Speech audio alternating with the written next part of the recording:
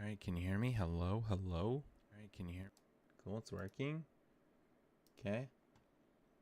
All right, just give me a second, guys. Gonna set up my YouTube, and then we're gonna watch some PoE stuff. PoE stuff. Hit more targets, bounce off walls. See what we can learn. I've been peeping all the streamers, and they're just watching like a bunch of videos all over the place, and waiting to see if patch notes are going to come out. I really hope they do today. That would be very cool. They said it's possible,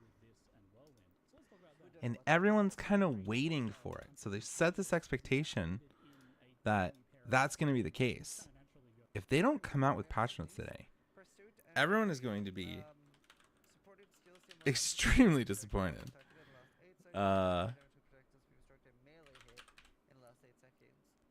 Yeah, we're just gonna probably watch a bunch of stuff today. I don't know how much I'm actually gonna play. We might try to do like Act 1, Act 2, if we can.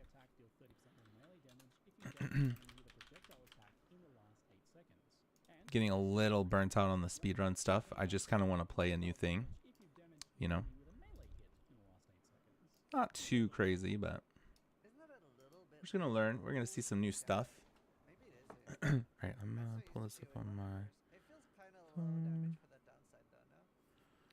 Yeah, they're just watching some videos. It looks like. Let's see who else is doing stuff. Who else is doing stuff? We got Quinn, Ziz, Fubgun. Let's look at all these. What is Quinn looking at? What is Rax looking at? What is Darth? What is Gazi? This is the guy I'm going to follow a lot. I'm going to probably be watching a lot of Gazi.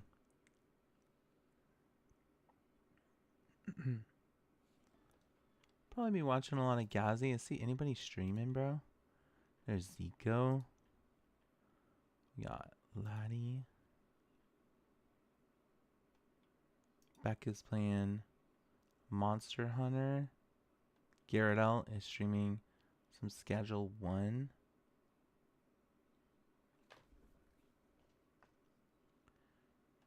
Okay, cool. All right, let's see. It's safe to say that Stormlance is a hard recommend from me. I think everybody's watching the Ziggy D video. That is crazy. That is crazy. Ziggy D is fucking blowing up right now. Although everyone's reacting to his video, and no, probably not a lot of people are actually watching it. Well, it's the same, but it works with spears now. The spear and bow skill. Yeah. Expanded to include thrown spear attacks in addition to bow attacks. That's so funny.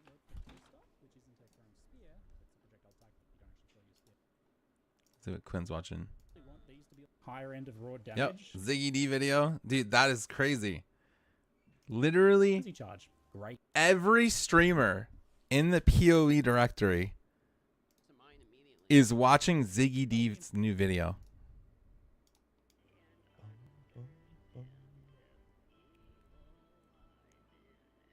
And this guy is just fucking camping, waiting for patch notes, dude.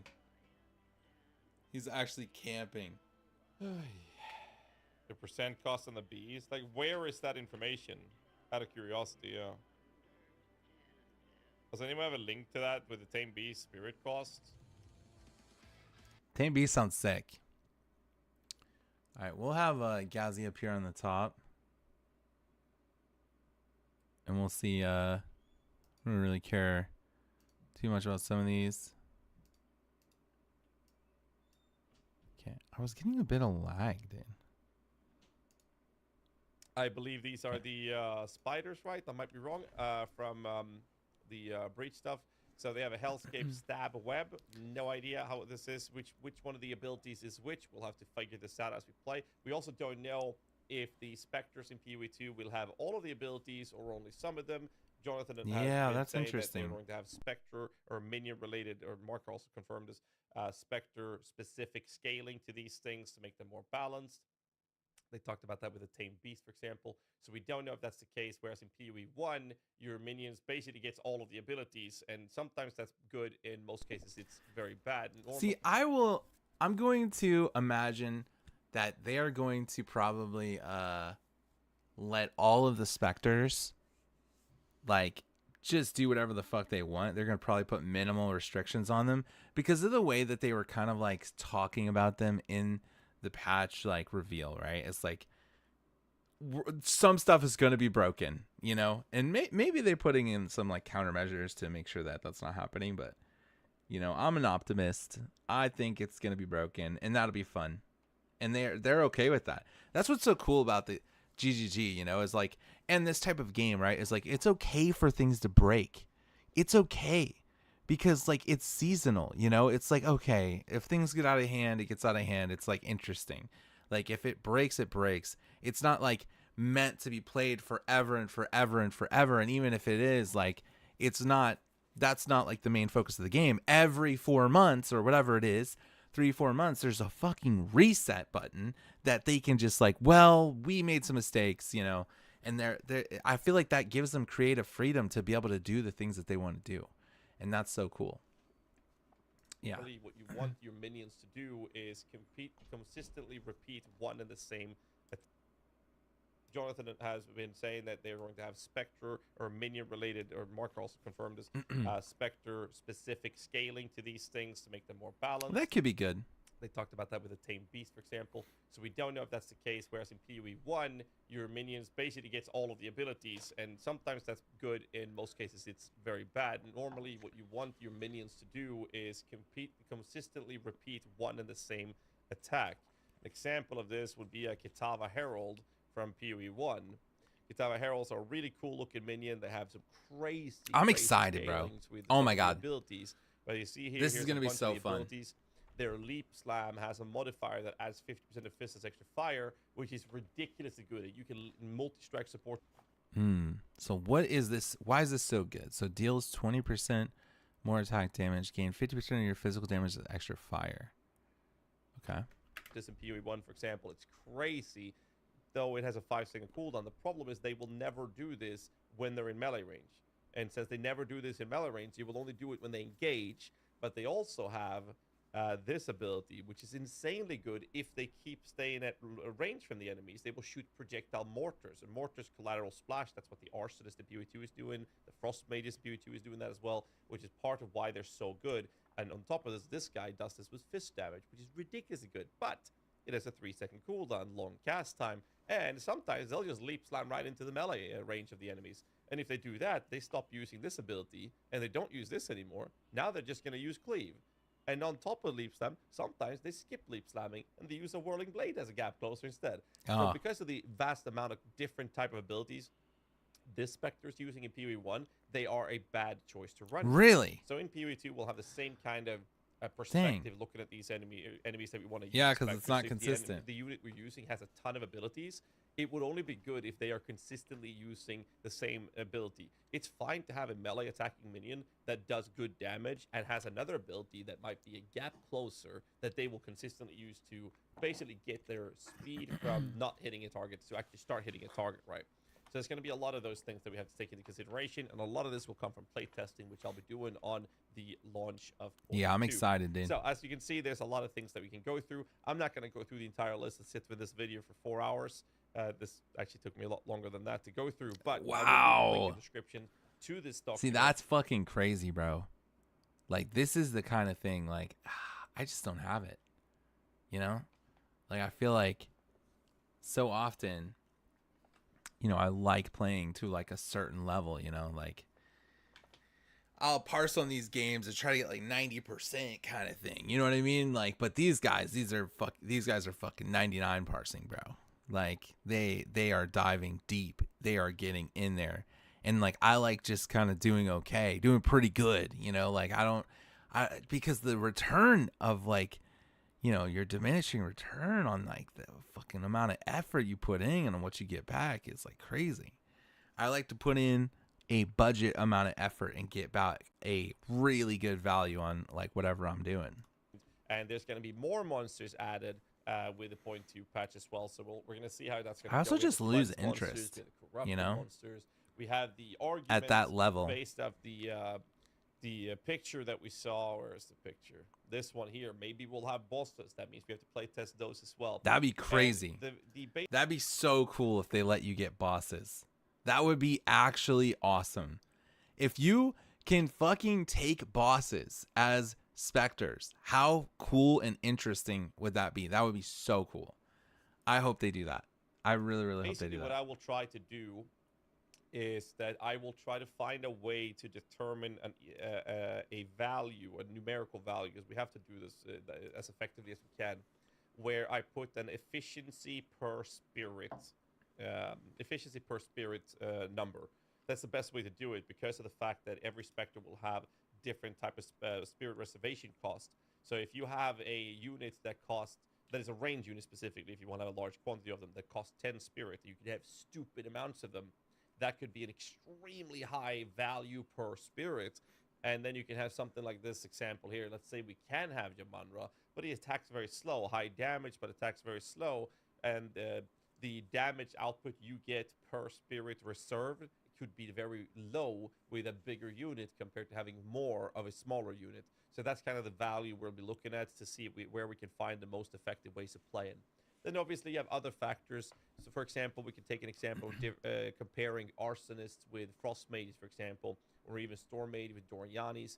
That was like one of the highest damage builds you could push out with the So wait, he's got these minions over here. Yeah, he's playing on a controller. Okay. minions early on, which was crazy good. But if you went crit scaling and you went with lower defenses approach and went more of a damage focused Frost Mage, that actually outperformed single target than anything else.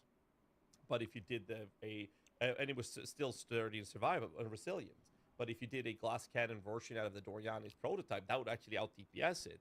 But unlike the Frost Mages, the Doriani could not survive doing that glass cannon style, which the Frost Mage build could do, making the Frost Mage build a better approach. This is why it's so important to playtest these things, try to find which one does the best on an offensive version, and then we'll apply the defensive layers to those approaches and find a well-rounded beast, if you will, and then we'll slot that in. I'm and excited. Tier it or list it or whatever, or rate it, and then we'll Let's go. to the next one. And we're going to repeat that process. Till we I want to find be in good the middle Spectre ground to world, see which dude. Spectres will be good to use in which scenarios. And as you might hear and have understood by now, it's a big fucking project. We'll be spending a lot of time Let's going through go. this, and that's what I'll be doing live on stream. Again, I don't want to waste your time with this video. It's mostly theoretical and talking about my plans moving forward. I will say that you should tune into the Tavern Talk podcast live on DM's channel, be here on my YouTube channel as a VOD right after of a podcast, Tavern Talk with Jonathan and Mark, happening on the 31st of March, 1 p.m. Yep, PDT. I already Stay tuned for that watched one. some recaps And of Until that. then, I'm just gonna ask you, like every other YouTube video on the planet, hit the like button, subscribe for more content, yada yada. It actually helps the channel out a lot. Also, leave a comment. It helps the algorithm. And I'll see you guys in the next one. Till then, stay safe. Stay safe. Rock. Cool. Hello. Cool. There- I already watched this, sort of. Let's kind of see where everyone's at. They're still watching the, We're just reacting to the Hunters. Thank you for the resub, dude. Hope yeah, they're just watching some Ziggy D stuff. Kind of want to watch this guy's video. But I also could watch the Ziggy D video. So let's Is Locahole, and in today's video I'm going to be sharing a whole lot of tips and tricks and secret quality of life features that you can find in Path of Exile 2. A lot of these are just completely not told to you by the game. This guy's actually great, man. This guy seems like such a great content creator, honestly. Like, perfect for what I need. You know, someone who wants to be sweaty, but hasn't been on the forefront of, like, learning every single fucking thing that comes out or people discover. He just packages it into these nice, quick, easy videos that are just, like, efficient, you know? I love that. Some of them are, but they're very easy to miss. So let's start out with one of the most useful ones, and that is that you can Control click click. on vendors. Instead of clicking, let's say, Alva, and then clicking buy or sell items, I can control click her to open up the currency exchange. That's Yeah. a control click. That's a I good can one. alt click to open up her gambling window. For Okay. Doriani and the hooded one in the campaign, I can control click him to identify all items in my inventory. So I don't need to click identify, I just go control click, and then you get this pop-up, 3 items identified. I can also alt click him to open his buy or sell window. I can control alt click him to open up my refund window I didn't for know all my this. Atlas passive tree. All right. So whenever you Already find learned a vendor in something. town, Already start learned seeing if something. you can open up the window you want more easily. For example, I can control click to open the disenchant window, alt click to open up this window. Let's move on to the currency exchange. There's some cool things you can do here. So for example, I can, instead of going I have and then going here and trying to search for the thing I want, if I already have it, which I will because I have a divine orb, I can just click this Drag it. and then click it here, and that will set it to divine orb. Mm. You're supposed to be able to control click it, but it doesn't seem to be working yet. You can also do that on the other side. So if I say I have divine orb, I want more exalted orbs, I can just click it like that. Okay. And then I can click here, and that'll set the That's cool. baseline for it. What you can also do is you can control click either of these, Oh, and and it'll swap swap it around so them. you can compare the ratios. And then what I can do is I can place an order, and then instead of clicking all Oh of my these God. one by one, what I can do is press Control right click, and that'll send them all Oh. into my inventory. You can also control click things into your stash like this. In Path of Exile 1, you can control, I think it's control shift click to put all types of that one currency into your stash. Hopefully it does that's not coming. seem to be working in Path of Exile 2 yet. I see. Hopefully it will be added, but when it is, control shift click and it all goes into your stash. And then let's talk about stash affinities. So if you have premium tabs, I think this even works on normal tabs. You can right click the tab and then you have affinities over here. Okay. And then you can set that tab to a specific affinity. I know about if it's a that. special tab, like a currency tab, you can only set it to currency, but you can set normal tabs. Like let's just get a normal premium tab God, here. this guy's got I a can lot even of set tabs. this to my currency tab, Delirium, or whatever you want it to be. But what if I want to have a separate tab where I'm keeping track of separate currency for some reason? Well, in this case, you can control shift click to ignore the affinity. So instead of going like this, you can just control shift click it and it'll go into this tab. You can also pick up a stack and then hold down the shift key, and then you can separate Oh. into individual stacks like that. I didn't know that. While we're in the stash, let's talk about regex. That's a Minecraft and shit the right there. Highlight items section. So if you press Control F, it'll instantly jump you down here to highlight Okay. items. So if I want to search for an item with lightning resistance, I just type it in here, and then all of these items will have either the word lightning or resistance in them somewhere. So over here we have lightning resistance. Here we do not have lightning resistance. What we have over here is an item with the word lightning, increase lightning damage, and then chaos resistance and elemental resistances. So this is being highlighted for that. If I want to be more specific and have it as lightning resistance as just one word, I can add inverted commas or quotation marks, and then it'll only search for exactly this wording, lightning resistance. So these now all have lightning resistance. You don't have to be as specific as this. You can even just type in different parts of lightning resistance. So I could do something like Ning Resi, and that should also highlight lightning resistance like that. If I want to add in additional things to search for, I can push shift backslash, that's just next to your enter key, and then I can type in something else. So let's say maximum life. So I can go maximum life like that. So these will have either lightning resistance or maximum life. So we can see over here, this is lightning resistance, this is maximum life. That's what people be maximum life, doing. and you can use that to highlight. You can also do specific searches by saying, I want it to have lightning resistance and maximum life, and you could even do something like that, where you have inverted commas between these two things like that. So this will have max life and lightning resistance. You can also you do that? exclude modifiers. So let's say I want something with lightning res, so Ning Resi like that, but I don't want to see any that have evasion rating. So in that case, I can do exclamation mark and type in evasion, and then that's going to exclude anything that has this modifier in it.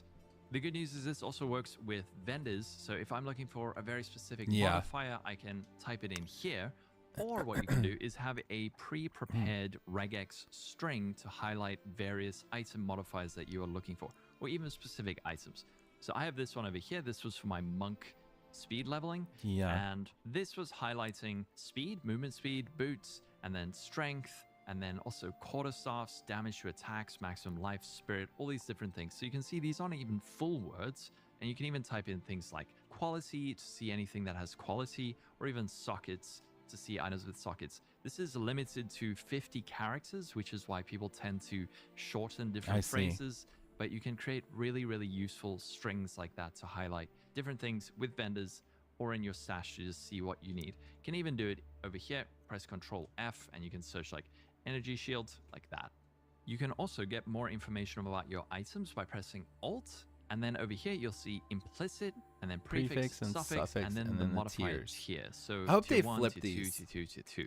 Then, anytime you see a word like this with dotted lines underneath it, you can hover over it. Yeah, to I get like more this is information really about good it. that they added If you this. now want to go from physical and then read, I've actually like this sounds so stupid because it's like so simple or whatever, but I've used this feature so many times just to try to learn a little bit more about whatever the specific like, you know, keyword is that they're showing in here. more about bleeding, and you try and hover over it, it doesn't work. But what you can do is just click that, and then it will pin it like this. Oh, I didn't know and then that. we have this thing that we can move around. You can then just do the same and keep pinning different things like this, and then you can read various parts of whatever. You Well, I just didn't go know that. chain That's pretty these cool. together. And then when you want to close all of these, what you can do is just press Alt, and they will all close. This is also very Oh, okay. That's kind of random. That's cool. Okay, we're learning another thing. very useful for comparing items. So if I push Alt on this, at the top right corner, there's this little pin, and I can put that over. Wait, what? There is a little pin up there. Dude, I didn't know that. That could be pretty useful. Okay, that's a really good one. If I push Alt on this, at the top right corner, there's this little pin, and I can put that over here, and I can do the same thing over here. And then you can actually compare multiple items to one another and see, okay, which one is better. You can compare Could all you do- these items, or maybe you just Wow. want to show off all your gear that you have. So don't forget that little pin. It's really useful. That is super useful, actually. That's a really good one. Another place that the pin is extremely useful is on your passive skill tree. So if you hover over any node on the tree, if you press Shift, you'll get more information about how that Okay, I've never really tried this before. Press shift over passive points to see their effects on your DPS and defenses. Dude, this is like straight from POB, bro. I didn't know you could do this. That's really cool. node affects one of your main skills. But what you can do to compare more easily is press Shift and then press Alt, and then you got this little pin thing over here, and then I have it pinned, so I can put it Okay, so if you're trying to figure out what point you want to go for, you can really figure it out. over here, and then I can look at this one and press Shift, press Alt, pin it, and then I can see, oh, okay, which one of these is better. And you can do this for as many as you need to. And then once you're done, you can just press Alt and they will all close. Let's move on to some more general tips. So one that is very useful if you want to repeatedly farm the same area over and over. Control You clicking can, a instead zone. of just clicking the nameplate of a transition, you can control click it, and then it brings up this window, which is your instance Yeah, I know about manager. this one. So I can click new, and then it'll open a new instance of that area. That's a You can even do it over here. I might with try your to fuck around waypoint, with this. and you can say control click Mausoleum of the Praetor and go new. Yeah, I was thinking like of experimenting with the first boss in the first zone and trying to farm that a little bit whenever this league starts, because I never really did that. I wonder how useful that would be. You can also respawn a checkpoint to refresh some monsters, but this is also useful for if you're trying to farm the same boss over and over and over. A good example of that is Beira in Act Yeah, 1. You exactly. can farm her repeatedly in Clearfell. So from Grelwood, you control click the Clearfell instance, and then it'll reset and you'll have a fresh Beira in there for you to farm. Another useful one is that you can make your map bigger and smaller by using Plus the sign? numpad plus Yeah, and I know about minus this one. keys like this, and then you can also move it around with the cursor keys. So if you want to just see better where you're going, you can do like that and then zoom it out. You can also change the transparency of your map by going into options and then into interface, and you can change the landscape transparency, map zoom, and map transparency. So a lot of players will play like this, where there's not the landscape transparency, because it tends to just get a lot in the way. So normally just turn it off, crank that up. If you want to make your map even brighter, what you can do is you can change your scene brightness. So you can slide this up or Ah. down, and then you can also use UI brightness to make it a little bit brighter. So That's kinda play with this. interesting. Maybe you want it a little bit more like that so you can see the map better, or maybe you want the game just a little bit brighter so you can see a little bit better. Yeah, I never messed with If you those want to settings make sure before. that you have done all of your permanent buffs, which is really Oh, important. hold on a second. What is he watching here? New. People might Oh. immediately be like, "Oh, so that's sad." Well, the issue is, and as much as you might want some of that, I'm sure you don't Yeah, want to well, be we'll carrying watch all of around it. a whole bunch of tame beasts. Guys, we're gonna watch all of it to make sure we have the full information so we didn't miss anything. So we're not gonna have any speculations or assumptions. We're gonna get 100% accurate info here. That's the idea. We know that it's going to be account bound, Important to do so it's during not gonna be tradable once you have it tamed. We're gonna listen to all of this. What is he talking in your about? inventory all the time, so that every Yeah. single time you find a good rare, all of a sudden you have to go and. Because it would mean that tame finding it. a Oh rare would God, become a thing. yes. Yes, exactly. It's actually I like didn't this think about that. annoying. In Yeah. order to make the most money, I have to be constantly thinking Yeah. about and carrying around tame But then we beasts also and- made it so that as soon as you activate a beast, then no one who comes into the instance after Yeah, that so is you- allowed to you tame it. can't do So- There it is. There it is. That's the confirmation that Lawless was talking about. So essentially, once the enemy has been aggroed, which is before it's inside your screen, unless you can. No, I don't think that would work either. So basically, as soon as you activate it, anyone that's inside the instance would then be eligible for it. Timestamp 34 minutes in, give or take. 34 minutes in on the interview. Let me just do this. Copy video at current time. Okay. Let me go down. 34. Copy. They're talking about some other shit. I'll put this up here for later. Let's see what Rax is doing. And has a small knockback for a bit of bonus. Still watching the Ziggy D video. Really like Scattershot. Watching the Ziggy D video. What the fuck is Phobgun watching, dude?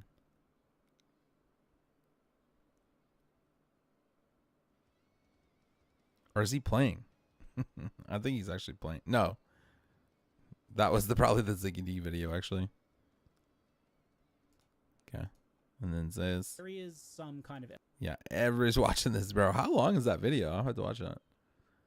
Okay. the campaign. If you see these little skull icons with a plus next to it, Yeah, I this know means about that this. It is a permanent buff.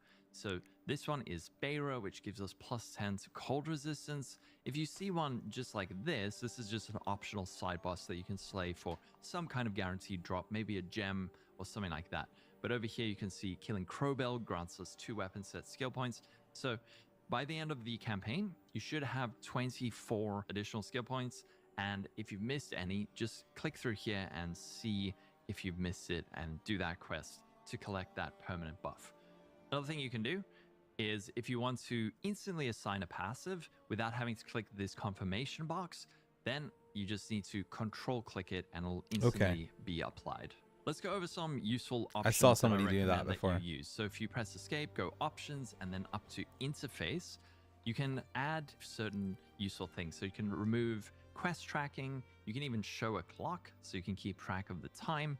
Probably the more useful ones are down here. So always show sockets, show full descriptions, and then show life and mana levels. This one is really, really good. So I can save. Without that, I have to hover over my life to see exactly the amount I have.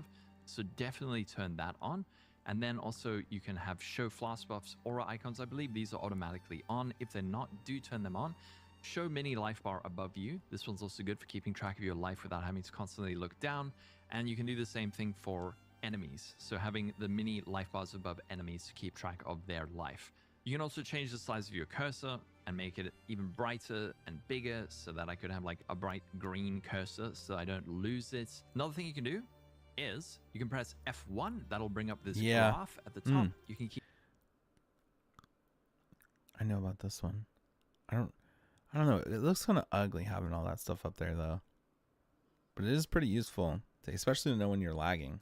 Keep track of your FPS, and you can also push it again, and that'll show you your latency, or you can see all of that information just underneath here. So use your F1, especially if you worry that you're running into like bottlenecking or network issues. F1 is your friend. There's also some useful things that you can do with the chat box. So you can actually set your status in a way. So if I press enter and then /DND, it's going to set me to do not disturb. So anyone who messages me will have this display as D&D mode enabled, so I won't receive any messages. You can also do AFK like that. Display as AFK to let people know you're not there. You can also do stuff like auto reply, and then you can type a message afterwards, like in a map there in a sec. That's and a then cool anyone who one. messages you will get that as an automatic reply. You can also set automatic replies for D&D and AFK, so you can say like D&D recording a video Yeah, just now, like WoW. and then anyone who messages will get that message. Same with AFK. You can say like back in 5 minutes, and they'll get that message. Enter /hideout will take me to my hideout. You can even set that to a macro on your mouse or keyboard so that you can just push a button and you go straight to your hideout. You can't do it from combat areas, but it is useful for if you want to go from town to hideout or from someone else's hideout to your hideout. You can also change the global or trade channel that you're in by typing in, let's say, /global1, and this is probably going to be absolute mayhem. Now, if I want to message someone, I can right click on their name, whisper, add as friend, ignore, report, invite to guild, invite to party. But I can message this guy, and then if I want to show him my divine orb, I can control alt and click it, and that'll link. It took 3 seconds for someone to say something unhinged. That's fucking hilarious. That's actually so friend, funny. Ignore, report, invite to guild, invite to party. But I can message this guy, and then if I want to show him my divine orbs, I can control alt and click it, and that'll link the item in chat, or I can even link an item to him like this, and then he will hopefully, wow, these messages are very, very global one. But if you want to share things with your friends, control alt click to do it. Now, if I don't want to see global, I can press enter and just click this up here and close it. And then if I've been messaging a whole lot of different people, what I can do is control enter, and that will allow me to reply to the previous person who messaged me. /CLS, that clears your chat. You can also type /clear to do the same thing. There's a couple of cool other things you can do in your hideout. So if I click this little drop down, I can click that and then hit edit, and I can move all these things around. Sometimes it can be hard to click things, especially if you downloaded a hideout where there's just a lot of different objects, but you can actually click it, and then instead of clicking and dragging, you can just move it with your cursor keys like that. You can even rotate it with the R button or the control I didn't know R these button things. to go the That's other pretty way, cool. or to go by 90 degrees, or shift R to go the other way. So you can get things just in the perfect place that you want them to be without having to click this annoying little spinny wheel at the bottom. With a lot of things in Path of Exile, there is a search window, so you can type in like, I want Alva, and she's over here. And I'm gonna click her and put her over here now, like that. You can also prevent people from entering your portals and various other hideout options by clicking this over here. And you can say, allow friends to visit your hideout. Yes. Guild members can visit my hideout. Party members, yes. And then portal access. So if you don't want someone annoying just jumping into your portal when you're doing a trade, you can click this and say something like only friends and guildmates, or only you. So only friends is probably a good one. That way people can't grief you when they're coming into your portal to do some I should trading. change that. I guess there's another useful little tip. It's while never, the to be fair, well is in the game, that has but you can never put happened to me. I don't think anyone has ever came in and started using my portals. That would be crazy. But yeah. Put your well and your map device on the same thing. So as you come out of maps, you can just click the well to refresh. Something else that is very helpful when you're doing juiced mapping is rearranging your loot. So if you press Z, it'll hide loot. So you can hide your loot while you're doing, let's say, a breach. And then after the breach, you can see the items that you have found. And then you can click all of these like that. And then sometimes you'll find that if there's a lot of items on the ground, there'll be things just in weird places. Like there'll be, let's say, a divine orb. It's showing that the icon is over here, but the divine orb is actually there just because of the amount of loot. So if you want to reorganize the little tags on screen, you can press Z and then press Z again, and it'll shuffle them so that they are all a little bit closer together. So I can do like that and that, and you can see it moves them. And I guess one other nice little thing you can do in maps is, let's see if we can get affected by a debuff quickly. There we go. So if I want to read this, sometimes the game is moving a little bit too quickly for you to stop and read, but you can actually press escape and then you can hover over any debuff you see. So you can see I'm poisoned. I can read what it does. I can't really push Alt to get more information, but at least I can stop and say, what is that icon? What does that do? I And get love more that you can information pause that the way. game now. And then if you are exploring the atlas and trying to find the next place to go, but then you lose your place, there's actually these little icons over here. So there's this one with the little person in it. You can click that. That'll jump you straight back to your character. There's also one over here that will jump you straight back to the Arbiter of Ash. And there's also one where you can go back to the home starting section, but it seems, there it is. So if you want to go back to this over here, Ziggurat Refuge, you can click that icon. Most useful one though is going to be this, so you can get back to where you were. That is going to be it for this video. I'm sure there are plenty of things that I missed, so if you want, let me know in the comments about something cool that you know about, and if there's enough good ideas, maybe I'll do a second part to this. If you learned something and enjoyed the video, be sure to like and subscribe. Also follow me on Twitch. I will be live the moment that... Can you pause the game in multiplayer or just when running solo? I actually don't know. I'm not sure. I've never tried. I've never tried multiplayer. I think it's really cool being able to pause the game. I really like it. There were some people that had like some controversial takes about it, but like I've played PoE 1 with friends, but you couldn't pause the game in PoE 1. That was not a feature.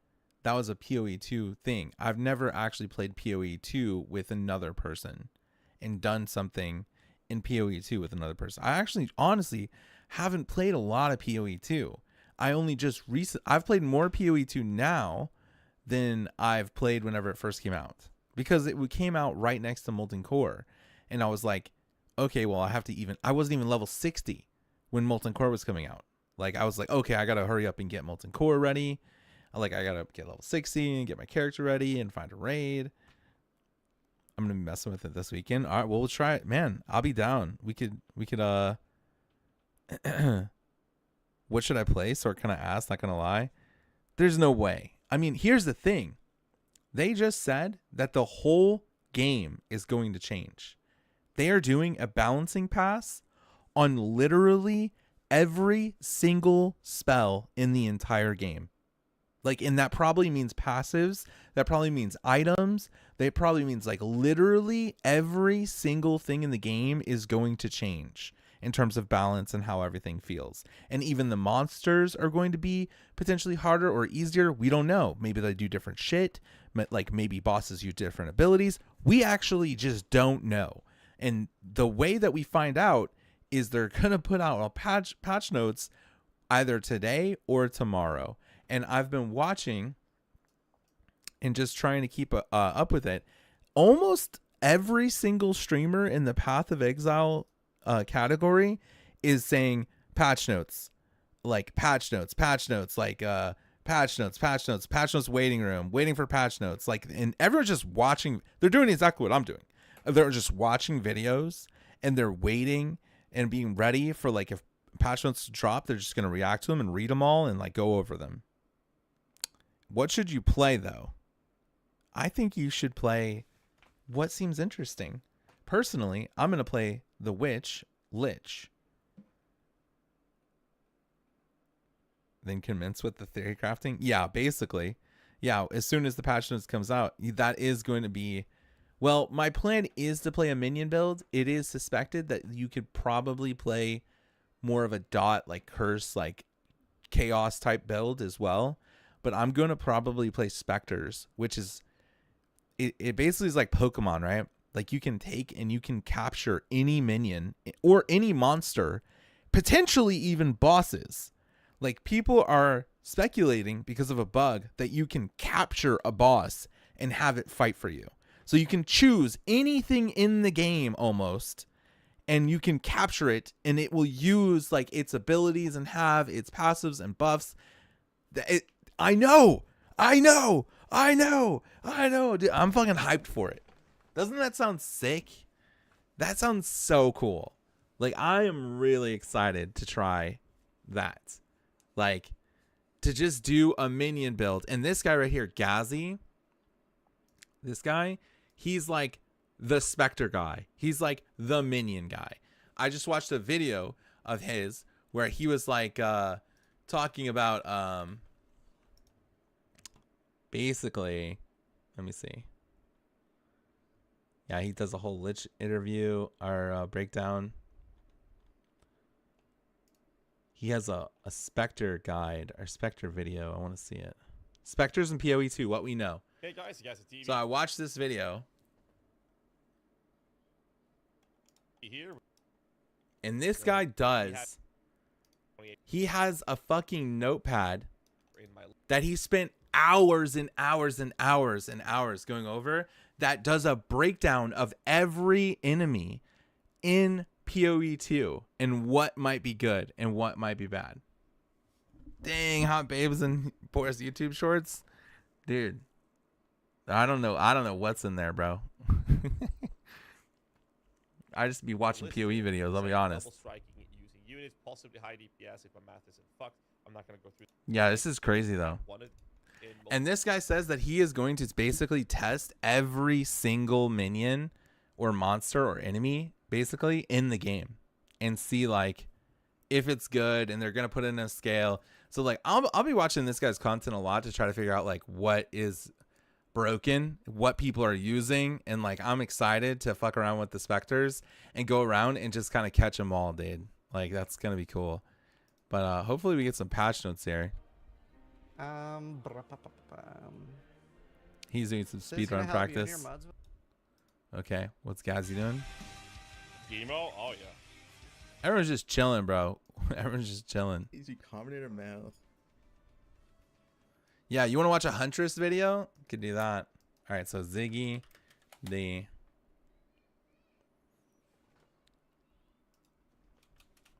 Why is it not loading? Okay. So this guy, he actually did get early access for the Huntress. And this is a full breakdown. Huntress and Spear Skills, hands-on gameplay part 1. So he has been able to play Huntress. And yeah, he just came out with this video an hour ago. And we're going to watch this.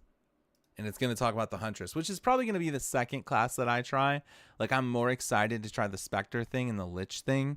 But Huntress is, like, right there next to it. So, I don't know what you're going to play or what you're going to try, but I think this is going to be cool, too. It would be cool to just, like, try to learn this. But I also, like, I don't know. I think I'm a little bit more interested in the Spectre stuff. And, obviously, the downside of playing Huntress is it's completely untouched and nobody really knows how it's going to function.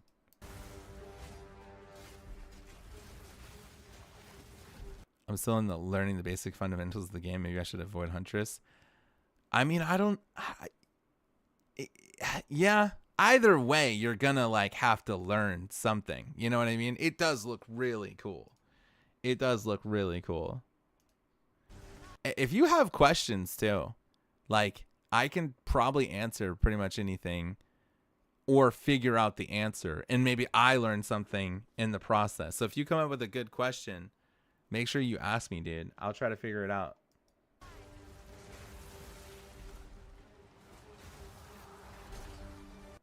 My issue is always gearing.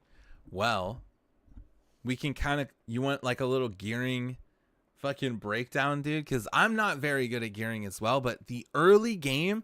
I have like a really good idea of gearing. Like I have a really good idea, and it's pretty simple, honestly. Like it's not as complicated as you think it would be. Your goal typically is like, in terms of all the armor pieces, like a helm, you know, and you know, like belt and chest and all that stuff, is like, you want health if you're playing a health belt. Like maybe if you're playing a energy shield build, you want, you know, to focus on like something else like mana or something. But if you're playing a life build, then you want life and you want resistance. And that's all that fucking matters, dude. It really is. Like, and then for damage, that's typically seen through your weapon, almost exclusively your weapon, maybe a little bit of your rings, like, you know, with your weapon. So just going through it like type by type, right? Like your helm, you can get like plus the skills on, but typically you're just looking for life and res. For your necklace, like you can get plus the skills on, but a lot of times you're looking for life and res and like maybe some stats. Like maybe you're covering some stat requirements. So like whatever it is, like, oh, you need to get a little bit more strength, you need to get a little bit more dex so that you can put on certain items or certain skills or whatever. That's usually where you would get that. It's like your neck, but you could get it anywhere. But that's a pretty commonplace that people get that stat. And then like you know, your rings are really big resist slots, right? Like you can get base types that have resist on them, but you can also get some flat damage on them. But like typically with your rings, you're almost always looking for just resist and life, right? So like, again, almost everything I said, resist life. Boots are an exception. You always want movement speed on your boots because it's kind of the only way that you can kind of increase your mobility. So movement speed is like the highest priority. And you know what? Here's the thing. Pick a max roll guide. This is how you're going to learn this stuff, right? Like find a max roll guide, and they literally have a section in here for gearing. And it's like, it's just clean, you know, like this isn't really one that I was looking at. But typically, it'll just tell you, you know, like this one is a leveling guide, so it's a little bit less like in depth. But once you kind of finish leveling, and honestly, gearing through leveling is like pretty simple. It's life and resist, you know.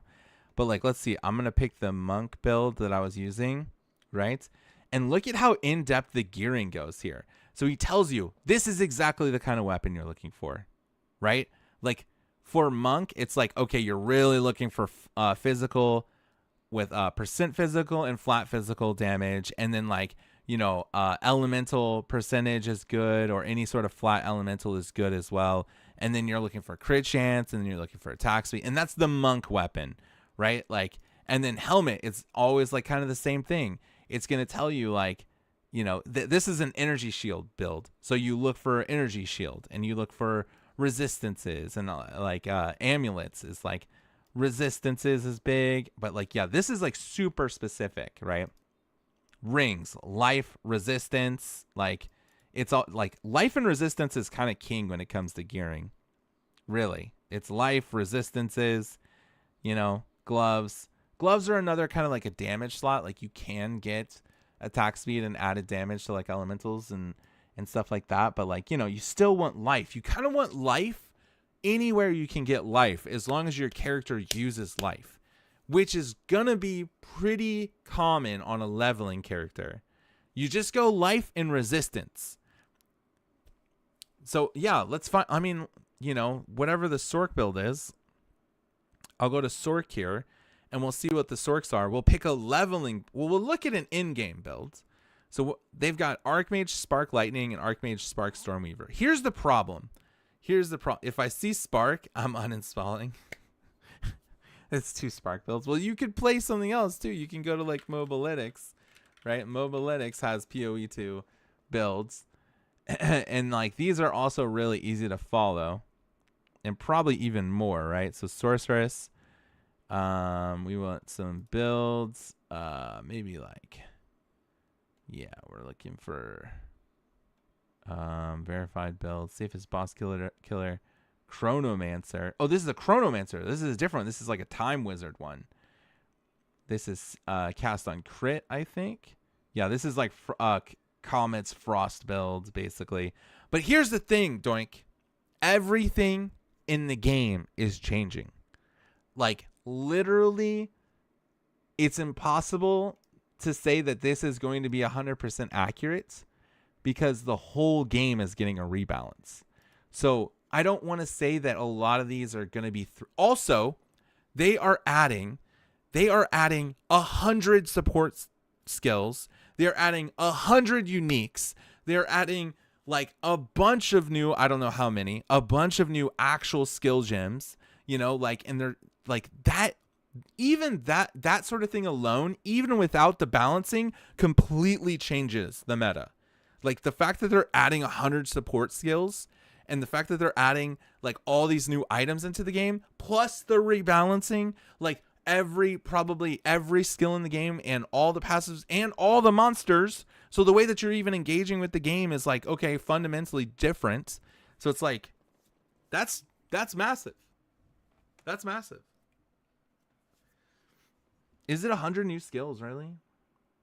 That's kind of surprising. It's 100 support. No. 100 support skills. Support skills are different. Yeah, skills are like the actual skill, right? Like Spark or whatever it is. And then you have support skills, which are support gems or whatever, which like, okay, now your Spark does I don't know, now it splits into like 10 projectiles. Now it goes further. Now it bounces off walls. Now it like now it scales with like, now it has more crit. Now it has like, it's the support gems are different, but like those things are very important still. It's like even more important in a lot of ways. So like, let me click on one of these, right?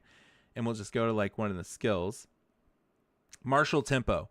So this guy's using Tempest Fury, which is that like spinny attack, right? And then like you put in Martial Tempo with the Tempest Fury, and now it has 25% more attack speed, okay? And now he put on Electrocute. Now lightning damage from supported skills contributes to electrocution buildup. So I don't even know specifically how that works, but it causes things to get electrocuted, but now it can't shock. So this is like changing the way the skill functions.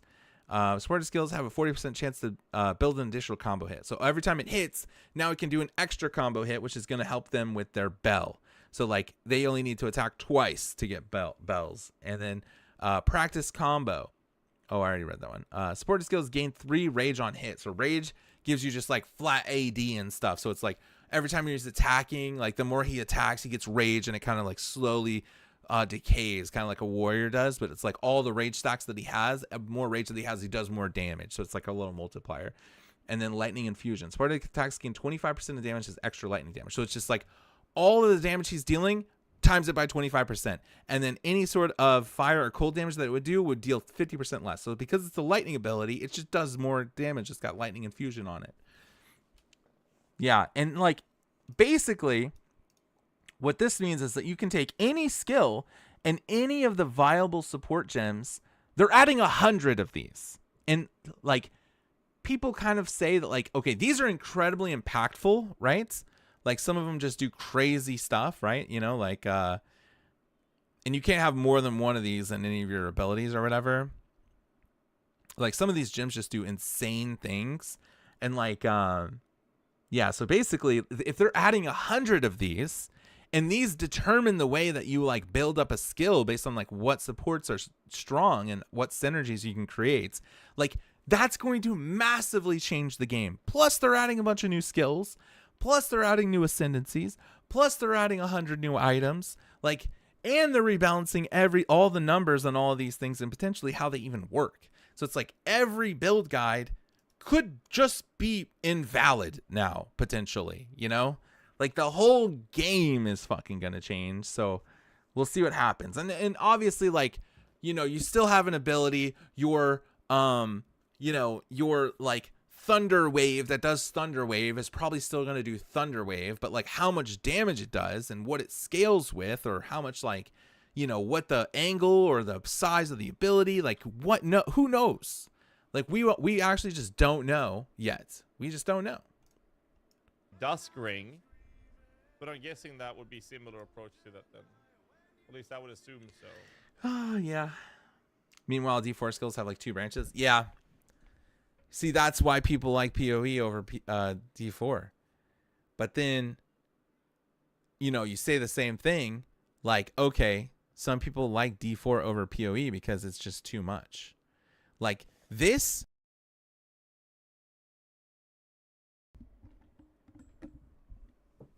I unplugged my fucking microphone again. Sorry. This whole like, you know, this is like too much for a lot of people, you know, like looking at an item and seeing fucking 12 stat lines or whatever is too much for people. Like, and that's why, you know, and I honestly, like, I still like D4. The gameplay is good, but like the amount of customization that you have with creating a character, like PoE 1 is like the best character creator of all time. You know, like you can just make insane characters and it can be incredibly customizable and you can do whatever you want. If you have an idea, you can execute it. You know, like just thinking off the top of my head or whatever, I want a character that attacks with like swords and the swords catch things on fire and then I, you know, explode them with meteors, and every time I explode them it spawns more fireballs that come out of the air. You could probably create that character in PoE 1. You can't quite do that in PoE 2 because it's not as customizable, but like that's what they're moving towards when they're adding more skills and more abilities and more fucking items and stuff that have like all that synergy.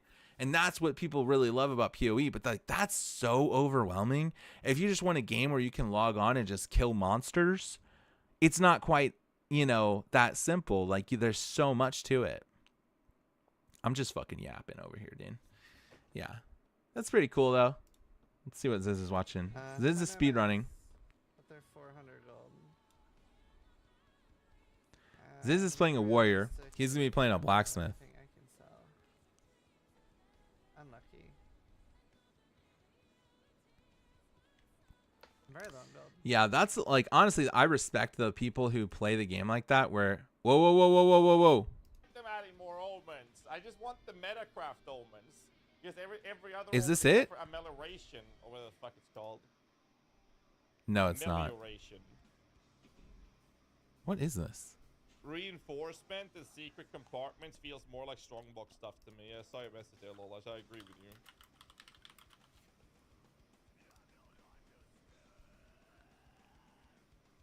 Where's the patch notes, dude? I don't like the Metacraft is gated behind them. That's my biggest problem with omens right now. At least personally. That is my biggest problem with them.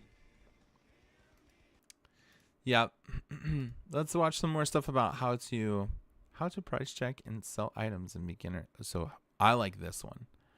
I want to learn about this one. This one's got some like trade How's it, tips. everyone? This is Lockerhole, and in today's video, I'm going to be introducing you to the Path of Exile 2 trade site, teaching you how to use it to find the items that you want to buy. So when you first log on to the Path of Exile 2 trade site, which I will link in the description, it is a bit overwhelming. There's all these various search fields that you might not understand, but I'm going to break it down for you. If you prefer a written guide or you just want another reference, you can go over to Mobalytics and have a look at this written guide. This will also be linked in the description. But to start out, let's break it down from the top. We have this first search bar over here. This is our primary search bar. Yeah, this is like what's crazy. It's like there's so much to learn. And I know a good amount of this stuff, but I still feel so lost. You know? Like it's crazy. But I think you just have to get over that hump and be excited to learn more stuff. Like when the last video I just watched, I just learned like 6-7 things or whatever. And I was like, wow, that's so cool. I didn't know you could do that. That's going to change my experience. And now I'm going to like be able to interact with the game more. And it's like all these little tricks and tips, but it's kind of cool to like, do you know about vendor recipes from PoE 1?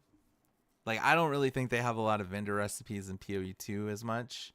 I don't know. Maybe they do. But vendor recipes is like a really cool thing in PoE 1 where you could basically like turn, like if you did an entire inventory full of rings, full of unique rings, you could get a special item. And people didn't know what this item was. Like it had to be discovered. It's like when somebody finds a brand new thing in the game that nobody knows about because it was discovered by like somebody and they didn't tell anybody, like that is so cool to me. Like, imagine being the first guy to collect an entire fucking trade window of unique rings, happen to put them all into a trade window, and then all of a sudden it triggers you get this special chest that nobody's seen before. How fucking cool would that be? That would be so cool. Like, to be like, what the fuck is this? You know? And then it's like insanely good. And like, that's one of like hundreds of types of things like that. You know? I love that depth and discoverability and like interesting little things. But like, you know, you and me who would just start out playing or whatever, we would have no fucking clue about that sort of thing. And we wouldn't be like, what is the value of this? But like when you discover it, the discoverability part and like the what's the word? Because there's so much like that you can discover and learn, like it doesn't feel as like solved, even though to an extent it is. Some people know it, but like having to learn all of that stuff, and there's no real easy way to learn other than just like, you know, scouring through and watching stuff and playing and like experiencing the game and coming across it yourself or whatever. Like it just gives you that feeling of discoverability and like you're just learning this new thing. And that PoE 2 is exactly that, because it's brand new. It's brand new. It just came out and it's not even released yet. And there's like, that's what's so exciting about to me about this new patch is like there's going to be a bunch of new shit. Like not only are they coming out with new classes, new ascendancies, new items, but like what are the things that they are putting into the game that they're not even telling us? Like that could be so cool. And then you find somebody or you find it out. Like you're like, what the heck? And you learn how it works and how to make it more strong, you know, stronger or whatever. Like honestly, doing that little speedrun challenge that I did, I learned so many little things about the game that made me a better player.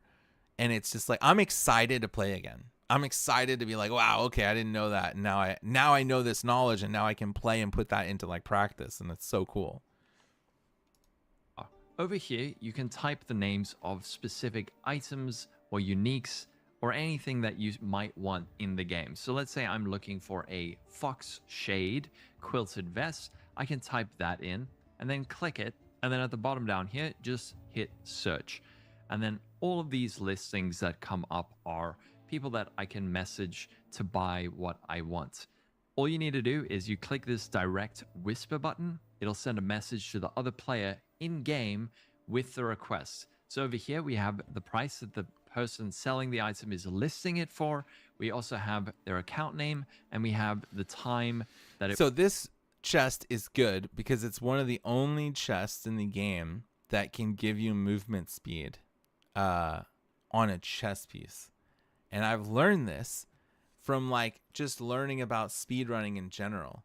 And so like it's a really good like twink item, you know, if you get this while you're still leveling up, really strong. But the other stats aren't crazy, you know, like you get evasion and all that stuff.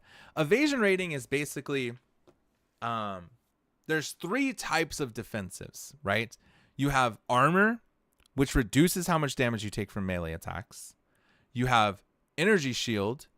Like these are the base types. And armor is tied to, just think red. Armor is red. Strength is red. So if you're like a strength, like red type person or whatever, you have armor. And then energy shield is intellect and it's blue. And that can be seen on chests as well or whatever. Energy shield, it just gives you like a little overshield on your health that like after it goes down and depletes, like if you don't take damage after a while, it will regen. And then you have evasion, and evasion is green and dexterity is attached to evasion. And it basically just means dodging. As simple as that. You can dodge. Like if something tries to attack you and you have really high evasion rating, there is a very good percentage that you are not even going to get hit and you just dodge it. You just straight up dodge it. And it's really good. Really good. But sometimes you will get hit. And then if you didn't evade, right, your evasion's not good enough and you didn't evade, you will get fucking one shot because your armor sucks. Like, or maybe not. Maybe you have some sort of other defensive layer, you know, but that's evasion. And that's like, you know, red, strength, armor, right? Blue, intellect, energy shield, and then green, dex, evasion is kind of like, you know, the big 3 that you want to, and, you know, a lot of things in the game will have item requirements. So like this item, because it's an evasion based item, it requires 10 dexterity because it is like it's a dex based item.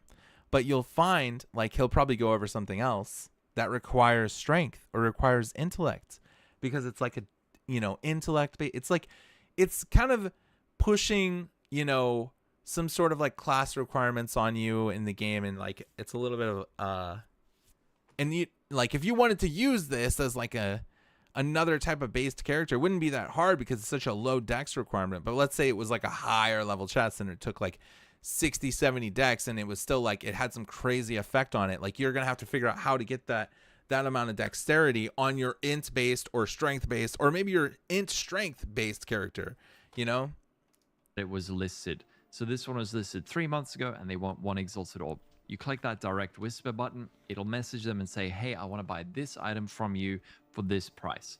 Now moving down from there, we have our type filters. Over here we have item category, and over here you can select the type of item that you're looking for. So any weapon, one-handed melee, claw, dagger, all of the various items, also body armors, helmet, gloves, boots, shields, belts, Fishing rod, and even skill gems, support gems, meta gems, everything. So if you want to be more specific, you can search like that. Then we have item rarity.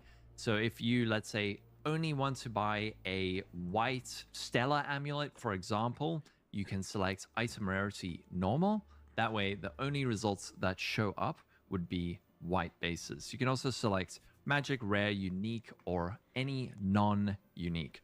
Any non-unique is also helpful. Let's say you're looking for something that has 150 life and all the results that show up are just unique items. You can select this and it'll show you instead just items that are not unique.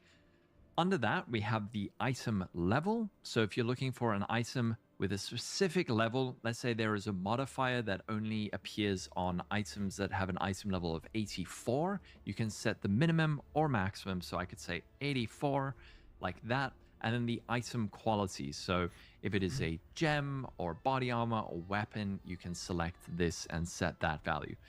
From here, over to the right, we have the stat filters. This is the most important thing that you need to understand. Over here, you can select whichever modifier that you want. So if you want mana, life, any kind of damage, all of the modifiers that are possible are listed over here. Now, I'm going to show you one of the most important things for the trade site. When it comes to modifiers, if you do not type in the exact wording, often the modifier you're looking for will not come up. So if I'm looking for, let's just say, let's find something that has a bit of an odd wording. So let's say physical damage to attacks. Let's say I type in increased physical damage to attacks and it doesn't come up. What do you do here? Well, if you look at your keyboard, over to the left of your one button, you can press shift and then that button, and it'll give you this little tilt. It's a little squiggle, and this will put the search into fuzzy mode. Oh, so now what you can do, instead of typing in the exact wording, any parts of what you type will match the various modifiers. So if I were to say type in just fizz dam, nothing comes up. But if I put in that tilde, I can go fizz, dam, and then all of these fizz equal dam idge to attacks mods pop up. So this tilde is really important. If you can't remember the exact wording, you might type in life leech % or something like that. It won't come up, but you put in life. I gotta check, make sure no one's looking at patch notes right now. You know? Oh my god, look at that. What the fuck is that? You got 1 minute. Isn't that the build you don't want to play? Waves? Doesn't that look crazy? How many? That looks fun. Waves do you think we make it? It's boring. Dude, that looks visually awesome. Do you put down flame walls and stuff too? It looks like it. He's got flame walls on his stuff.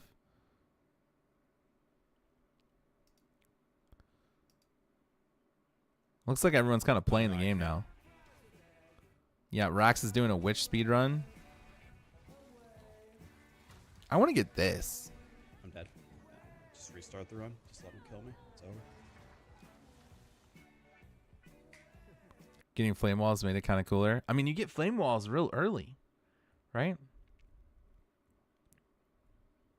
Looks like he's starting witch. No damage.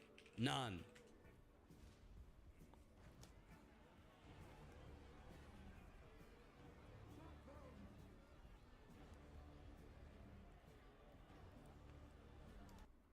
I gotta be careful. They're playing music in the background. Okay, so hit the button. Drop the thing. All right. They're kind of making it. Now they got more life. Dude, look at that though. You don't think that looks cool? They got more damage, more life, and we're 40% delirious. Okay, spam. Just keep spamming. Let's see what else we got in this. Damn, that guy is, holy moly, actually do damage, and they're tanky. That guy was... Oh, go. Oh, I don't have my movement speed thing. I don't have my movement. I really wish that this would stay bound, man. I wish you could bind the movement speed to all characters.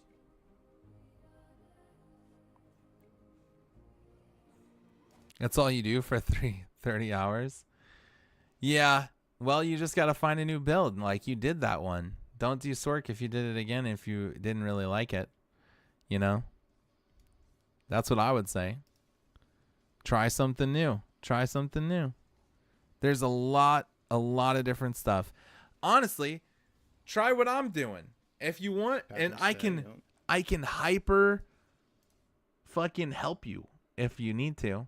Like, if you're like, okay, I'm confused, Bora. Why am I doing no damage? Why am I dying so much? What's going on with my build? Is my gem setup wrong? Like, if we play the same thing, I can just help you. If you think the Spectre sounds cool. If you think minion build sounds interesting. Yeah, looks like you're doing everything right to me. No, I guarantee you I'll be able to find something. And I'm not even, like, insane at the game. Because, like, that's just the way it is, you know? That's just the way it is. So everyone's doing something wrong. One last practice run to unlock patch notes. This guy's really good. Is the totem that bombards enemy affected by chaos damage over time? Vile Infusion. Here's a chance to inflict wither for 2 seconds. Patch notes where, dude? Karn got the world first level, so max level in like Diablo. This is not even too fast. But I mean, I guess if you use Cadence Gem, you... Let's see.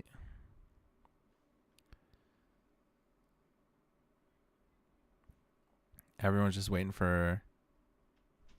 Yeah, dude, you know what? Fuck it, play Huntress. That seems to be... Honestly, that seems to be the one that you were most excited about. You should play Huntress, and you should fail, and you should just make it better. And then if you fail or whatever, you just keep learning. And, like, failing is the quickest way to learn, you know? Blah, blah, blah, blah. Failing is the easiest and quickest way to learn. Right, guys? Or, that would be my 2 suggestions. Quailing. Failing is the easiest way. Yo, what's up, Crocky? Hey, man. I'm the king of failing. We're losing in reverse. We're losing in reverse, dude. We're gonna watch a Huntress video. Maybe that'll get you excited for Huntress. This Ziggy D's got a whole 30 minute video about Huntress. He got to try it. He actually played it. I want to put this up here in case patch notes come up. Let's go ahead and close out some of these other guys here. I mean, Rax will for sure be looking at patch notes whenever they do come. Yeah. If they do. God, I hope they come out today. Or should I? Yeah, this one's kind of boring, honestly. Like, I'll watch this off stream. I don't think anybody cares about watching this. Let's do this.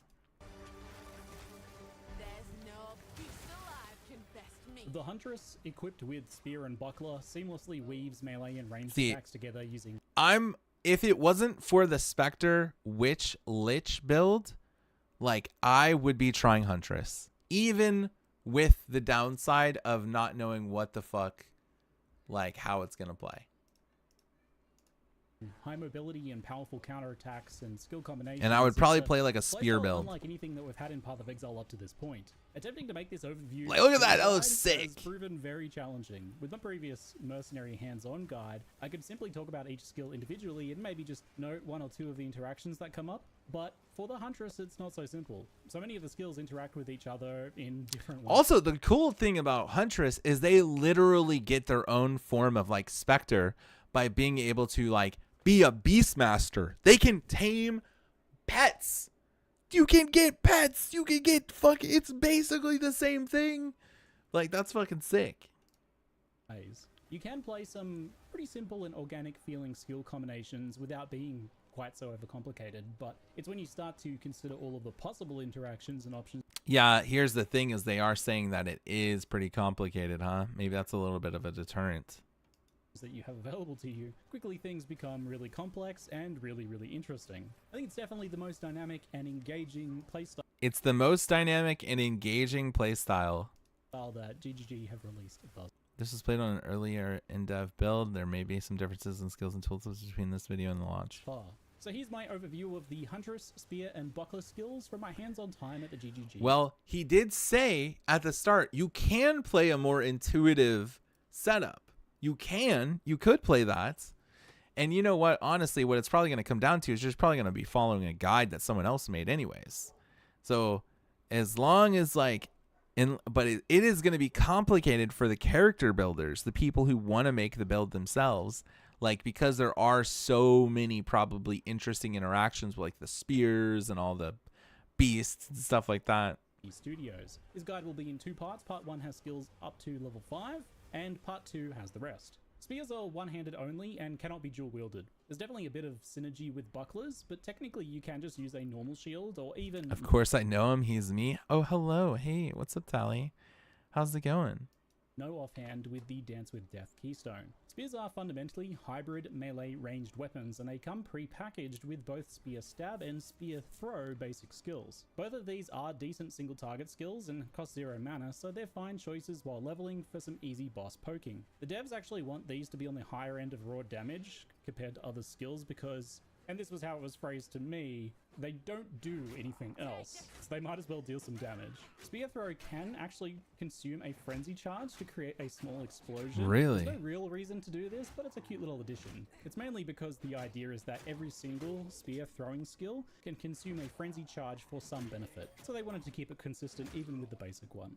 Bucklers, which are the new pure evasion shields, all come paired with the parry skill. This works the same as Raise This sounds Shield in that interesting. you hold the button down to block incoming attacks, with some key differences. Projectiles can only be blocked with parry if they're fired from within 1 meter of you. After a successful parry block, the enemy is struck for a small amount of damage, they're light stunned, and they gain the parry debuff for 2 seconds. This parry debuff causes them to take 50% more attack damage for that duration, and that's from anything, it doesn't have to be a specific skill, just any attack. But the parry debuff can also be consumed by some specific skills that we'll go into later. As normal, you can parry any regular melee attack or spell, you just cannot parry slams or explosions, or the big red flashy boss abilities basically. While parrying you won't evade attacks, but evasion still does do something, it prevents heavy stun buildup. And on that note, and this is not specific to parry but just globally across the board, heavy stun is now a fair bit more punishing towards players. I love... Dude, honestly, this class looks so fun, bro. Like, I love the movement of it. Like, the in and outs and, like, the spear throws specifically. Like, couple that with the fact that they're going to have a fucking mount. Like, the mount sounds so cool to me. Opera GX was the issue. Chromeworks fine and offers chat. Oh, hello, Rin. Hello, Rose. Hi. How's it going? We're watching some PoE 2 stuff. PoE 2. Actually, PoE 0.2. That said, evasion scaling in the nature of how you tend to actually parry and then counterattack made this rarely an issue for me after the beginning. I did get heavy stunned a few times, but it really caught me by surprise. And long term, it almost... I don't know if I really like the buckler thing, honestly. Maybe I would. It just looks a little like... I don't know, bucklers are so tiny, you know? But, like, it could be pretty cool. very like gladiator like, you know. Look at that bleed fucking ticking. Other games with parry, there's no timing requirement here. You don't have to get some sort of perfect thing right as a certain part of the attack is happening. You just channel the parry skill, hold it as long as you want until an attack is automatically parried, as long as you're within range of it if it's a projectile, or as long as it was going to hit you if it's a melee attack. Generally speaking, you'll hold the parry skill down, the parry will occur, and then you'll counterattack with That's pretty some cool. ability to take advantage of the parry debuff. There's no real I never liked bucklers, not even in D2. skill component. Well, this is a cool take on bucklers. They are literally adding a parry, like, into an ARPG. Like, that sounds crazy. And the way they're framing it here is doesn't even sound like it's that difficult to use. You just hold the ability down. Opponent here, outside of just knowing what things you can parry. And since that's consistent in that it's close range protect. Yeah. And like then the parry puts the enemies into like a parry state, which gives you like enhanced attacks. That sounds cool. Yeah, it's how they look. The little tiny little circle. Yeah, I agree. Yeah. Or any attack that's not a slam, basically. Yeah. Tiny weak little leather and wooden circle. Yeah. As long as I want a cool fucking looking shield. You're right. Like shields are cool. If they look cool, you know, like as long as it looks cool, cool. A+, thumbs up. It's a pretty easy thing for you to learn over time. My opinion on parry walking away from this was really positive. It's important, fun, and really effective. It can downright embarrass some of the bosses where you just kind of like chain parry them with follow-up attacks and they feel like they can't really do anything to you a lot of the time. But then at other times, there are some bosses that mostly only do slams and they have very limited things that you can actually parry. Since there's some differences in the types of enemies you face, you'll end up changing your playstyle and that adds to the overall dynamic feel of the Huntress. One boss you'll be parrying a lot and doing a lot of parry-based counterattacks, and other ones you'll be doing a bit more dodge rolling and hit-and-run tactics. There are a bunch of parry nodes on the passive tree. A cool look equals S+. Cannot be critically hit while parrying. Too, they often come packaged or next to passive block chance, which makes them much more appealing. Many of the nodes do things like parry debuff duration, which is pretty handy for kind of more grace in the follow-up attack timings. It's hard to say if something like full parry investment will be worth it, but since block is great anyway, I'm pretty keen to experiment with it in my builds. Now this video is all about skills, so how appropriate then that Boot.dev has returned to be my sponsor once again. That's right, this is the sponsored segment. Boot.dev is all about learning.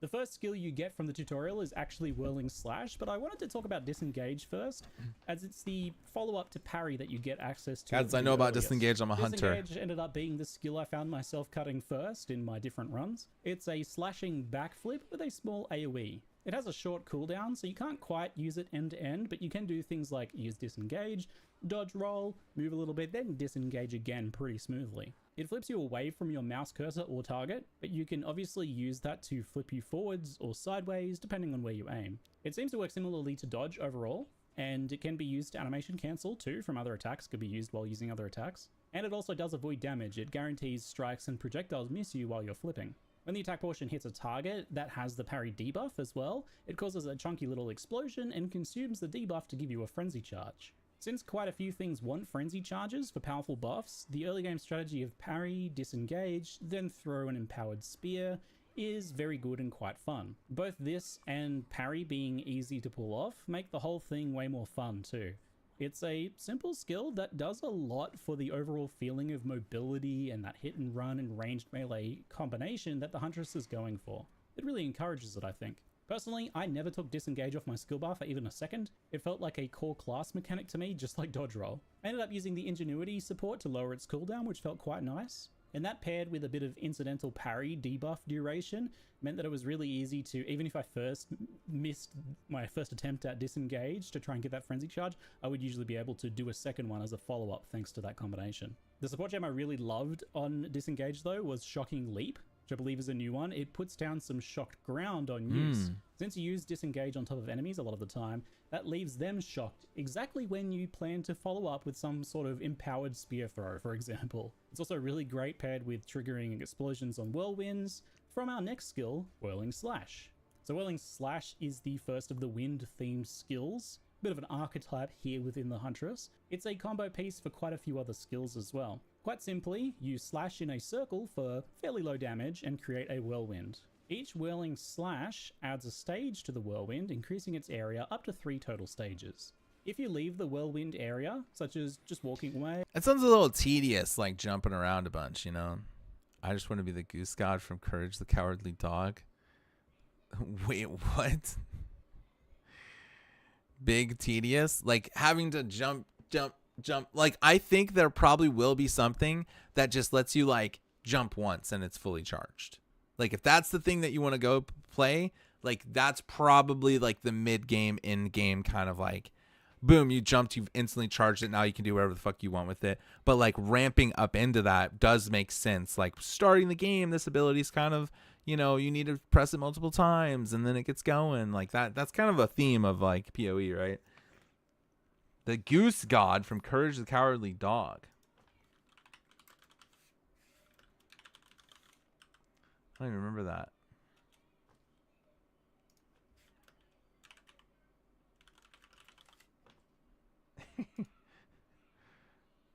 What is this?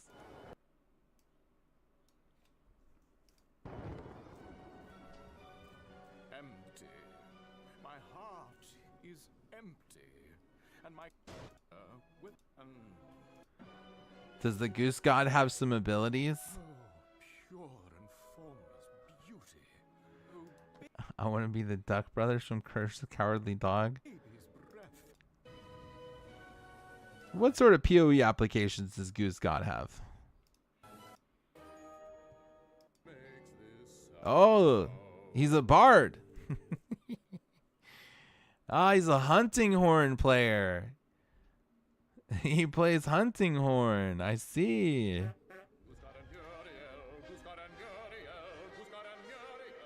What?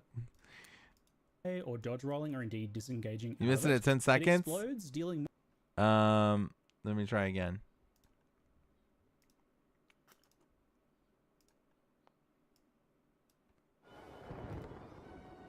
Ten seconds.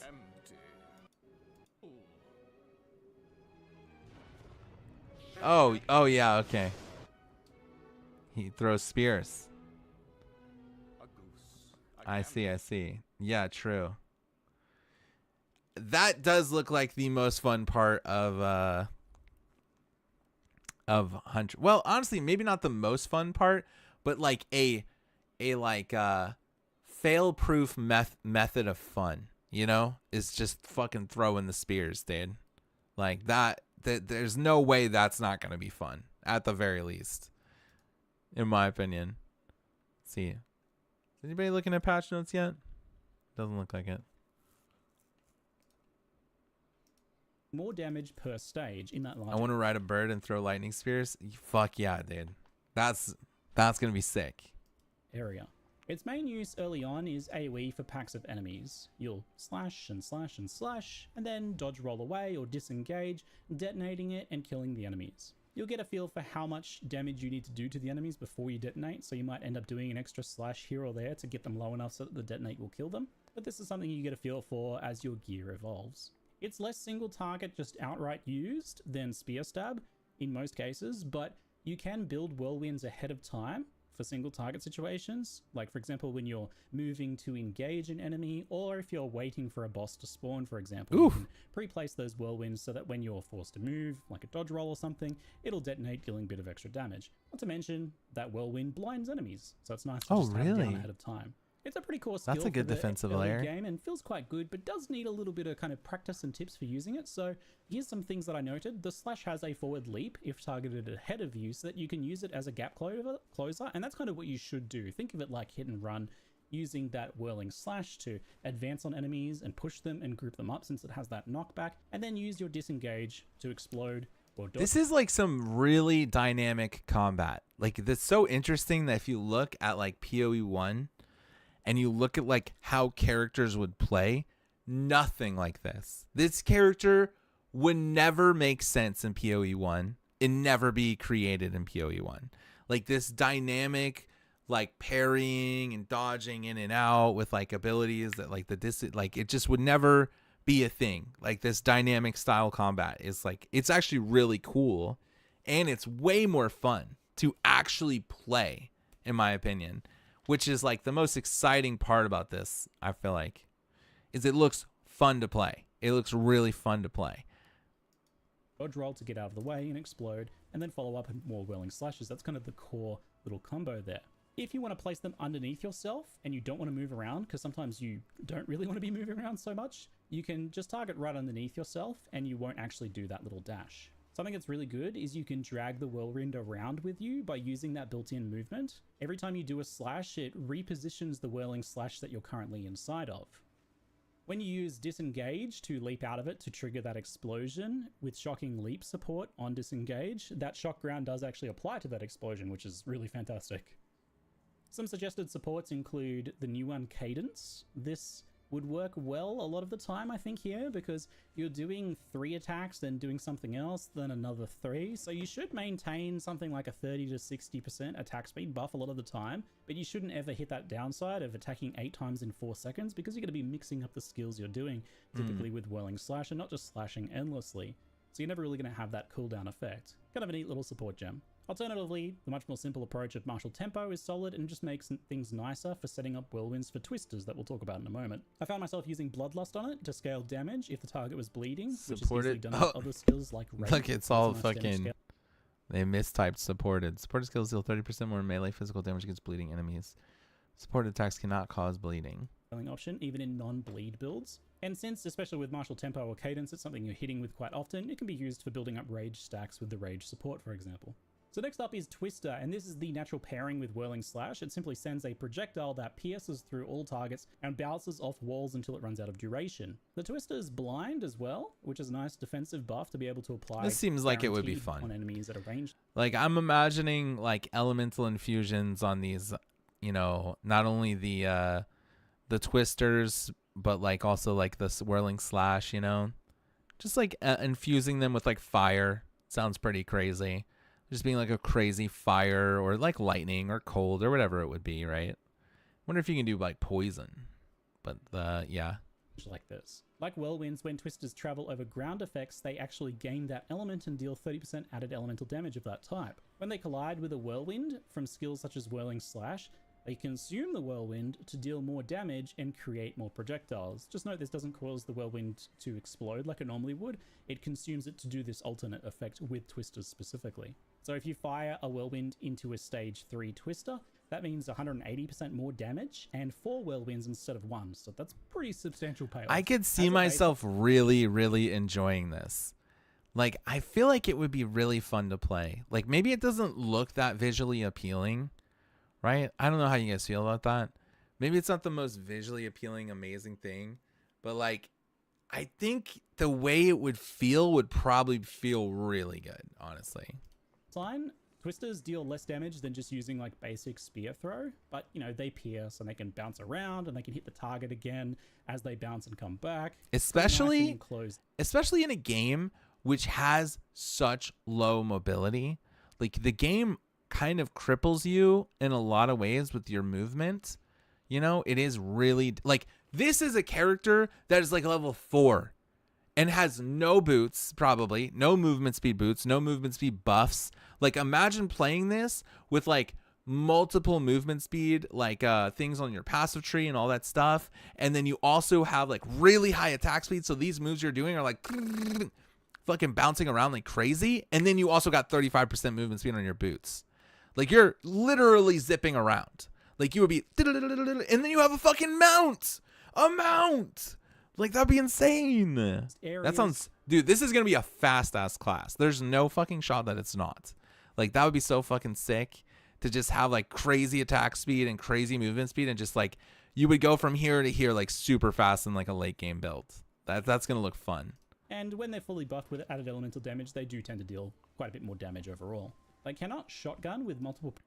The blue essence shop is out right now. Oh, shit. Do I have to go hop on and get my chromas?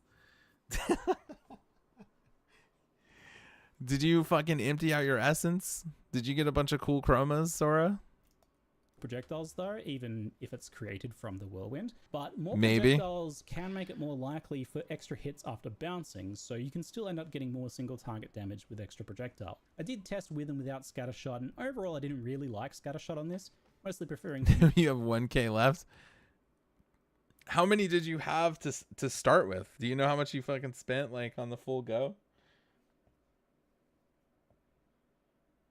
37K. God damn. Yeah, we'll look at that. Actually, I'd have to restart my computer, sadly. I turned off that Vanguard thing because I felt like I was just trying to disable stuff to see like what was lagging me. use the whirlwind buff instead. I'll do it Overall, still later. works really well in small arenas or in tight I did start up League like 2 days ago, and I had the My Shop thing, and I bought a Hecarim skin. I had a Hecarim skin that was like 60% off. It was like Arcana Hecarim or something. The other ones weren't that cool. The other one I kind of wanted was an Elise one, but I also had what else? I don't even know. I can't remember. I think it was Elise. I had a Briar skin in there. I think I had a Milio. I always forget how to say it. spaces, and it can be really nicely combined with whirlwind for kind Malakio. of encountering dangerous packs and dealing with them before you get, in too much danger. It's a bit like Spark, so duration and projectile speed are both options for scaling it so that you can hit more targets, bounce off walls, and hit the enemy again. I did find myself using this quite a lot, off and on, in different zones. This looks fun, Sometimes man. It performed really, really well, and other times it was just okay. It's especially nice when you just incidentally have some elemental ground effects around, and that includes Like this is all like level 10 gameplay right here. Like I'm trying to imagine what this whirling slash thing would look like with like really high attack speed and move speed. Because I wonder if even move speed scales how far you go. If move speed and attack speed are both scaling like how quickly and how far you go, like this ability is insane as a gap closer. You're just imagine just clearing entire maps, dude, with that fucking like little jumpy slash thing. even just the shocked ground from disengage, which naturally puts the shock ground Because this is between you and this is your like target, so super it's kinda low level perfect. content. For other support options, there's plenty of things you can do with this, but the pursuit and retreat supports, the new ones, felt like a great combo with this and whirlwind. So let's talk about them. The hybrid melee ranged playstyle of the Huntress and Spears is encapsulated in a brand new pair of support gems here, which kind of naturally go together. Pursuit makes the linked melee attack deal 30% more melee damage if you damage an enemy with a projectile attack in the last 8 seconds. And conversely, Retreat is the opposite. 25% more projectile damage if you've damaged an enemy with a melee hit in the last 8 seconds. You get what they're going for here, it's pretty obvious. Both have an additional restriction though, preventing the linked skills from doing the other type of damage. This is likely just to prevent issues with like hybrid skills, like Monk's Falling Thunder for example, that have both a melee and projectile component. I didn't run into this at all playing on an actual Huntress. The simplest and most obvious pairing here is just Whirling Slash and Twister, right? They combo together nicely, they're melee and ranged. But that said, the 8 seconds is pretty long, and you can even activate Retreat pretty easily by just using on mobility skills like Thunder Asleep or Disengage. You disengage, you hit the target, that gives you 8 seconds of uptime on your damage scaling for your projectile skill. Very nice. The next skill in that first tier All of right. those Okay, here we go. This is what Tally wants to see. He literally just threw a spear. There is no shot. He's not just about to talk about. Yep, explosive spear. Okay. level 1 gem. It's not a lightning spear though. This is Explosive Spear, and this is one of my favorites. It throws a low damage spear that detonates after 2.5 seconds to deal a powerful fire damage explosion. Now you can only have one active spear at a time, and you have to wait for it to detonate before you throw another one, otherwise you'll override it and it'll never detonate. So there's some level of self-control that you need to apply here. That said, consuming a frenzy charge causes it to detonate instantly, leaving behind burning ground. Explosive Spear's explosion, whether I mean, imagine like some crazy combos you can get with this. Or if somehow you can just automatically detonate your explosive spear the second you throw it. How satisfying this would probably feel. Just literally instantly fucking like chucking around spears that fucking instantly detonate. That sounds fun. it's with frenzy charge or after the delay. Is Herald of Blood new? It is new. Is that a Huntress Spirit Gem? I don't know if it's specifically for Huntress. I don't think so, but it is new. Yeah, you could probably use it on anybody. It is new. Yeah, I remember them talking about it. As a detonator, meaning that it can detonate other skills that we'll see later on, like Stormlance or Rapid Assault's Stuck Spearheads. Explosive Spear overall is very satisfying and effective. The limit on active spears and the longer detonation time actually means that you weave it in between your other See, skills. that and sounds so combine it. fucking fun, dude. I actually love that. That like you throw it out and then that's not the only thing you're pressing. Like you're prepping, you're priming that fucking explosive spear and then you're using other stuff.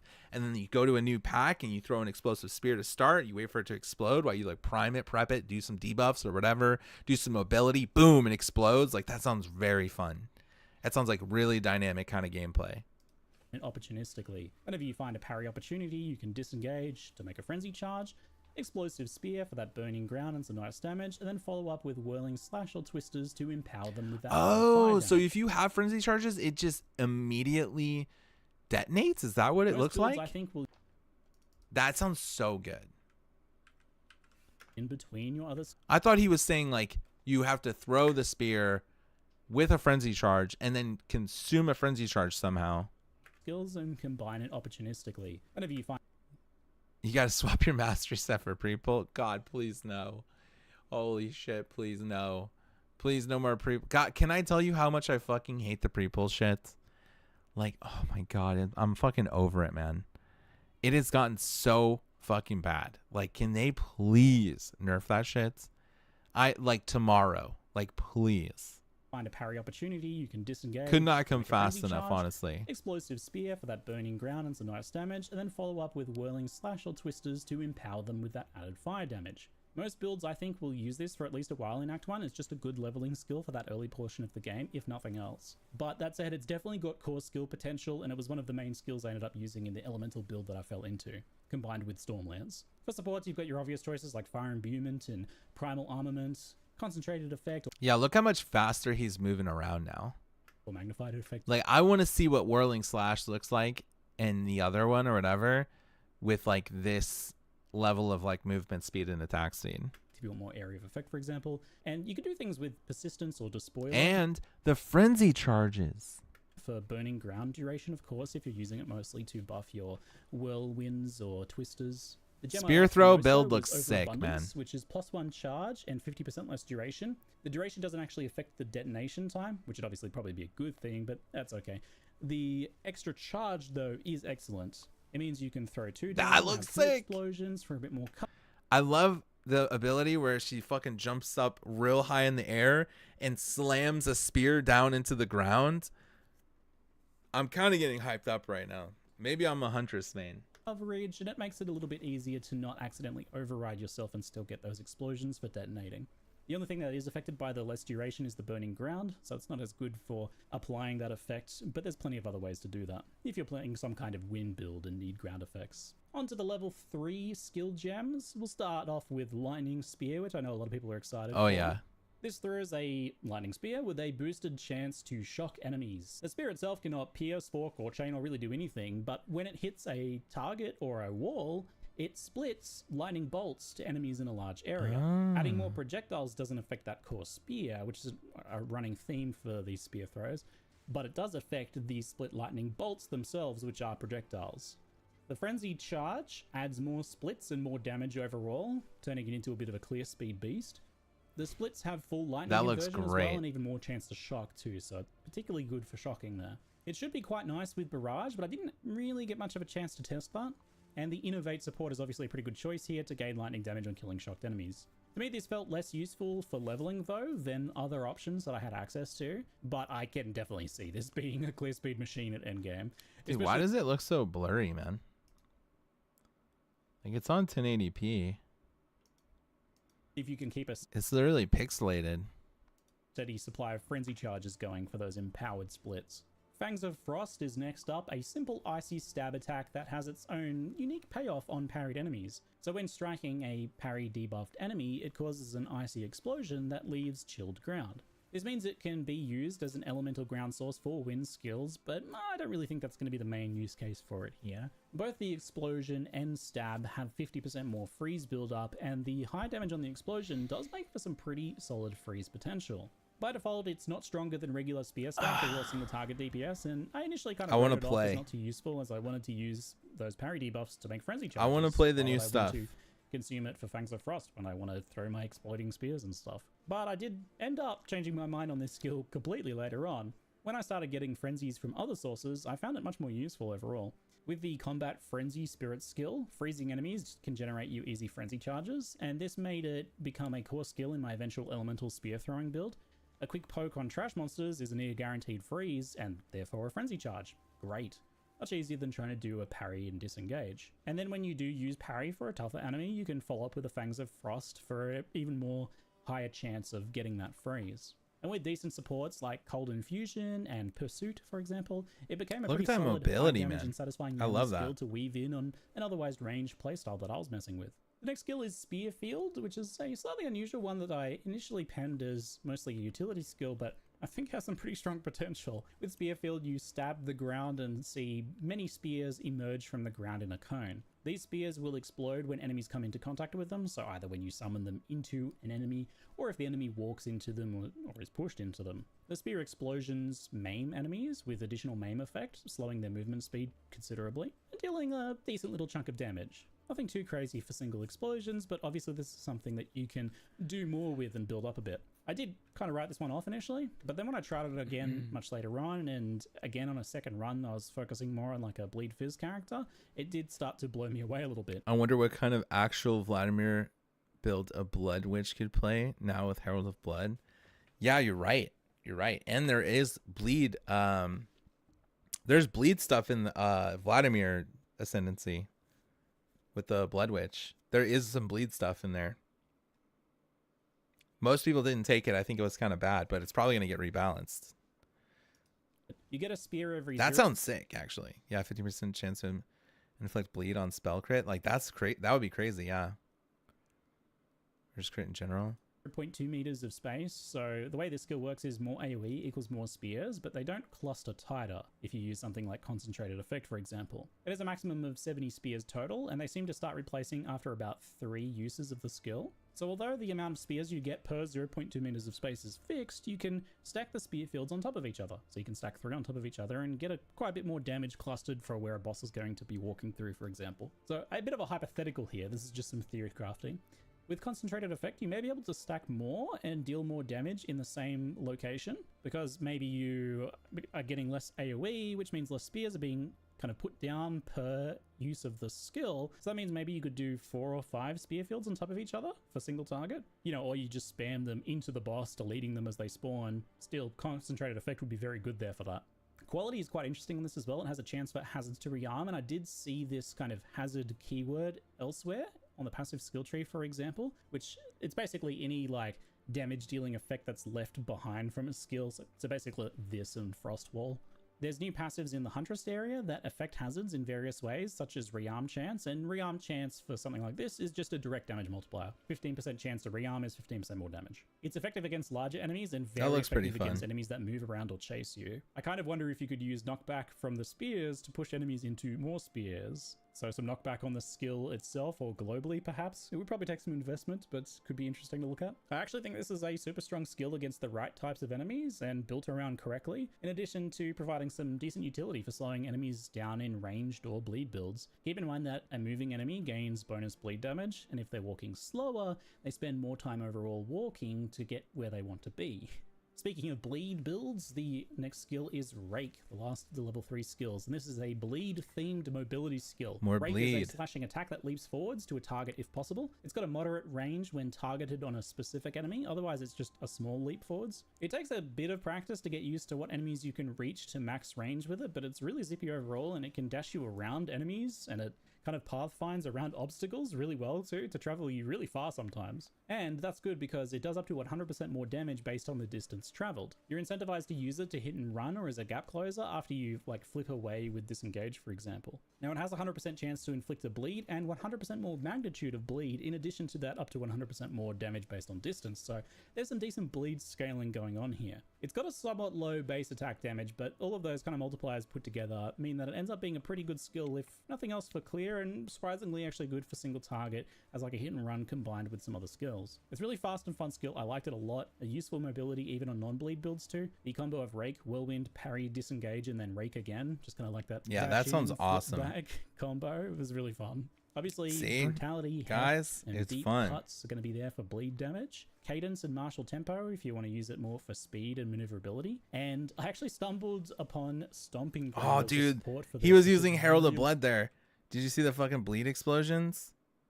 That looks gonna sick. be there for bleed damage. Cadence and Martial Tempo if you want to use it more for speed and maneuverability. And I actually stumbled upon Stomping Ground as a support for this, which is really fun. Rake moves so fast and there's kind of a lot of steps, so Stomping Ground adds a bunch of hits to make Rake a better single target and clear skill at the same time. You just gotta have to have a little bit of strength for the damage to be based on while leveling, but because on a bleed build you need a bunch of red sports, you're going to have some strength anyway, and just with the strength I kind of needed from and got from some incidental gear, I found this combo was very strong. Definitely a cool combo. One to have a look at for sure. Since we're talking about bleed skills, it's time for the skill with the edgiest, sickest name of all time. Herald of Blood. Holy Herald of Blood shit. is, as name suggests, a new bleed-oriented Herald skill, which means you get access to it at Gem level 4, also known as Gem level 10 after killing the King of the Mists. While active, killing an enemy that has experienced quote-unquote blood loss causes them to explode, dealing physical attack damage in an area. So blood loss is this new system where the total bleed damage on enemies can be tracked and seen on the life bars as this kind of like missing portion of life. You'll only see it whenever you have a skill or an effect that cares about blood loss in some way. So as soon as you put Herald of Blood on, you'll start seeing it on enemies. The explosion has some base physical damage, but the bulk of its damage is actually based on the That total blood loss looks of the exploded enemy. insane. Oh my god. Bro, Herald of Blood, you're right, man. Playing like a Vladimir fucking witch, like Blood Witch with Herald of Blood and like just inflicting high amounts of bleed and doing bleed explosions with like some sort of bleed spell, like whatever it would be. I don't even know what they would do. Yeah, that sounds fucking sick. That sounds really cool. Effect that And just being like crazy tanky, like literally just becoming Vladimir. cares about blood loss in some way. So as soon as you put Herald of Blood on, you'll I don't know how to utilize bleed as a caster. Well, I don't really know either. Yeah. Unless it's supposed to be a melee build. Well, usually bleed does come from like a melee build, right? Because you need to do a high enough hit to cause a bleed, or it needs to be coupled with like a physical spell to like create bleeds. But because the Blood Witch naturally just creates bleed, like maybe it would work.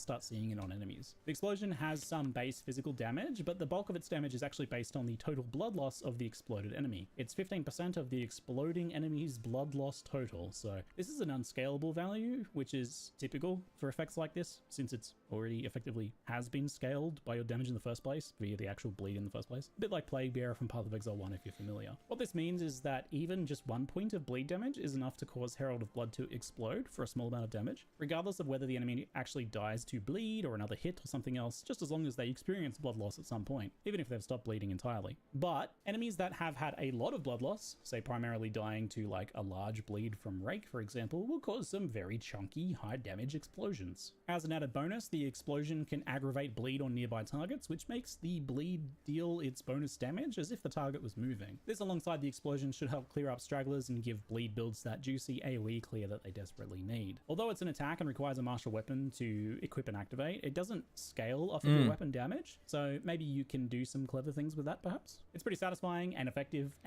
So it requires a martial weapon, which means maybe not Blood Mage unless you play a Blood Mage with like a spear, which you could do, or a staff. You can put a staff.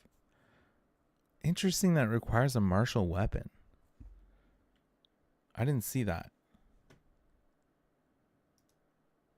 And Herald of Blood. Herald of Blood is Any martial weapon.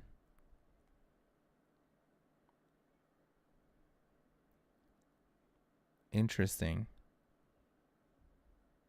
Interesting.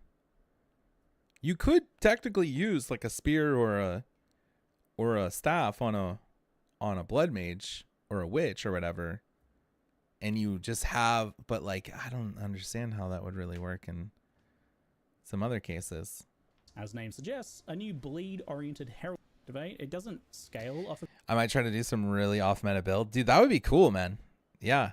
That's the cool thing about PoE. It's not just about picking the meta build. Like, just there's a lot of fun to be had in you know, trying some random shit. Like, especially with the game, there's not like a crazy end game right now. There's really not. Like, honestly, I don't know the changes they're putting into the game on the end game and how it's going to feel or whatever, but the end game was kind of the least fun part so far. Like, the really fun part is going through, you know, the campaign and getting your build going and, like, you know, getting to maps and stuff and then really fucking min-maxing your build a little bit. But the campaign and, like, pushing some of the end game stuff, like, I don't know. To be fair, I didn't really get far, so I can't really say. But, like, the most fun I had was, like, just getting the build going and getting it functional was, like, and just like, oh my god, I have this now. It was, like, really fun. Of your weapon damage, so maybe you can do some clever things with that. Perhaps it's pretty satisfying and effective at even leveling a build that's not really focused on bleed, and using Rake for mobility. It was great for AoE clear. You can of course support it as well. Just keep in mind that the blood loss damage is unscalable, so you mostly want to stick to things like magnified effect for extra area or utility supports, I imagine. Now moving on to skill level 5, we'll start with Rapid Assault. This skill performs 6 small stabs in a pretty fast sequence and then a large final strike. It seemed like a partial lock-in skill to me, but I think you can interrupt between the 6 fast stabs and then the final large one if needed, but there is some kind of element to commitment to it. It's a skill that you want to use when you can kind of do so safely. The final strike is definitely the most important part of the skill, and it has pretty long range, which means it'll often connect even if you miss that first combo, which is nice. And that final strike is guaranteed to cause bleeding and has a small knockback for a bit of bonus bleed damage as well. Finally, that final strike lodges a stuck spearhead in the target for up to 10 seconds, and you can have a total of 5 stuck spearheads in a target if you can do so quickly enough. The spearheads themselves don't do anything, but if they're hit by a detonator skill, they explode, dealing some extra damage in a small explosion. At Gen level 5, it was 85% damage per explosion, so it's not a ton, but that does total to over 400% if you get all 5 in and then detonate them. So it makes it a decent final punch finisher. Mechanically, I think this works quite nicely. When the enemy is vulnerable, you hit them with a few rapid assaults. Then when they start moving again, you detonate the spearheads with an explosive spear or a thunderous leap. Depending on your build, you might be throwing detonators anyway, so that extra damage is just bound to happen as a bonus. When you kind of math out the small rapid hits, the big final hit, and then the potential detonations down the line, it does end up being quite good single target. The bleed does, however, seem kind of supplementary here with no real major bonus or like heavy hit from that final strike to, you know, to give it that extra punch that a bleed really needs. Overall, it's a solid single target skill that'll probably see use in a variety of builds, I expect, especially if they do have a detonator skill kind of already in their gameplay rotation. And of course, don't forget, things like detonating arrow, explosive grenades, and explosive shot all exist for weapon swap setups. Next up, Stormlance is another thrown spear skill and one of my other favorites alongside Explosive Spear, which it happens to pair very nicely with. This skill has got a lot going on, so hold on to your butts. Stormlance sees you throw a spear that pierces enemies and lodges in the ground, where it then proceeds to intermittently zap nearby enemies with chaining bolts of lightning. You can have 3 active Stormlances in the ground. See, this sounds cool. I really like, dude, all these abilities seem pretty fucking cool. Like sticking a spear into the ground and then like exploding it or whatever. One time zapping away, but you can only throw 1 spear at a time, so Scattershot is out, thankfully I think, but Barrage is an option. The stuck spears are detonatable, but they won't detonate by themselves. If they are hit by a detonator, such as Explosive Spear's explosion, they'll rapidly fire out 16 bolts near instantly in a larger area before expiring. It's pretty chunky damage, especially with 3 of them stacked in one place and then detonated. But of course, all thrown skills have a frenzy charged version, and Stormlance is no different. When consuming a frenzy charge, Stormlance will fire bolts 4 times faster and detonate itself, causing shocked ground. It's basically 3 skills in one: the basic AoE zaps, detonated mega zaps, and frenzy charge machine gun zaps with shocked ground. And they're all a little bit different in how they function. I love this skill and I just kept coming back to it. My primary elemental build on my first run through Unearth Bone Cage and Bloodstorm do physical damage. Yeah, okay, so they would cause bleeds. I don't know about Bone Storm. I know Unearth, and then Unearth spawns the minions. And maybe you could get the minions to do physical bleeds and stuff too.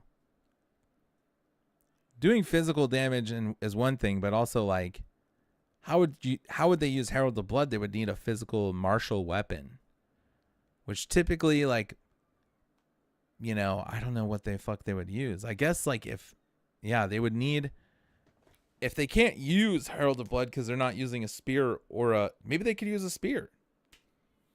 Maybe they could just use a spear. I mean, I don't know. A spear and a shield. I'm not sure how the spear, how it would work. To the mid 50s or so. Unironically, I think I might start as Witch just to try and work on this later. Dude, that would be cool. I'm very curious to see how that goes down. Yeah.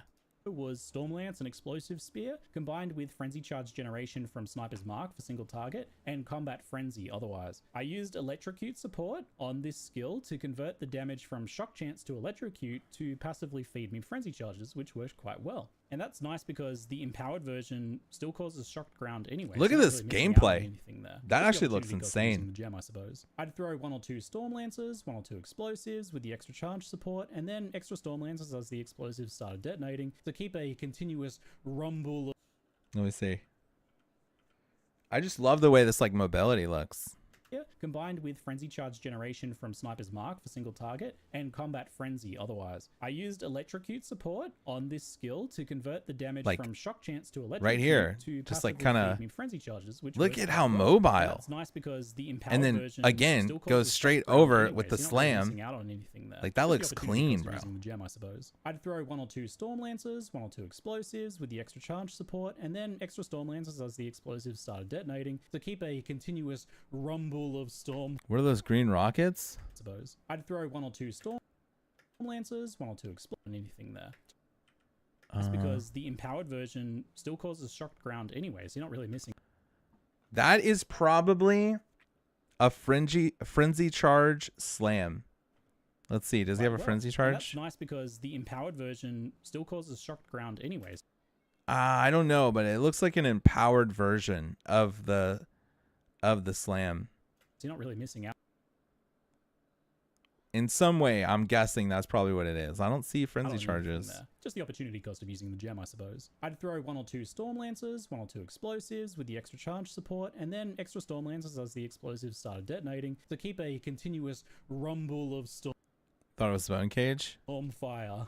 And I don't think so. those would just be getting passively empowered as frenzy charges kind of trickled in better and better as I got more and more investment as I went. It's safe to say that Stormlance is a hard recommend from me, based on my first impressions, though I can see Lightning Spear outperforming it on pure clear speed, of course, but this is a nice combined AoE and single target All skill. these abilities Final look skill I do want to awesome. mention is Barrage. It's not technically a new skill, but it is available here on this line and has been reworked a little bit to have its functionality expanded to include thrown spear attacks in addition to bow attacks. This means that it doesn't work for Twister, which isn't a thrown spear. It's a projectile attack, but you don't actually throw your spear. But it will for the rest of the thrown spears. If you're unfamiliar, Barrage works by you cast a quick spell that gives you a little buff that then empowers your next attack, compatible to have 2 additional repeats, basically. One thing to remember is that it also consumes frenzy charges to add additional repeats, and that's a good thing, but here in these builds, it may consume the frenzy charges that you intended to empower a spear throw instead, so it's not necessarily all upside there.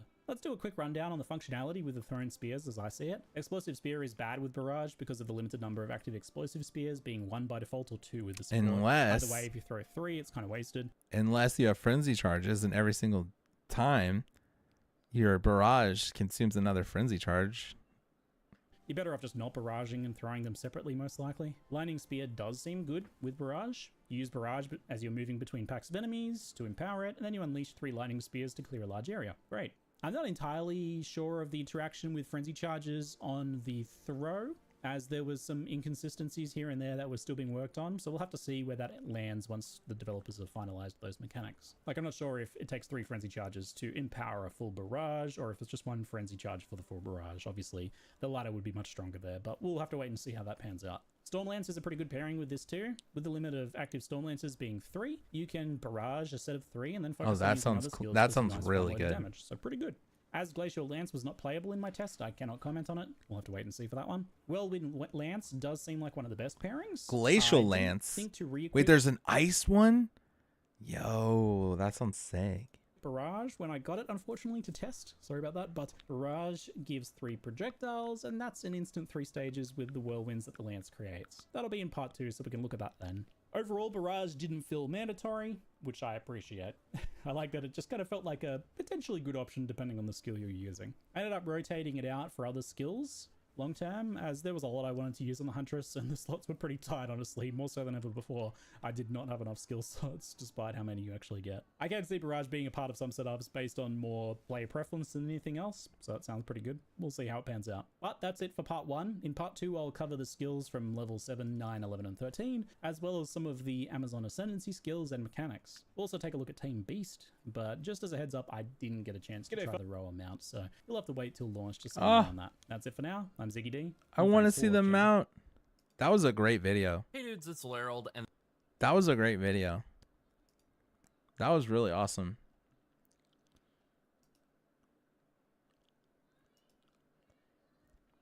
That was super cool. Not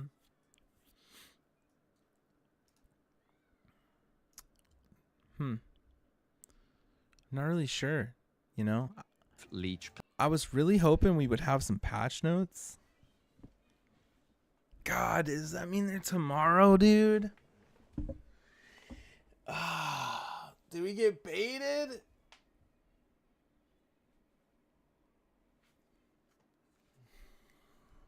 People are gonna be disappointed. 90% of the fucking PoE Twitch page is literally patch notes. And I feel like it's late enough that they would have came out by now. Patch notes soon. Patch notes. Patch notes waiting room.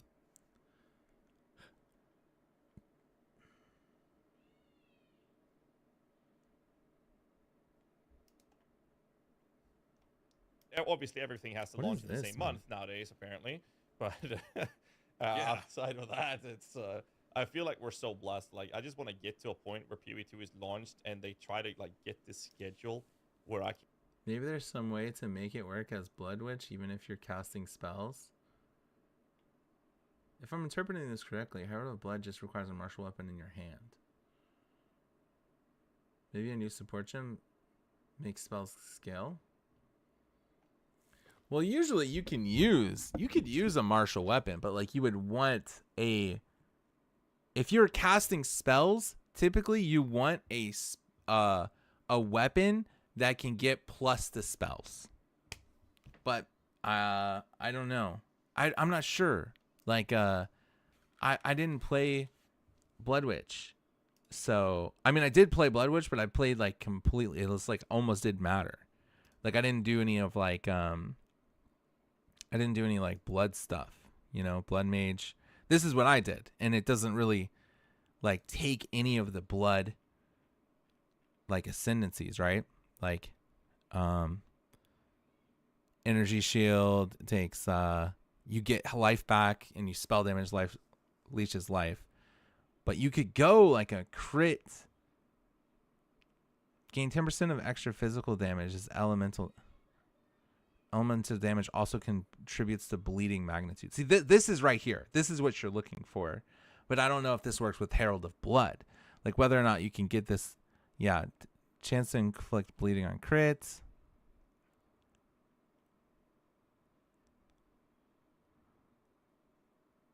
So the fact that like your spells can contribute to bleeds. But whether or not, like, what sort of weapon would you use? I think it's typically, this is what you're looking for. Like, as more than anything, plus the spell skill gems. And spell damage, you know? Like, these two are the most important ones. And I'm pretty sure PoE DB... Let's see, PoE 2 DB maybe? If we're looking at like what martial weapons, I don't know what actually counts as a martial weapon. I think it's got spears on here. I don't think you can get plus the spells. You can get plus the melee skills. Ooh, that would be sick. Yo, that would be cool. That would be cool. That would be a great idea. Well, we have no idea what we're going to see. Quarterstaffs. Yeah, you can get flat fizz on these things. And it's usually just plus the melee skills. There's no like actual plus the spells or whatever.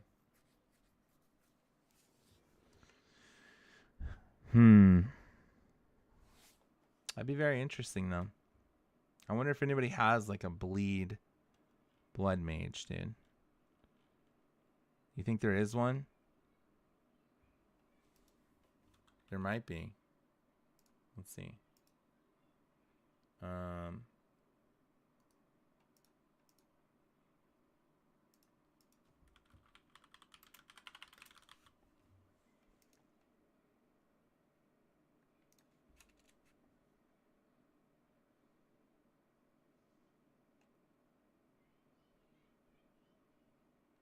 A lot of the blood mages are not bleed. Bleed ignite flame blast.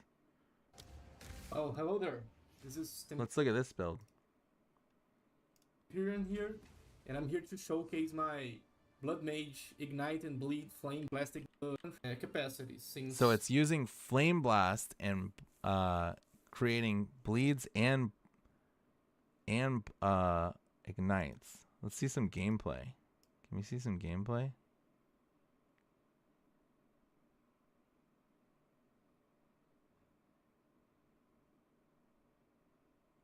He's just talking about. Okay, here we go. Here's some gameplay. My flame fire penetrate computer load showcase anyway. My PC is kind of dead, so we have to deal with it. Anyways, as you'll see, I cast a flame blast, and everything dies. That's pretty much the gist of it. As you see, my life is already overcapped. If you look at it, you'll notice my life is overcapped quite easily. Yeah, I'm not sure.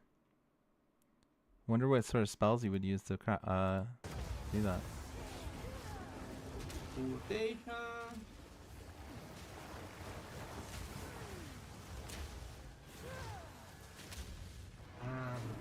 This boss doesn't move. You see, I can pretty much tank. Interesting. Still no patch notes. Specifically, but one thing that I do when something comes out, like for example the Huntress right now, is I play the way I'm gonna go to the bathroom real quick. That the I'll be right back.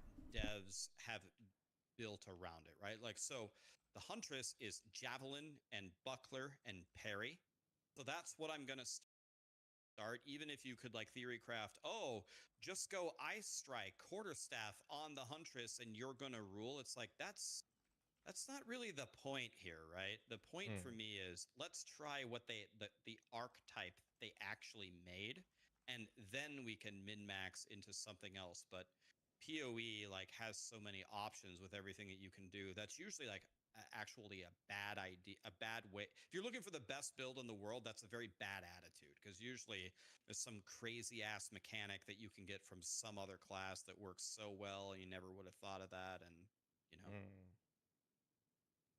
But I like getting like the pure version of what were they trying to go for first before I try other wacky stuff that, you know, other wacky interactions. Yeah, I mean, that's fair. I think that gaming in general, I mean, you and I, and all of us content creators, were kind of part of a problem I'm kind of annoyed with, and that's how like the meta gaming and having things explored, solved, having a guide to follow, and just playing what is most effective matters more, and or being the enjoying factor rather than the gameplay itself. So, I mean, you look at casual players who might not follow guides, they wing it, they do their thing, they play the game, they're having the time of their lives. I kind of miss that being how people played games. And, you know, lately, I feel like meta gaming has just taken over, and if you're not playing a meta build, you're playing a bad build kind of take. And, you know, we're contributing to that issue, I guess, to some degree, at least with guides. But I do kind of miss that, where people valued the fun of a build more so than the performance of it. Do you feel the same? These Yeah, I mean the most fun I ever had in gaming was not now. It was when I bought Final Fantasy VII at my local game store and went home and didn't have a walkthrough and just played it. That was the most fun I ever had. Yeah. So yeah, I mean people want to play what's really strong. Otherwise, they look over at their really strong build and then they'd be like, "Wow, shit, why am I playing this?" Like it makes sense, but that whole discovery period is very valuable. Dare I say, not to get corny here, dare I say it's magical. Where you get a new game, and one cool thing for me, when PoE 2 came out, I had never played it. Never. No early access, nothing. It was the first time I ever played it. I was so happy. I was like, all right, here we are. I'm on the beach. Send it. It was great. I bet. I do like Last Epoch has a very low entry point, especially with the new content and the patch that they're giving out. You can play a non-meta build and have the time of your life. And I feel like the PoE 0.2 changes where they're lowering the entry difficulty of the initial endgame bosses and balancing loot around it as well. I think that was such a good take. I know some people are like saying, "Oh, don't make it easier. It's just gonna make the game too easy." Hello. And I'm like, dude, like it doesn't matter because I think this change is so healthy for the game to make that happen. It allows for more build diversity. It includes more people without reducing complexity and the end game difficulty for those. All right, let's keep watching this video about the trade site because I feel like it's pretty interesting. And it's gonna help me. It's gonna help me a lot in navigating once I'm like actually trying to start to buy stuff or sell stuff. % with the tilt, and now you see all these modifiers. So don't forget about that. So let's do an example search for a pair of boots. So what we can do is we're going to go item category. Let's type in boots like that. And let's say any non-unique boots. So rare, normal, whatever. And then which modifiers are we looking for? So on a pair of boots, we're probably looking for movement speed. So we could type in movement speed. Oh, yeah. So % increased movement speed like that. Now, if we want to add other modifiers we're looking for, we just click plus add stat filter. Click that, and we can select, let's say I want maximum life, and then let's mix it up a bit. So I want 2 out of 3 resistances. It doesn't matter if I want fire, cold, or lightning. I just want at least 2 resistances. So how do I do this? Well, underneath add stat filter, there is add stat group. And if you click this, you can do a a number of count. other things pop up. So there's all these different search terms. We have and, not, if, count, weighted sum. I'm just going to discuss the first few. So and is what this stat filter defaults to. It's saying I want increased movement speed and increased maximum life. Not is saying I do not want this mod. So show me an item with increased movement speed and let's say maximum life, but not, I do not want to see maximum mana specifically. Then we have probably the next most important one is count. So count is saying I'm going to put in 10 modifiers that I potentially want, and I want to see at least X number of these or a maximum number of these. So in this example of our boots, let's say I want at least 2 resistances, and it doesn't matter if it is cold, fire, or lightning, or chaos. So we can go cold resistance. I normally fire do this. This isn't too new for lightning me. resistance, and let's also just say chaos resistance res. like that, and count 2. So it will have to have at least 2 of these modifiers. For now, because this is a beginner's guide, I'm not going to go over if and weighted sum. Those ones are a bit more complicated. But let's just start out with this basic search. So we have our movement speed boots. I don't know and what it has if is. Life, movement speed, and resistance. I do like weighted and sum. It must not have mana. So we can go search. Let's click this, and here come up all of our results. You can see there are over 10,000 matches. And here, this is the price, 2 regals. And here we see these have 25% movement speed, a decent amount of life. However, what if we want specific amounts of these different modifiers? So let's say I want to have boots. They must have 35% movement speed. So in movement speed, over here on minimum, I'm going to set this to 35. And then let's say I want at least 100 life. And then let's also say I want 25 of any 2 resistances. So from there, I can hit search. That's going to be way more Now expensive. We have fewer number of results. You see, we have only 437, but these are more matching to what we need. We could further specify this and maybe say these boots must also have chaos resistance, but this is how a basic search would work. From here, you can then message these people. One thing I will suggest, 25 when it divines. comes to items, try not to be overly specific initially. Both when buying and selling, don't be hyper specific. As you get better at the game, you'll be able to identify which modifiers are the most valuable on that specific gear piece. So let's say on boots, movement speed is very, very high value, and resistances might also be very high value. So you don't want to search too many modifiers simultaneously, especially on league start. So don't be too specific. Instead, what you should do is build it up from the ground up. So let's say I want these boots with movement speed, life, and chaos resistance. This is the bare minimum. And we can see here are 32 results. If I were to start adding in, let's say like stun threshold and mana, and let's say like this, suddenly there's only 3 results. And if you get even more hyper specific, like You're gonna find muscle 7 nothing. intelligence, you might actually come up short with your results. So start out with a few mods and build it up, see the prices, and work your way from there. So that is a basic search. You can also remove anything like this just by clicking these little X's.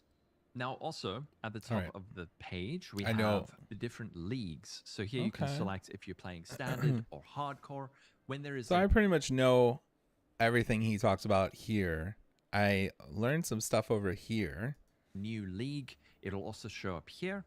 And then you can also, over to the right, search for people who have listed items, but they are online in-game. That is the default. Then you can also search for any. So any is all results that will show up whether or not the player is online to trade with you now or not. That is generally reserved for more hyper-specific searches where you're looking for a very, very special or unique item that is hard to acquire. You might do an any search to find someone selling that item, or maybe just to better establish the price of an item that you might be trying to sell. Let's move on to equipment filters.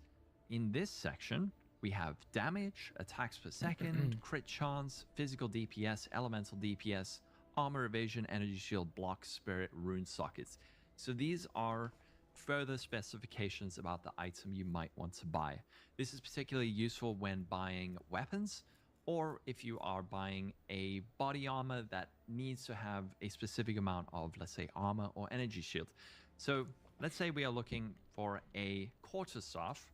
Okay. And we want it to have at least 600 physical DPS. So we can just go That seems pretty quarterstaff high. and then physical DPS like that and hit search. And here come all the results. So we have 700 results. That is quite a lot. So if you are playing a crit-based build, you could also say, I want my staff to have at least 14% critical strike chance. And then you start seeing results that are more tailored to what you might need. You could also do this, let's say you're playing an elemental bow build. You could say, I want a bow with at least 250 elemental DPS, and see all the results. Now, when you're buying weapons, you might also want to say, I want to see only weapons that don't have any rune sockets. So you could say maximum of 0 rune sockets in my bow, and I want 200 elemental DPS. So these ones do not have sockets. So you can Further add down, them. We can also search by energy shield. So I could say I want a body armor with 900 energy shield. Yeah, I and did it has this. to be a body armor like this. Search. There we go. You can see all of these body armors. And you can combine this with the stat filters over here. So you could say I want cold. And Okay, not fire really resistance learning too as much well. right now. So all of these results will show up. Now, if you want to make a new search, you can just click this clear button over here and it'll give you a fresh search. Next, we have the requirements, which is level, strength, dexterity, intelligence. If you're looking for a specific weapon that can only be used after level 20, you could say it must be at least level 20, or I'm looking for a weapon that is not higher than level 20 required. So if my character is only level 15, I want to be able to use it. And then the same thing with strength, intelligence, and dexterity. Next, we have the waystone filters. So if you're looking for a waystone tier 14, you can say tier 14 like that, and then search, and it'll only show tier 14 waystones and also the waystone drop chance. And then we have the next section, which is miscellaneous. This is actually quite useful for some things. So we can select here gem level, area level, identified, mirrored, gem sockets, stack size, corrupted, alternate art, and then unidentified tiers and barrier sacred water. Most important here is probably going to be gem level. So if you're looking for a level 20, let's say ice strike, you can do that. Search, all results will be level 20 ice strikes. Now these ones, these are all corrupted. So how do we see one that's not corrupted? Further down over here, we have corrupted. We can just go click this, change it from any to no. So 2 results, we have our level 20 ice strikes, and we can also even specify the amount of quality that it has. So we could say it must have item quality 20, like that, and then do a search. Hey Dan, what's up? Hey, I thought I wasn't allowed to play World of Warcraft. See, okay, I'm misunderstanding. What is that emote? Frog Ponder. Dang, is that stuff that only train conductors get? Is that specific to being a train conductor? Choo choo. How do I get a level 20 gem? So the other modifiers over here, identified. Hello. So you're back from the gym? How was the gym? I hope you had a good time at the gym. I hope it was wonderful. I actually passed you in achievement points. I said I was going to log out. I stayed on, and I got 50 more achievement points, by the way. I'm just kidding. No, I didn't. No, I didn't do anything. I did like 2 quests with finish the like daily zone that I was trying to do, and then I logged off. And then I haven't even played PoE. Too scared of you. I'm scared of you. Now I'm scared of you. Now I'm too scared of Den. Great. You're right. True. This one could be something that you search for. So let's say identified. Wow. And let's say we're looking for Hand of Wisdom in action. So you want to take a gamble and you want to buy some unidentified Hand of Wisdom in action to identify it yourself. So these are all the ones that are listed, unidentified. Maybe you buy this, see if you can get one that is well rolled. So that is what the identified is for. After that, we have some useful ones, which are trade filters. So you can check seller account. Over here, you can type in a specific account name. So if I was looking for Localhole 4777, that is my account. And I could go search. Let's see if this person is selling anything. So these are all the items I had listed. So if you want to see what a specific player has listed, you can go ahead and do it like that. Then a very, very important one over here. We have listed. Listed allows you to specify the time which an item was put up for trade.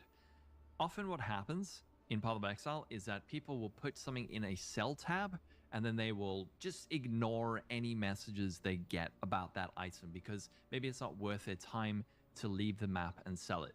In reality, they should take that out so that people don't waste their time messaging them, but you know, people are how they are. So people are how they are. Is if you fucking want to annoying. search for more recently right, guys? items, aren't people just fucking annoying? Right? Aren't they just fucking awful people?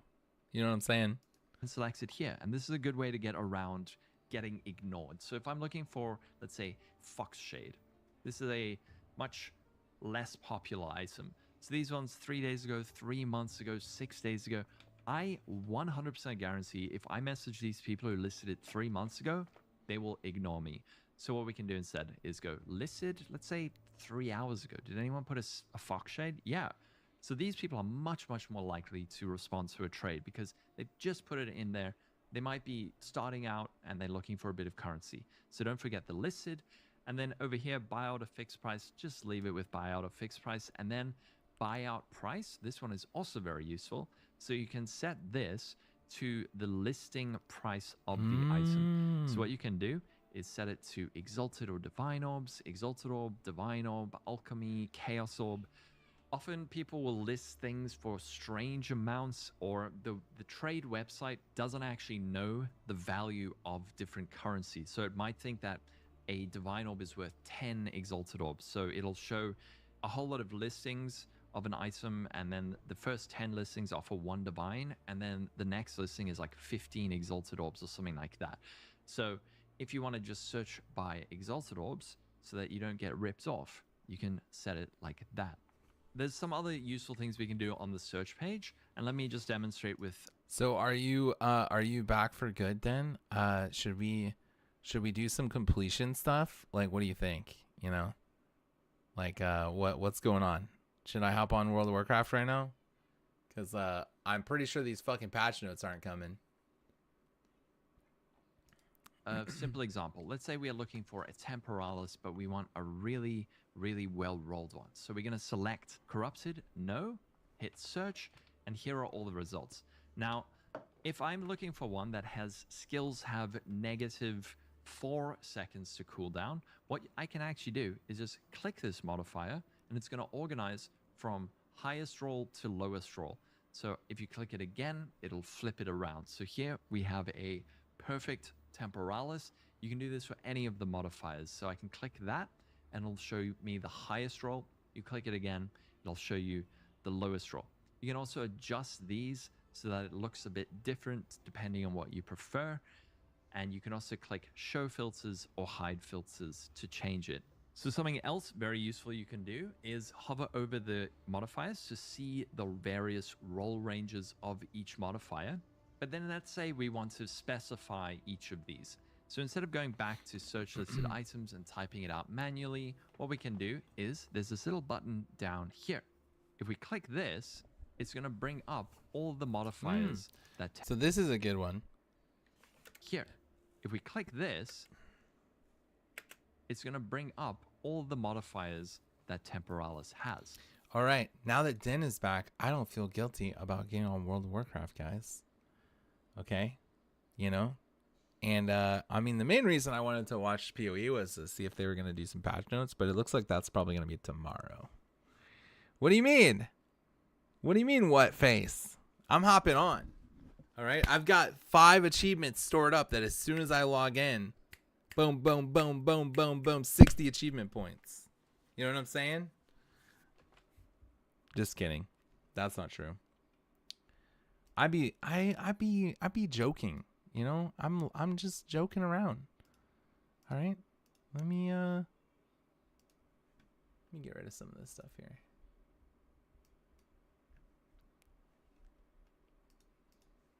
Guy's a funny guy. Guy's a funny guy.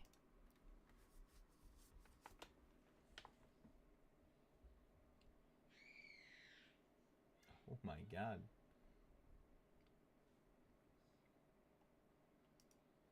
Unless we're hopping on my Marvel. Oh, you know what? Actually, I want to check.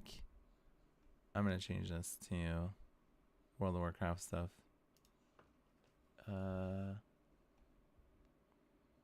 Let me go to docs, restream channel.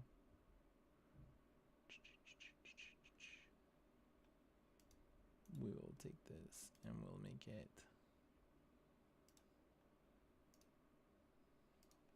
properties. We're gonna look at something cool. Cancel. We're gonna see what they have in their new like little shop thing.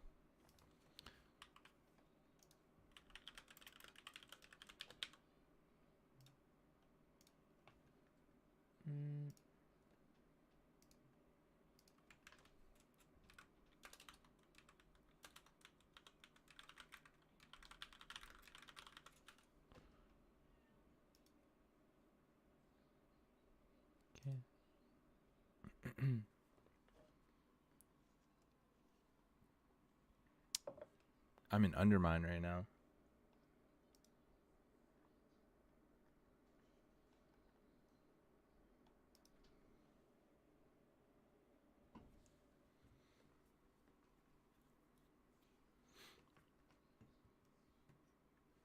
Dang, that sucks. Where's the fucking patch notes, guys? Is that tomorrow? I can't believe they baited us like that. That's insane. We got freaking baited, bro. Oh. Where's the fucking patch notes, guys? Was echoing on my own stream. Close. Okay. So we're going to Hearth. And I want to check the trading post. We're going to check the trading post right now. Let's see if there's some cool items. Maybe you guys can help me go shopping. Does anybody want to help me shop? I need to know if I should buy some stuff or not. Who wants to help me shop? All right, we're going over here.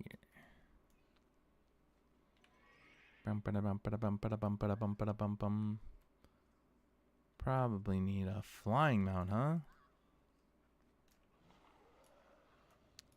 Okay, get this collector's coin, 500 tender. And then let's see. Wow. Just a straight up mount. That actually looks pretty cool. That's not bad. There's a purple one and a green one. I kind of like those. They're not too bad. What is this? Forest. Oh, it just didn't load yet. I was going to say, is it like jewelry or something? I don't really like this too much. This is definitely some, it's okay. Not for me. I feel like this would, oh my God. The snail mount. Yo, I'm buying this one. I like this one for sure. This one is cool. We're going to buy this one. Should we buy this? I'm going to buy this one. Purchase. We're getting the snail mount for sure. I like that one. Topsy-turvy clowns die. It's an offhand. That's a cool looking offhand, honestly. We got some new weapons. There's a sword. It's all like Darkmoon Faire stuff. It's honestly not bad. That's cool. It's got like a little Joker thing right there. And it's all like wooded stuff. What is this? Okay. Typical just recolors. Some cool skirts. Actually, wow. Do they put this? Is this like brand new? They don't usually have these like skirts in the game. That actually looks new. Vigilante mask. I don't remember them having these skirts ever. Some slippers. Oh. An Easter. That's a spring. Oh shit, Easter stuff is coming, huh? I guess that's fair. Jade Cleaver. Okay, well we bought the snail mount. I actually like the snail mount. I think this was worth it. Ground mount. Where's my snail mount?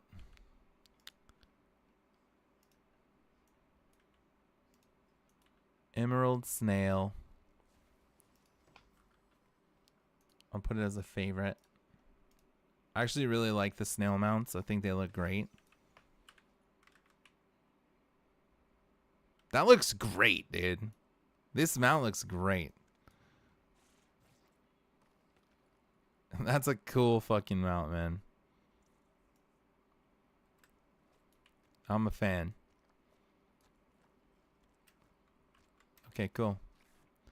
Wow, look at that wide stance, though. Holy shit, those legs are out wide. That's fucking crazy. Why does my legs look like that? That looks insane.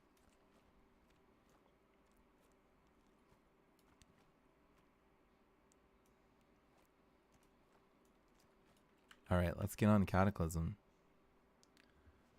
I got a little bit of lag right there. Cataclysm Classic.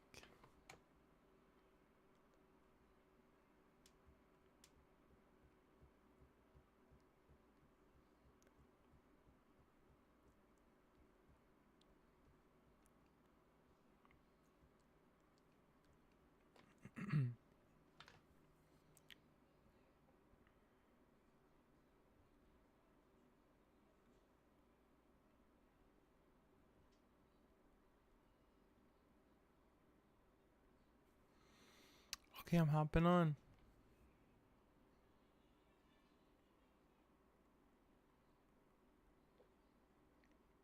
I'm about to get lock. I'm about to get the Sholazar Basin.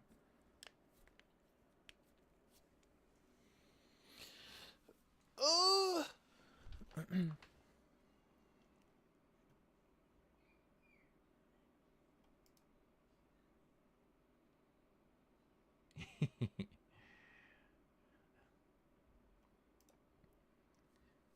Hello. Hi. Hey, what's up? Sup, Bora? How's it going? What's up, achievement leader? Yeah. Or what did you I say? An am not achievement a king? leader. You said you're an achievement king? That's kind of crazy. That's a crazy thing to say. Well, I am the achievement king. Okay. You know. So I got that going for me. That's true. Dude, where is this guy? Yeah. I don't think I'm ever going to get this rare spawn, I'm going to be honest. Yes, you, Bora. I'm you've pretty been sure. looking No, for it I'm for doomed 2 out. days. I'm doomed out. I've been looking for forever. I'll never, ever, ever get this freaking rare spawn. And then I'll never get enough achievement points to be better than you. And it's just over. It's just over for me. I'm washed up.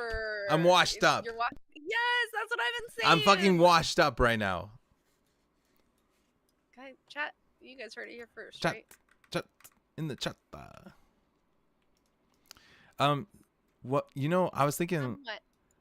What? Would you want to do the Wrath of the Lich King, protocol dungeons? Yeah, I would. That'd be fun, right? That would be insanely fun, probably. Oh, there's actually a lot of them I haven't even done on Borodora. Ooh. Ooh. That's actually crazy. Okay. Okay. Let's see. Dude, what the heck? Was I not playing Wrath? Like, what the heck? No, I think I was playing Wrath. you just weren't doing dungeons back then. I you know? did. Maybe I didn't do them all. Maybe I just did them for like the Valor and then I dipped. Yeah, that's possible. All right, we got to change the rules. What are the rules? There's rules? Yeah, we can account all my whole account now. Oh, no. Absolutely not. We've discussed this twice. Inflation is bad. Inflation is bad, Bora. You gotta stop. I guess you you're fucking right, dude. Always have been. Always have been. Okay. Always have been. Well, let's do some of these ones that I have. Dang. No. What do you mean? Where are we going? Let's I actually want... Let's line up ones that both me and you need. Do you have Ankahet? Let me. I'll link stuff and then we'll go to it. How does that sound? Yeah, you just link shit. And then... Where are you linking it? Okay, cool. I like it. I'm gonna invite you. You wanna do this one? Yeah. Do you have it completed? I do not have it completed. All right, let's go do it. Okay. Where is it? It's Ankahet. Ankahet. It's Dragon Blight. Dragon Blight, as Mughal would like to say. Dragon Blight.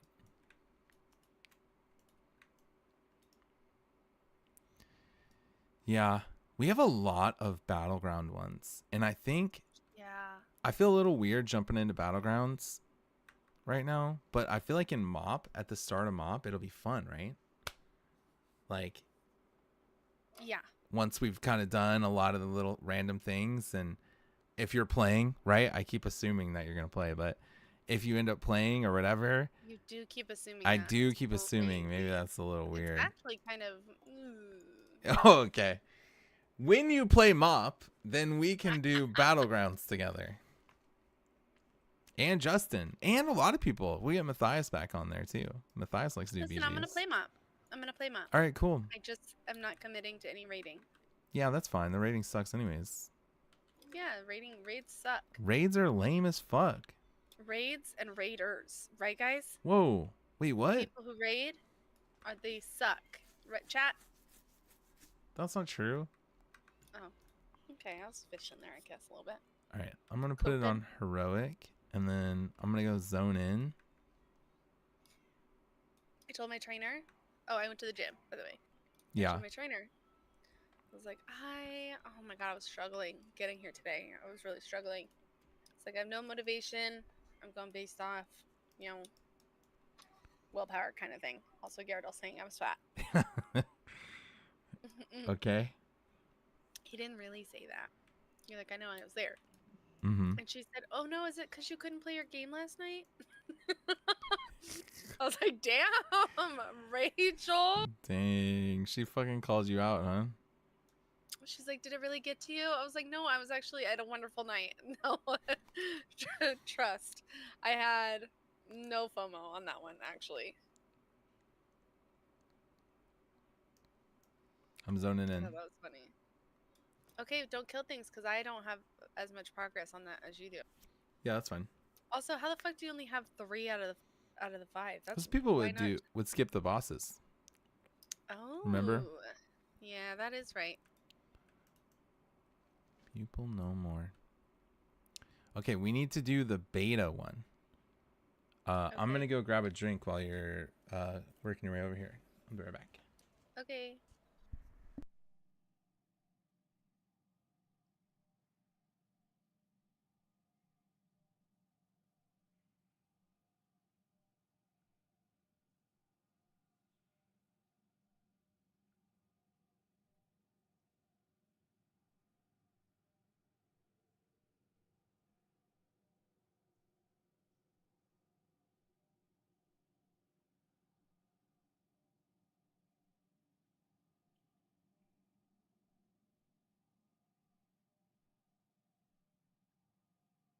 I'm in the wrong instance. Shh, don't tell anybody.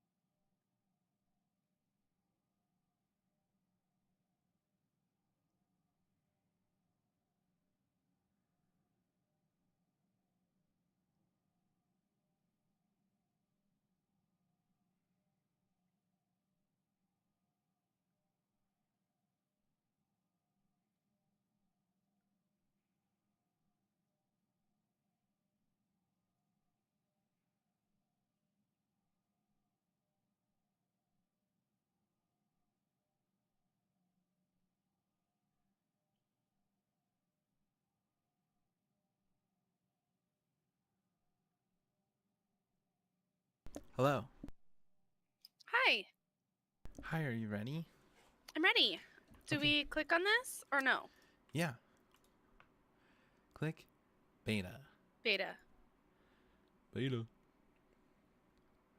Did you do it? And then it's activated? Yeah. I don't think so. Not yet. Okay, do we both do it at the same time? No, we have to click this thing.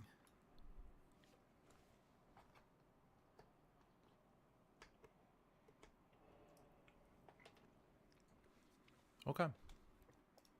Now it's working. How do you know? Because the mobs have a little debuff on them. Or a buff. We'll see how hard this is. Hopefully it's not too hard. I'm not going to go super fast. I think, okay, we can skip a lot of this, Bora. Alright.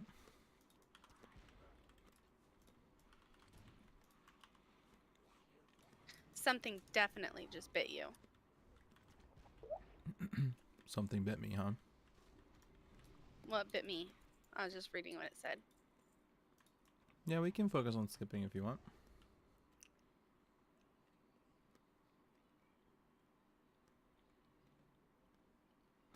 Okay, do we go forward and we kill that boss, right? Oh, we have to kill all bosses, I'm assuming. Unless you have some that you've already done. Mm-mm.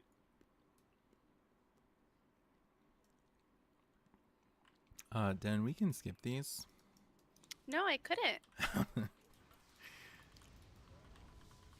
Dang, I'm Listen here, Bora. I'm going crazy right now. Boom, boom, boom, boom, boom, boom. Ooh. Of the Falcon? Yeah, you need to. No, it's okay. I don't need that one. Oh, you have it? Mhm. You have it already? I have that one. Okay, so if any of us get hit by the web, we gotta break each other out, okay?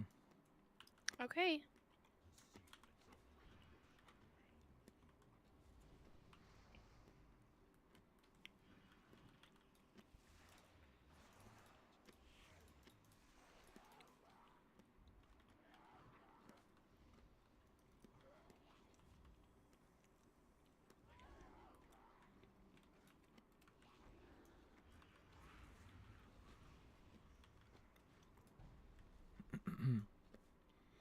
Okay, now we have to kill the big odd.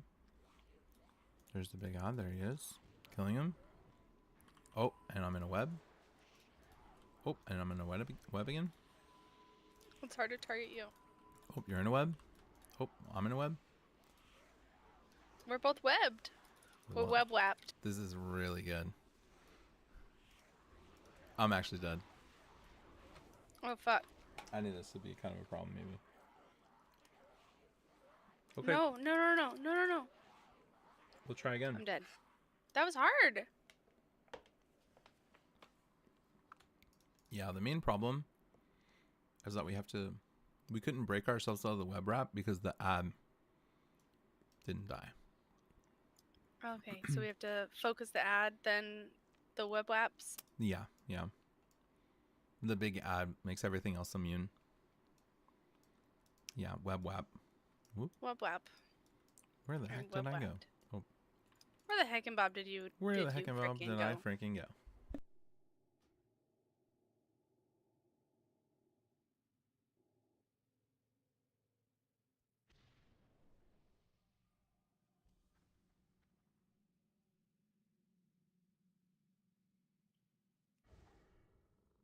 Okay.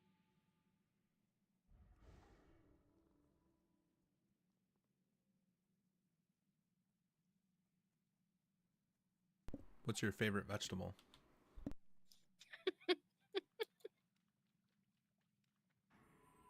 Christopher Reeves. That's not funny. I'm sorry. That's like a 90s joke right there. Oh, I don't know. I like a lot of vegetables. I really do be liking vegetables.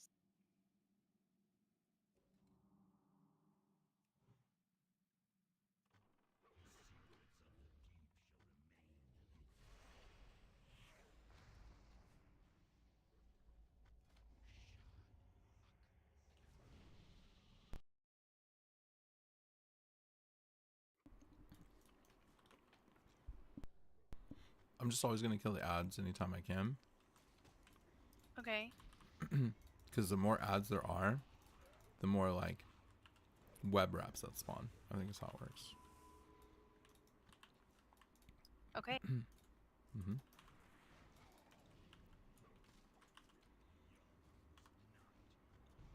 Okay, focusing this one as quickly as I can. And it's done. Oh, you killed him.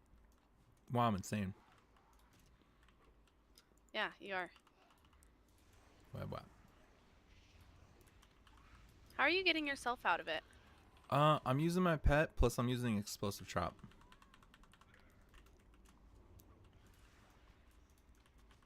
Yeah, just as something Web wap. I picked up over the Web wap. over the weekend, you know. Oh yeah. Yeah. Way better this time. Way better. Oh my god. This is bad. No, no, this is really bad. Yeah, you have to kill the big guy. Okay. Not good. Did I jinx it? I should have pain stepped you while I was in there. Oh, Good there we job, go. Bora. Oh, good. We're insane. We're insane. All right, I'll try to res you. You ready? I'm ready. It's Okay, gonna work. roll. If it's above 50, you're gonna be alive. I can't roll one. Oh, I you're don't alive. think.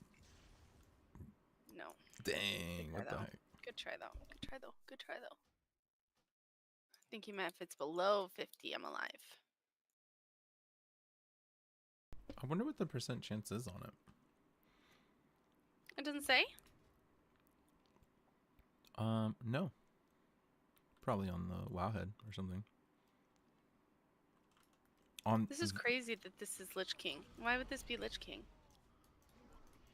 What do you mean? When I, oh, I guess it is Lich King. It feels like, okay, yeah, never mind. I don't know, ignore me. You mean like this is Ignore content me. in Wrath of the Lich King or whatever? And Yeah, that's yeah, weird? Which, oh fuck, I'm stuck. Hold on. Which one is this? It is on Kahet.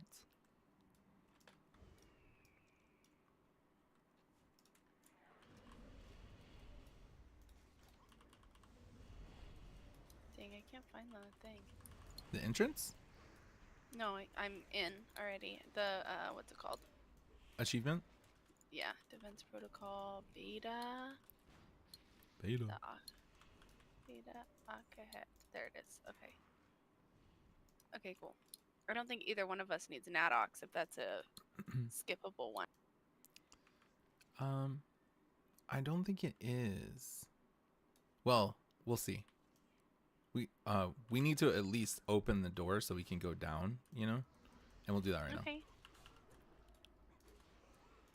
I might just fucking get my pet murdered right now. Come on, Conathan. Break me out of the web wap. Where am I going, Bora? I got lost. I hope not.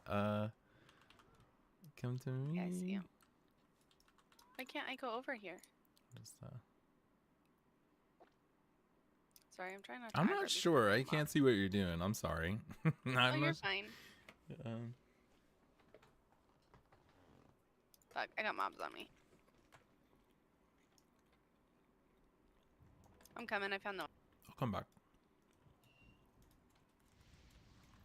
They hit kind of hard. Yeah, this one's not The too, fuck? not like a total pushover.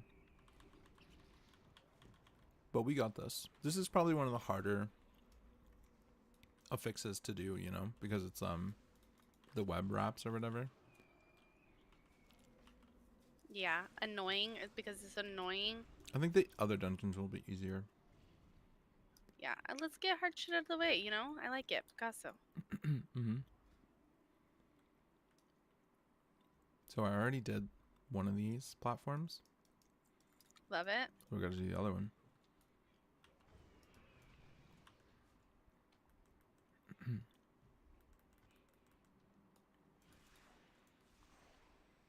Come here, Conathan, break me out.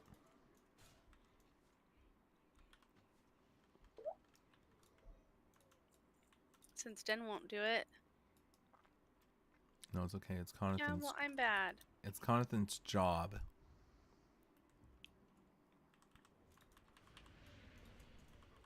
I don't have explosive trap. Hopefully, I don't get hit. Web waft.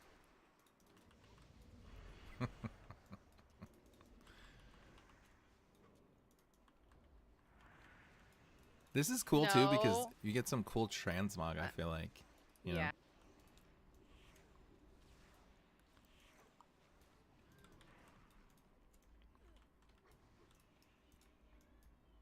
Which is my favorite. We know. That's a cool, Yeah, I do feel like we're getting some stuff. unique one. Were those robes cool? They just look like a unique color. I can't actually see what the full thing looks like. Oh yeah, it does look pretty cute. Oh, I'm web wapped. Oh, come in. I want to do some more like low key mogs, you know, like ones that aren't like just ones that are like some leveling gear or something. Why? Because you don't have T3 on your priest, so you can't do that. Well, I do have T3 on my hunter. I mean more so on my hunter. Okay, let's see how hard this is. This guy sucks dick. Yeah, well, he is gonna stun one of us. That could be a problem.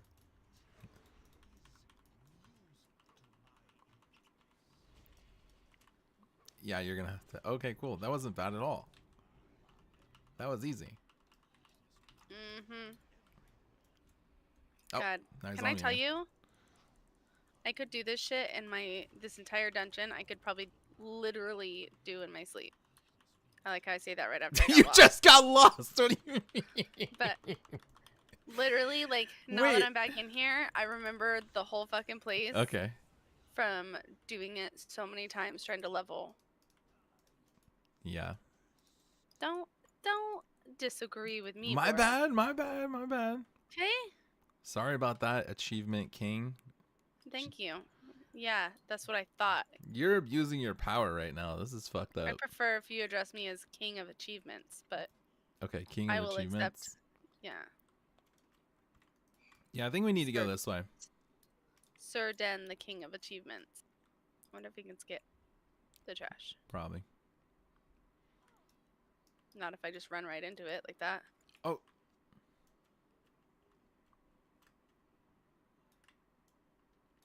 Oh, I got web wrapped from. Oh, this is bad. You'll have to break me. I don't have a pet because I dismissed it. Shadow worded death me. Oh, not fast enough. Darn. That was bad. It's alright, I believe in you. No, I'm gonna die right now. What are you talking about? Oh, I'm running back then.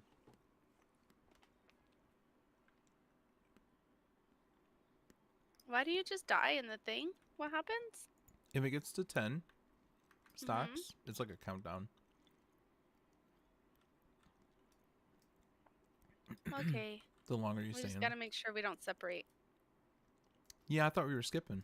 And we pulled. Yeah, and then I said, oh, unless I jump right on it and pull like that. Yep. Which was my call out that I pulled. Okay. That's how I said it. You know, that was me. I got Instead of, stunned. like, what did you want me to being- do? Instead of I being got efficient and being like, Bora, What do you I mean? pulled. No. Are you blaming me right now? No. Okay. No. Yeah, I was low key. Yeah, you were low key blaming me right there. What did you pulled it? It web wrapped me and stunned me, and then you told me. I just need you to be a mind reader. Like I don't know how else to ask. You know.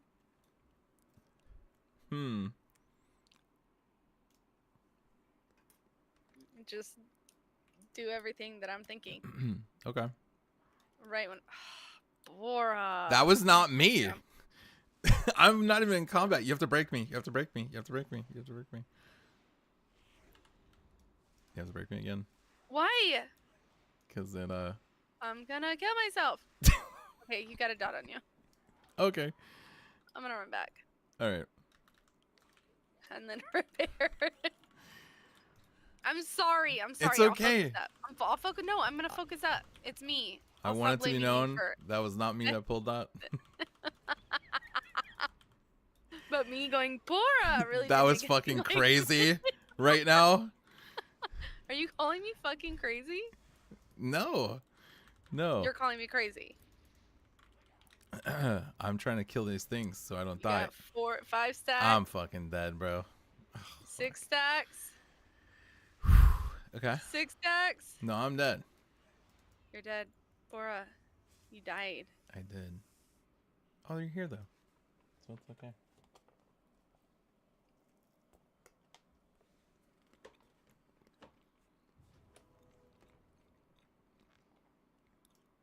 I have to wait 12 seconds.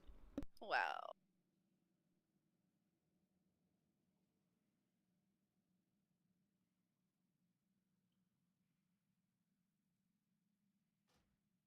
And it bugged. Did it really? Yeah, it did. Sorry. Oh no, it's okay. I just wasn't sure if you were joking. Being a little jokester like you do. I would never joke about something so serious like this. Oh, look at, hold on. Feast. Oh. Yes. Oh. I'm gonna pull this thing. This is fucking stupid placement. Immediately web whapped. We've got this. I'm lucky that I'm doing this with you. You're not lucky that you're doing this with me. You know what I mean?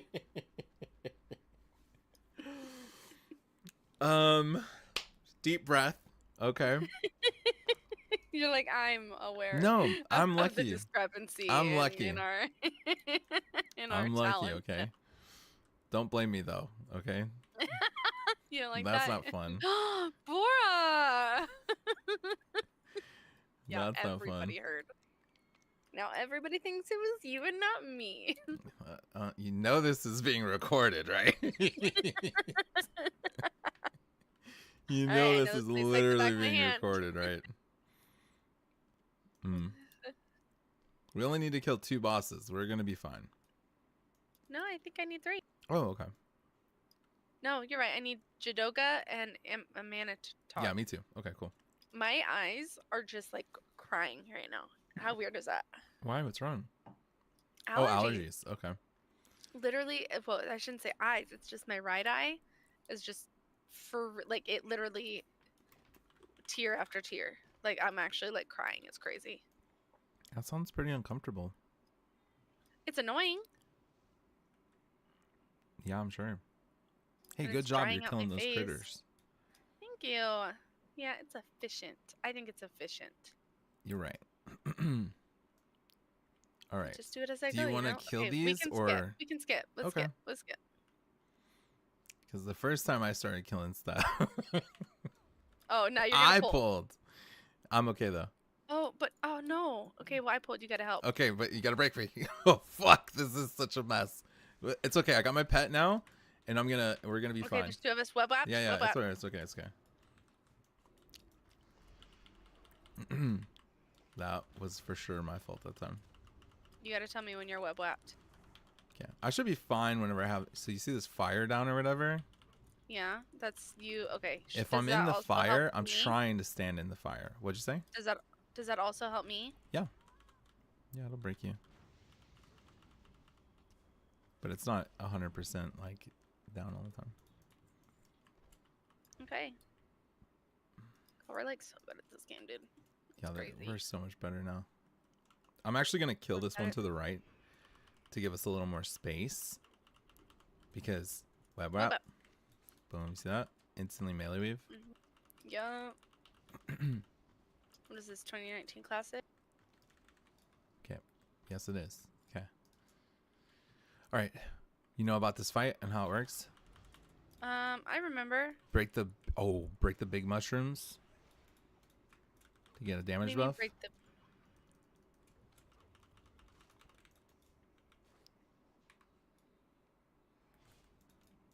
I actually don't remember how this one works. Okay, I'm gonna try to pull this actually over this trap here.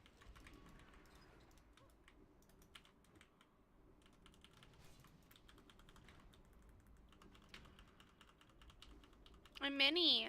Yeah. So this debuff you get off by, Getting under mushrooms or something, right? yeah, you gotta break me if you can. Okay, we're good. When you kill, watch Jonathan if you can. Yeah. Wow, this is spicy. Yes. A gun. A gun. All right, cool. Cool. Good job. Cool. Cool, cool, cool, cool, cool, cool, cool, cool, cool. Wow, you're fast. Yeah, I got it like that. Jadoga, let's go.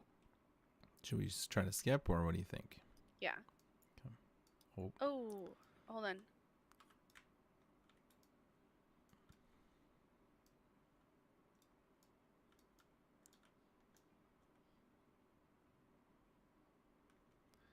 Yeah, these guys are still level, like, green level. So they're... Yeah, they are. I keep forgetting that. We have to actually go up Why there. why do you look so cool? Like my camouflage? Yeah. Here, let's pull this left because we have to go up anyways. So I'm gonna conquer this. It's a stealth Whoop, whap. ability. Kind of. It's kind of a stealth whap. ability.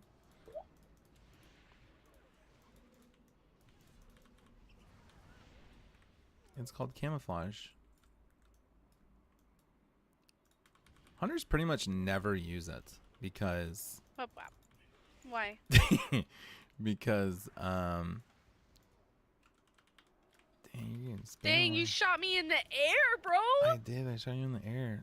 No. That was some gamer shit. Clip it, chat. Clip it. My pet said I need a second after this. Oh, Jonathan. Jonathan died. Jonathan, I really need you to get your shit together. For real. It's totally not my priority to heal you. We have to kill this? I think so, yeah.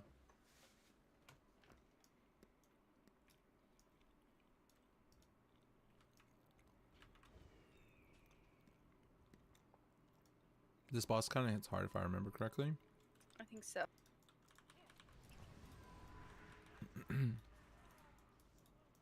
I'm going to try to keep it on my pet best I can.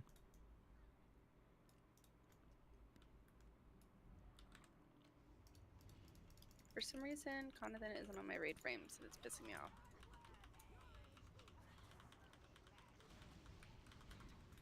Whoop whoop. Jonathan, why are you not on the fucking raid frames, dude? You're Why pissing isn't me he off. on the raid frames? I don't know. I actually don't have pet frames on my priest profile, so maybe that's why. No, I added them. Oh, there you go. I don't I'm know not why the it's problem. It's not showing. me. For once. For once, I'm just finally. Kidding, I'm just kidding. I'm just kidding. Mm-hmm. Oh, it's on Den the Brave right now? It's on Den the Brave. It's me. Tanking it. Glad you can get yourself out because I'm an idiot. Yay! Cool. That is probably... And I got like 3 pieces of Mog in this dungeon. Cool. That's actually really awesome. Okay, where to next? Would you like to keep doing these? Yeah. Okay, so I got that one. I need... Dang. Okay, You want to try Utgard Pinnacle? do I need Pinnacle? Will you Sure, I'll link link. it? Yeah, let's go do that one. Okay. Is there another one over here that we need? In Dragonblight? Let me see. Yeah, I need this Ankahet on... I actually need Azrael Narub on my hunter, but I'm okay to just like wait. Do it later. I need this one, Defense Protocol Alpha. On Or do we want to only On focus Kahet? on the betas? Yeah. I don't know if we can. We might be saved.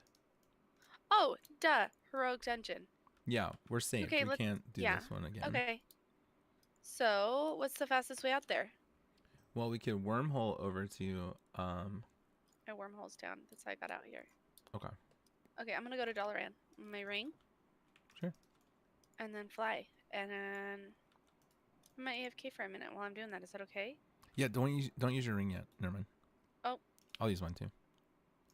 I was gonna What were say you gonna suggest? I could use my Jaina portal first, and then we'll ring later. But this works too. Doesn't really matter. Same thing. Doesn't matter. Same thing. Should I take a flight path or are you gonna fly? Are you gonna AFK? What's going on? What's the plan? Check this out. Yeah. Hold on a second. Give me a If second. I get on my mount, can you control it? No. But Shut the fuck up! You got it. I did buy it. Yeah. Damn. Okay, money bags. Okay. All right. Okay, I'll be right back if you don't mind. Was that surprising? Yeah, but also I know that you're a competitive person, so I'm not surprised. I wanted this for a while. I just never pulled the trigger. Yeah. You paid 45 or you got it for cheaper? I got it for 36, I think. Damn. Okay, I'll be right back. Maybe it's 33.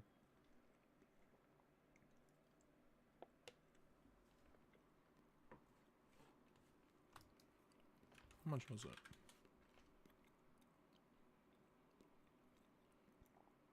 Yeah, 33.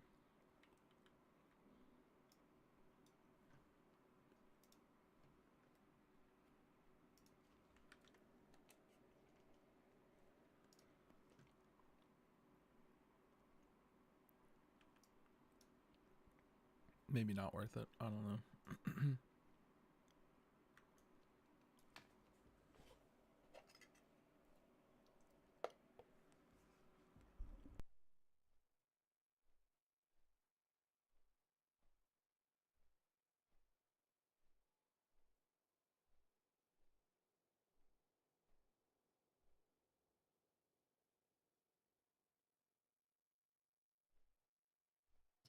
Hello. Hello. How was your PoEing? It was cool. I actually didn't even play. I just watched a bunch of videos, to be honest. Oh, okay. About PoE? Yeah, pretty much. Okay. Hey, I watch videos about games all the time that I don't play. Yeah. Well, there's a new thing coming out really soon. A new like season basically. Okay. And so I could play right now, but they're about to do like a bunch of changes to the game. Like aggressive like amount, right? And so, you know, I'm mostly just been playing in preparation for that, and I was hoping that there was a lot of rumors. Well, the developer said they were going to release some patch notes today, so I was like planning to like watch that and read that and like, you know, react to all that or whatever. And I don't know if they're still going to happen today or not, but like it seems like maybe not because they haven't been released yet. So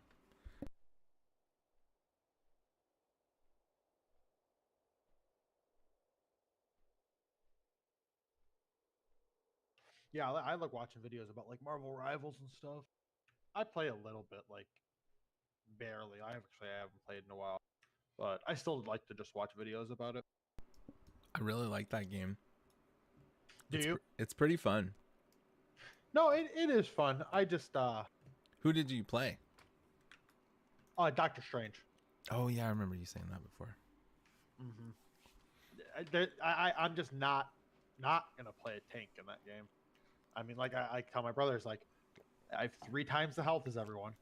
I may not do as much damage as everyone most of the time. It's really not too big of a difference, I feel like. It really isn't, especially when you do like his ranged attack, and if you're Yeah. close and you can hit him with a melee, really good damage. Considering they have so much more health than everyone, like it's kind of crazy. Exactly. And then on top of that, I have a 600-point shield for ranged attacks.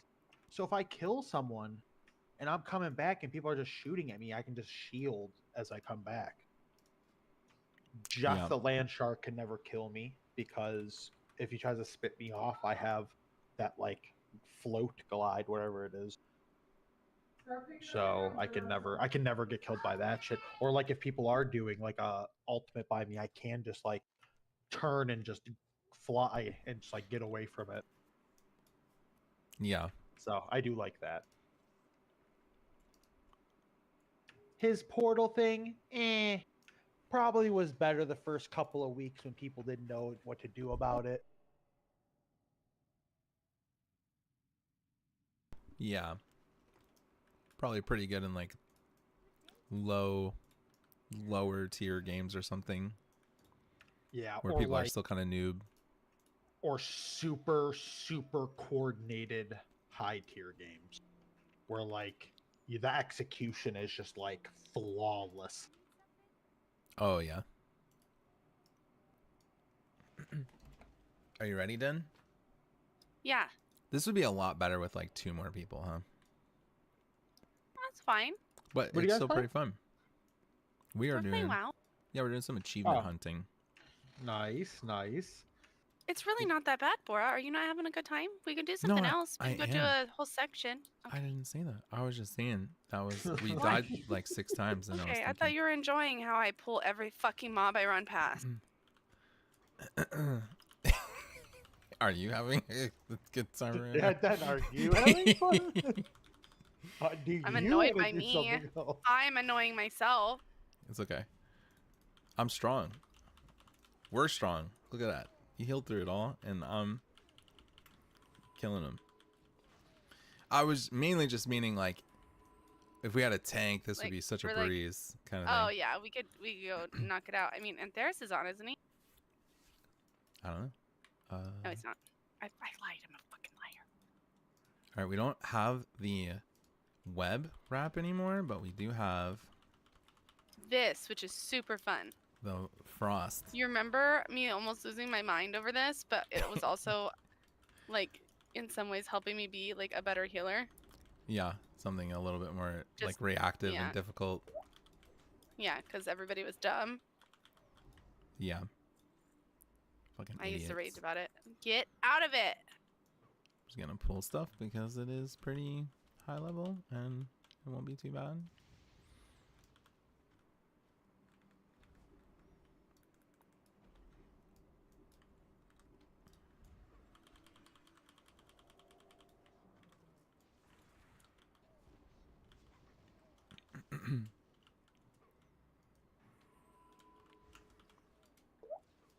Honestly liked doing these dungeons for the most part.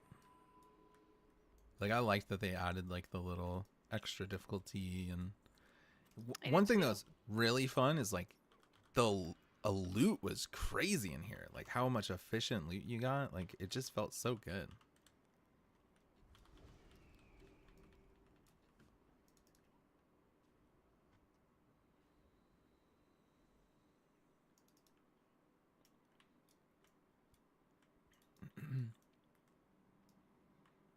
Dang.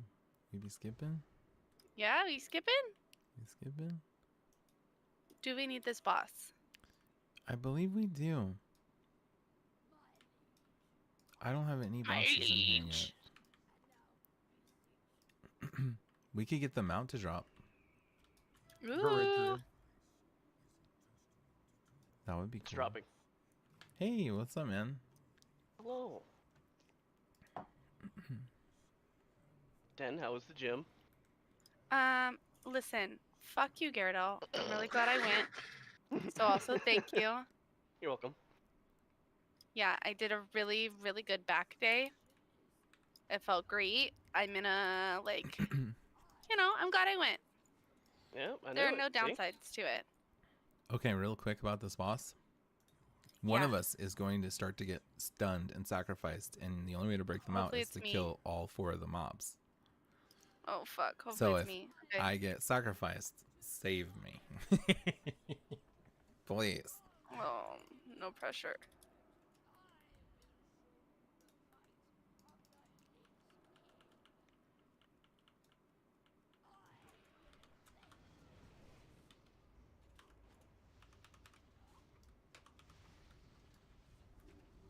Please sacrifice me.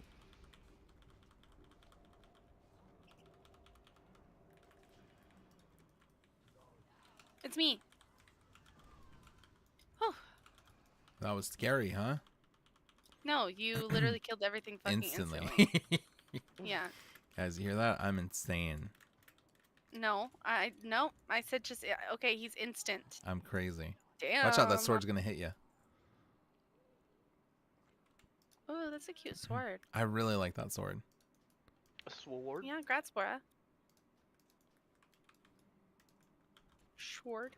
Yeah, this is so value for Mog. Yeah, it is. Are we mogging right now? We're mogging, boys. Remember when Drostin and Gary used to play? They used to do transmog runs with me. I do remember. Gyarados was always down for anything achievement run wise, you know? He's always down. I still need an ass candy. Rest All right, in hop on, peace. bro. Nah, I'm good. It's not worth $15. We'll do BWL Man, with you. sometimes I miss Gyarados so much I can still hear him in Yeah, Discord. You it's know like what I mean? he's still here. It's like he's still with us. Wish he didn't die whenever he... Delete my browser history. You hear something? Oh my god. Oh, I think you were standing still. I was standing still. I was trying to heal Conathan because he was standing still. Bora, don't die because of me. Save it.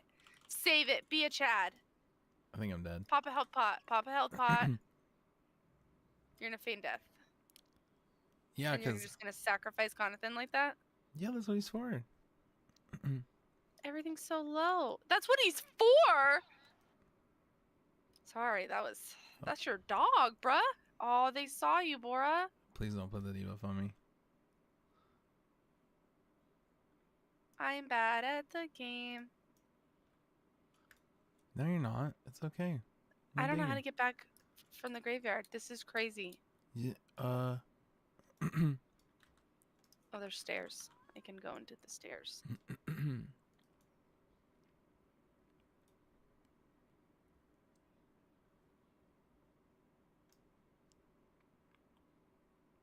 Guys, I'm looking forward to Saturday.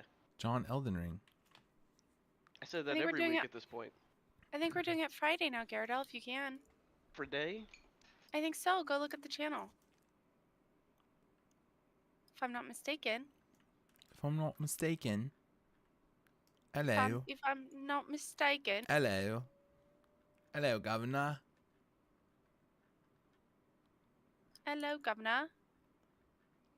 Perhaps I be mistaken.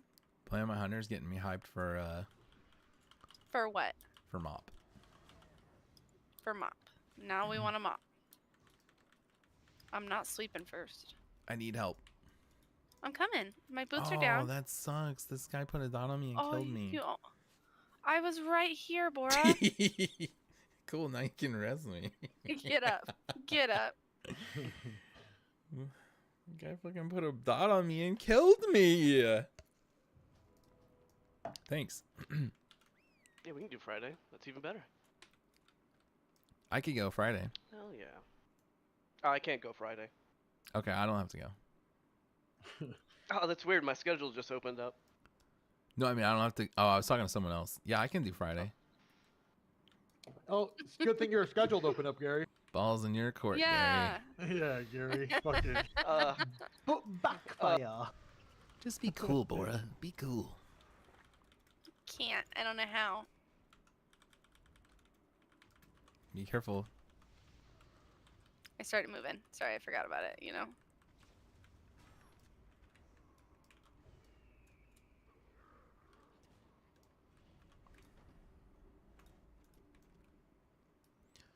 I'm pretty sure we have to do this, boss. Yeah. Gore talk. Gore talk, but I really wish. what are we wishing for? What are we wishing? A pony. That's a lot of work. Dude. My dogs are a lot of work, okay? That's what I'm saying. Imagine a creature way bigger. And they live 3 stinkier. times as long. Yeah. Oh, Damn, you had to really yeah. include stinkier in there, huh? They, I don't know. They Have you are. guys smelled Denver's breath lately? Now that she had this like. No, I This, have not. Oh, it's. I haven't actually. Oh no! It is. I came What? down from the attic and smelled it.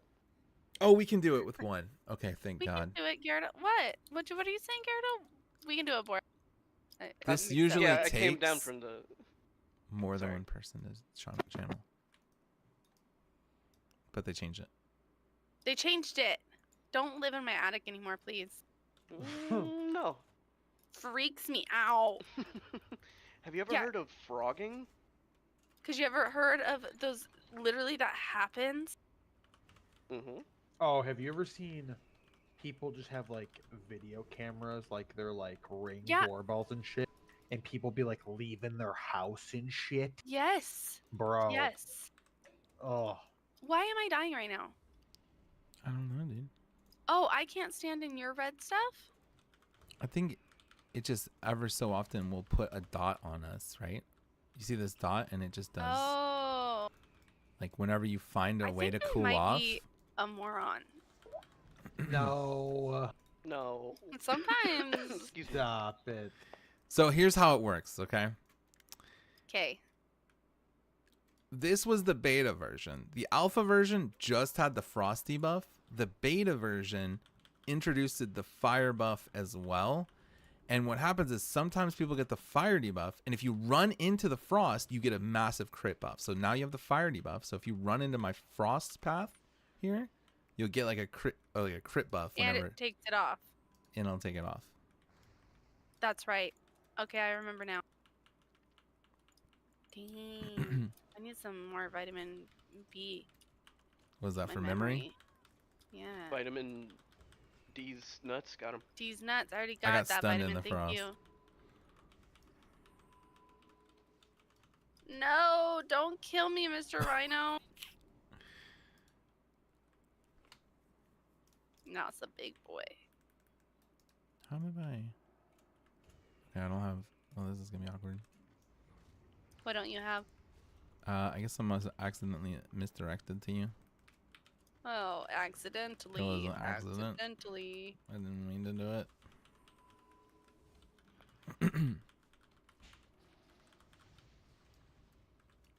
So I can take the fire to the frost and boom, now I got a big crit buff. 50% critical hit Big chance. crit. Big crit. The gym makes me a little sleepy, guys. Yeah. Yeah, did you guys know you're actually supposed to be tired at the end of the day? Yeah. Did you know that? Yeah. I know that sounds simple. Okay, I'm not gonna go too far here, but let's be Why? careful. Well, Oh, because you're scared? All right, I'm going to the end.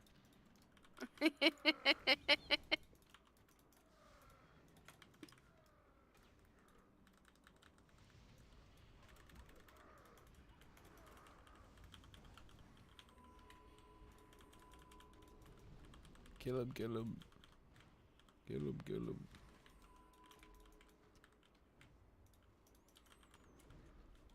I'm on frost. It's like on fire, but it's not on fire. It's like frost. Oh, Master's Call. You're very funny. Holy shit, you sounded What like am you I- hated me right there. That was crazy. You're very funny. That one's gonna stick with Bora. I got 3 harpoons. Y'all ready for this? Y'all ready for this? Bow. Bora and I hang out sometimes. Can you tell? Oh, trust me. Ever since Yeah, you guys the are fucking necklace annoying. fiasco, I've known you guys hang out. Are we annoying? Don't answer that. Do you guys think we're annoying? Hold on, both together or individual? What? Are we like Mughal and Jayrella right now? No fucking Oh shot. my god, are we annoying when we're together? Well, what's No, the just in question? general. They don't want to answer. Oh, it's funny. Mount? Mount, it's mine. I think everyone that plays World of Warcraft is annoying, even ex-players.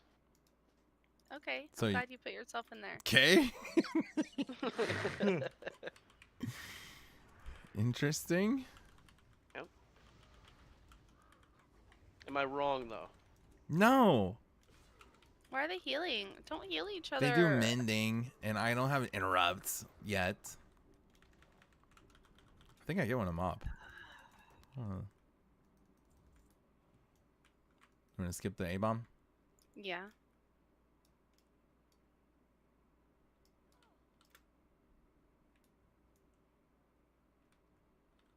I'm out of water.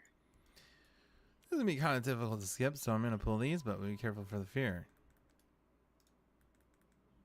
I'm just gonna pull them. Okay. Boy doesn't want to take any risks when I'm around. You know? Too much of a life. I like to play low risk in situations where, like this, where it doesn't really matter too much, you know? Right, guys? I have a crit buff. I have a crit buff. It's Exactly. mine.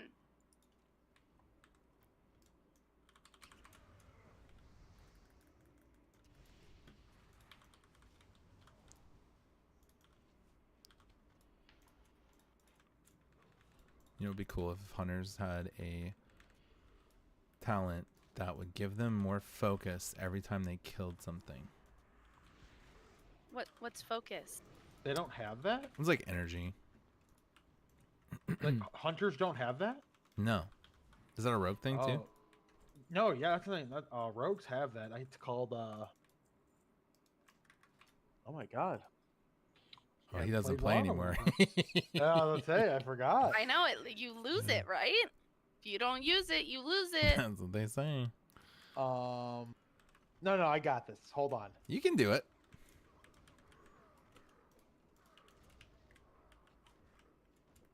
He lost it. He's looking that up right Dude, now. it's like I can see it in the talent tree because it's in Subtlety? no, it's in combat, I think, and it's one of the first three. It's like it's all the way to the left. Oh, Ooh, they just came out with the patch notes, guys. Oh, bruh. That's amazing. Hold on 1 second. We lost him, guys. Just a second. Oh, it's a massive one. Okay. Ready? Yeah. Here we go.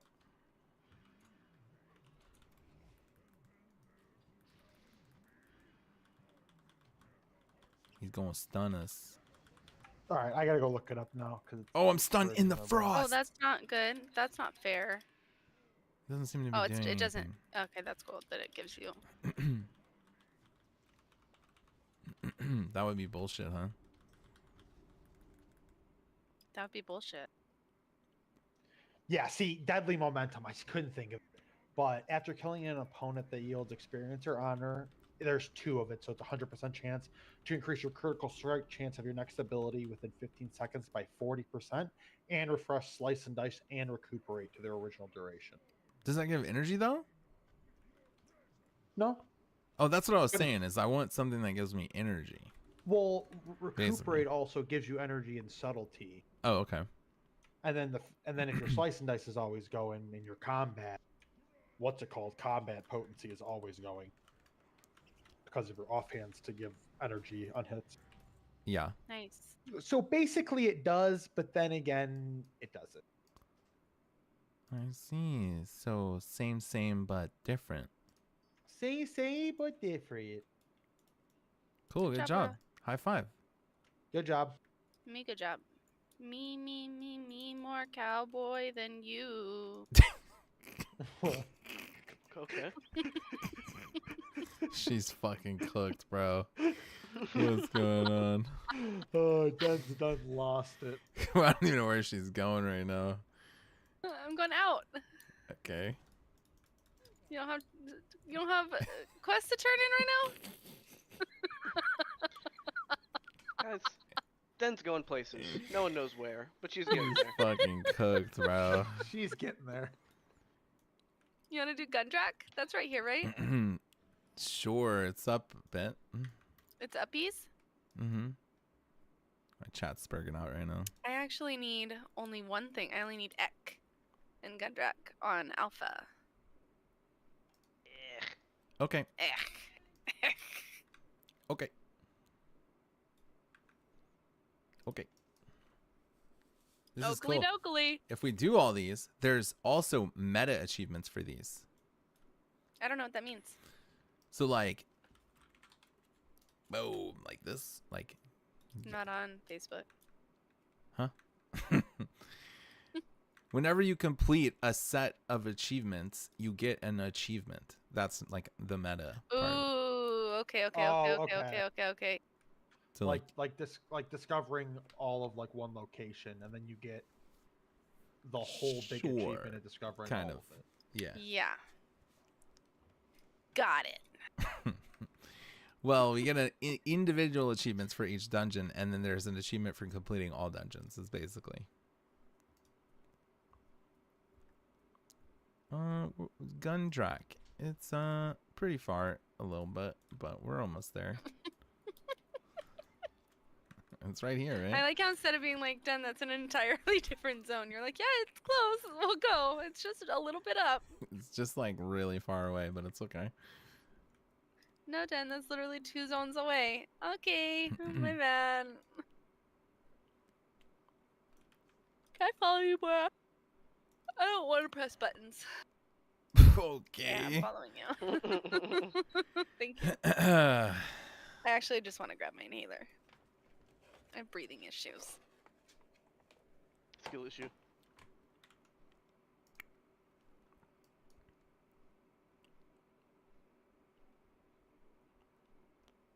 Patch notes, patch notes, patch notes. Oh my god, there's so much.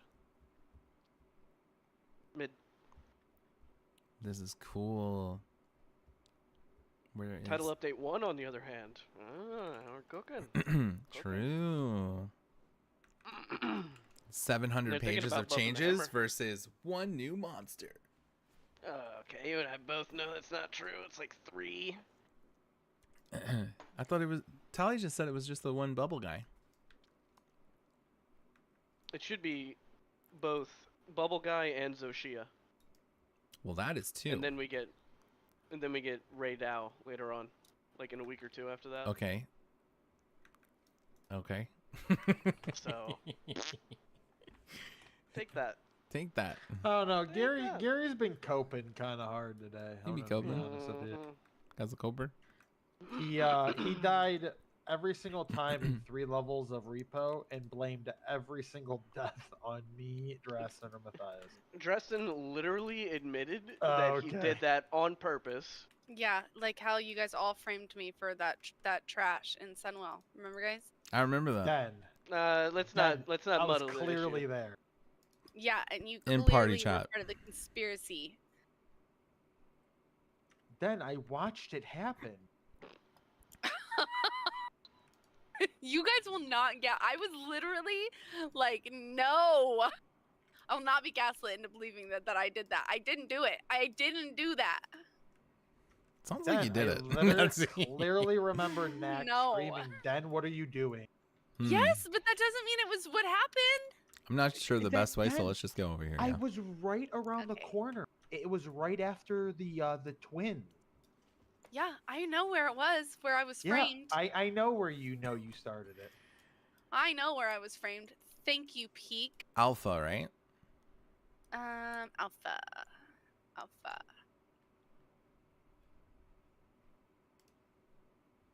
Where you were framed. I was framed. I remember it very clearly. I know all my trust issues started there. Gundrak Alpha.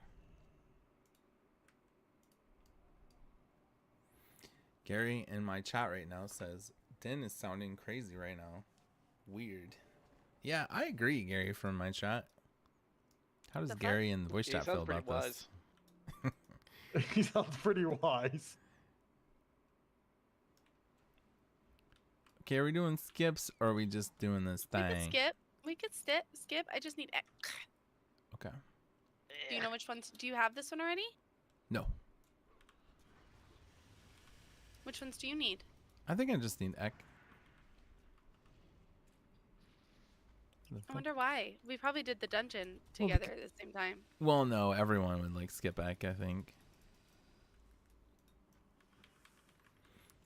Oh yeah, remember this fucking annoying thing? Oh my god, the blood. Ugh, somebody else do this. What? What? I don't know. We just gotta keep them moving. You know what I'm saying? I don't know if we can just go to Ek or not, but we can try. Should be able to. Might have to kill the mammoth. Which, if you wanted to go straight to Ek, you're better off going the other entrance. No, we're already in here. Count of them died. Gotta res them. One of these vipers are keeping us in combat too. I'm just gonna kill it. It.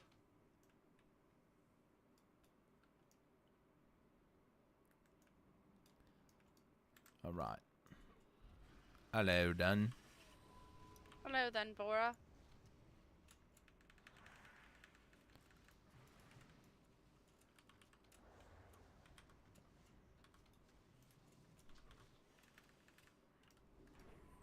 This is quite annoying using my pet to position these mobs.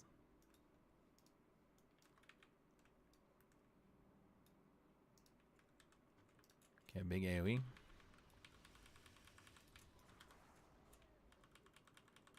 Get out of the blood, y'all. What does the blood actually do?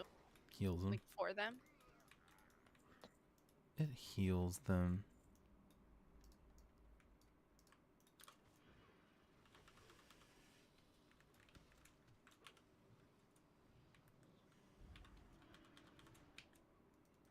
I have to make dinner soon. Okay. What you having? I don't know yet. Chicken. Maybe, actually, probably Sour cream chicken? No, probably like tacos. Taco chicken. Yeah. Oh, okay. Yeah, no, that chicken you made was so good. All right, crossing that off the bingo list. What? What's on the bingo list? Tacos? Tacos? Then Is that on the bingo list? Then having chicken tacos. Can you heal Oh my Conathan? God. Oh, Conathan! Please. No, he died. I would have loved to, but he's not on my raid frame. Give him. Oh, he's alive. Yeah, yeah. Okay, I got him. What's up, Conathan? I got you. I got you, boy. Thank you. Okay. Do you think Con likes that I have a pet named after him? I think he thinks it's probably so funny. Yeah, it probably makes him feel really special too. I would feel special if you had like a Denathan. I would never do that. Don't do it. Yeah, I'm just kidding. No, I wouldn't want you to. I What wouldn't feel kind of special at what all, kind of actually. pet? All right, you ready?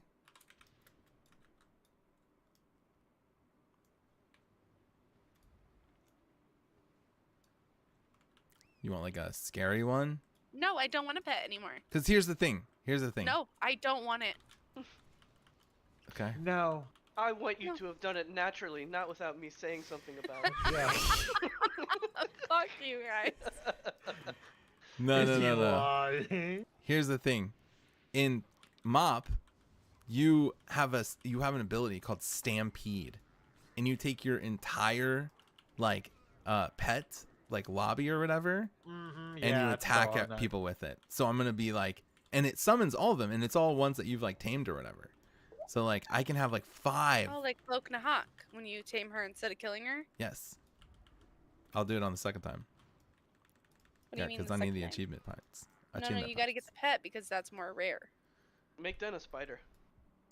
Don't be making There is Den a cool spider in. Also, no, you don't want a spider. no. I want to be a kitty cat. No. Lock So men Noir. are aware. Men are aware that we don't want you guys. We don't want to have to ask you guys to do stuff.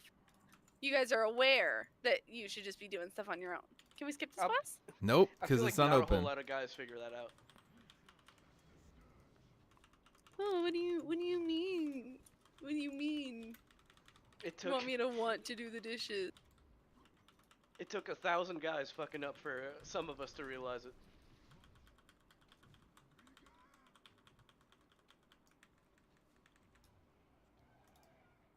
There it is. It's open. Wow, look at that fist weapon, actually. That's a really cool fist weapon. Ticket. That's fucking sick. That is legit, actually. That's going to be sick, dude. I'm going to transmog that with some dual wield weapons. Oh, wait. That was like can't. one of the first like Blood Rain blades in the game. It's fucking cool. What, we can't what? Hunters are losing their melee weapons and mops, so I won't be able to actually dual wield. Why are you guys doing that? Just keep hold of it. You don't have to lose it. It's just a dumb thing that fucking Blizzard think it's cool to take away melee weapons off hunters. Because hunters always like take weapons from like people. Yeah, they're always just stealing from you guys, right? Mm-hmm. Yeah. Oh, trust me. But that's when whatchamacallits lose range weapons though, don't they? Like rogues and shit. I don't know. I really want Conathan to be on my fucking bars. It's pissing me off. You have pets enabled? Yeah. Heck. This guy used to drop something that I wanted. What was it? I don't know. A trinket, maybe? Trinket. Trinkets, yes. This guy dropped it? There's a ring. A ring, maybe, yeah.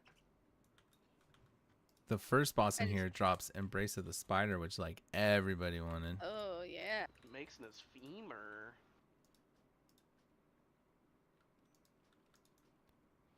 I'm actually glad they brought Nax back. You're getting a lot of mods, Bora. Yep. We did the achievement. Good job. Did you want to take a break and make your food? No. I actually think I might end up going out to eat. Okay. So let's do one more. One more.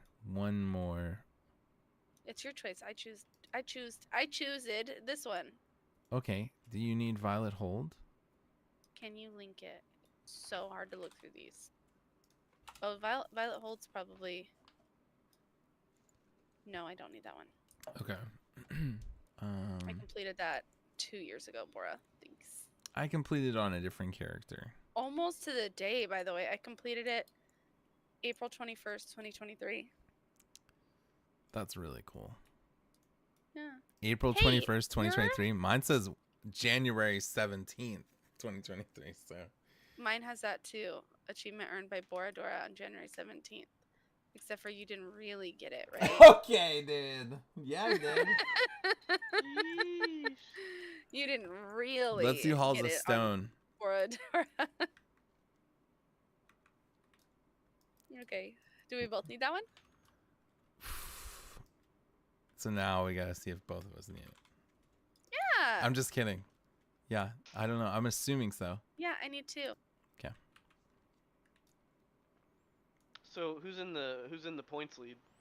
I am. I'm winning by 35 points. Oh, well, that'll be changing by 3 a.m. tonight. No, listen. No. No. Don't worry about it. Keeping it for 24 hours. Don't worry about it, he said. He's like, how long are you going to be gone? 3 a.m. tonight, huh? You think I'm gonna wait that long? I wanted to be generous. Aw. I'm just kidding. No, go ahead. It gives me something to live for. What the fuck? Where are we going? Oh, Halls of get on your Stone. other mount. What? You get Come on you just yours. got it. I gotta go to the bathroom. Bam. Tired. Equality. What is it called? Don't come on. What is it Sandstone called? Drake. Sandstone. Sandstone Drake.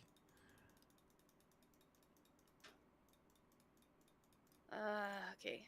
What do you mean? Okay. I'll be right back. I had known that I would have to supposed drive. be the one on Yeah. follow. Yeah. Where did he say we're going? Halls of Stone. I think. Stones of the That's in Hall. Storm Peaks, right? Mm-hmm. Okay.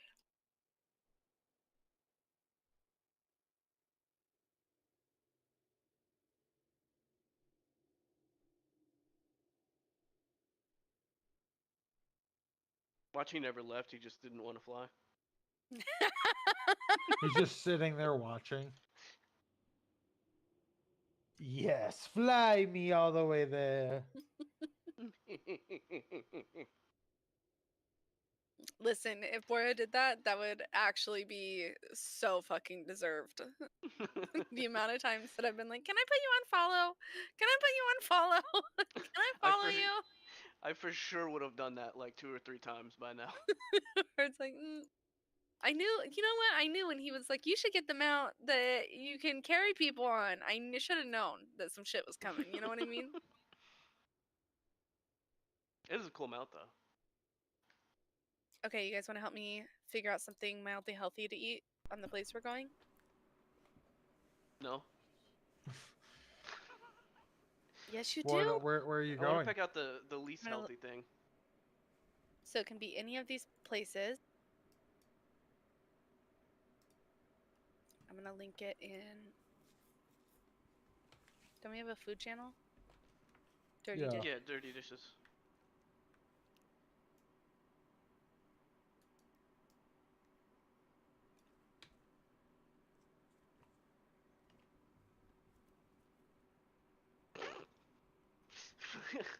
What? What? I'm reading Friday Night Game with Oh. They're literally the same fucking person, man.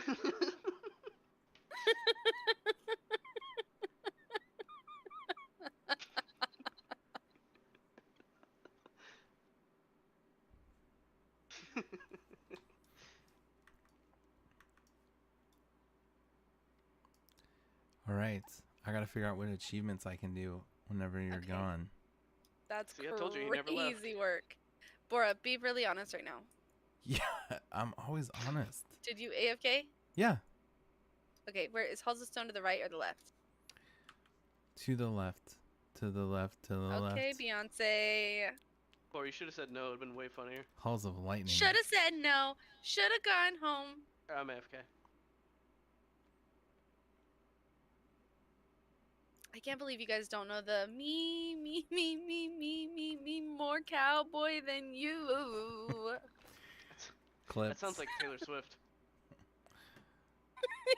I think it's an AI generated. Which one do we want? Let's make sure we're doing the right one. Yeah, which one do we want? Bora? I'm looking it up. Beta. It's beta. Y'all Beta. are betas? Beta. Beta. Yeah, then a lot of these places sound good. Right? Yeah, I'll probably be hitting up like Uncle Paulie's for a nice fucking A nice sandwich, club right? sandwich. Yeah, I love like a good. But I was club thinking sandwich. of Ipono Cafe. I really like their food. They have this chicken katsu that isn't like, I mean, it's fried, you know, but it's not horrible, Okay. which is my favorite thing to get in the place. But also, I don't know, a sandwich sounds nice. It does. I like sandwiches.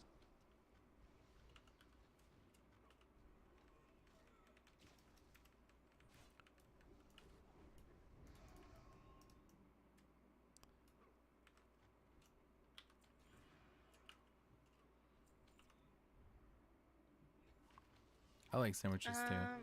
What does this one do, Bora? We got a thing counting up. We have big damage buff. Everything hits a little harder, and has more health, but we get to But have we this. hit harder? Yeah. But we have to kill shit every Yeah, 80 seconds or something. it's like 12 seconds. Go for Herbs Burgers. Ooh, Herbs Burgers are bomb. You guys want to help me do Sunwell this week? Yeah. What do you need from Sunwell? Oh, the bow again? Yeah, it let's never get dropped. An ashes group too. All right. Arcana then.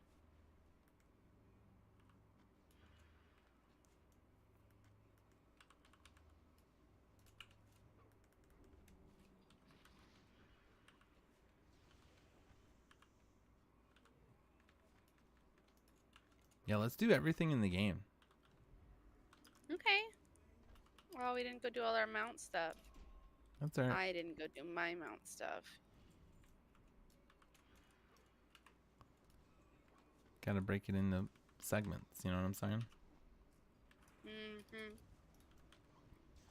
Yeah, if you stop after this one, I will probably go read the patch notes a little bit, and then yeah, and then I'll probably take a break. Excite.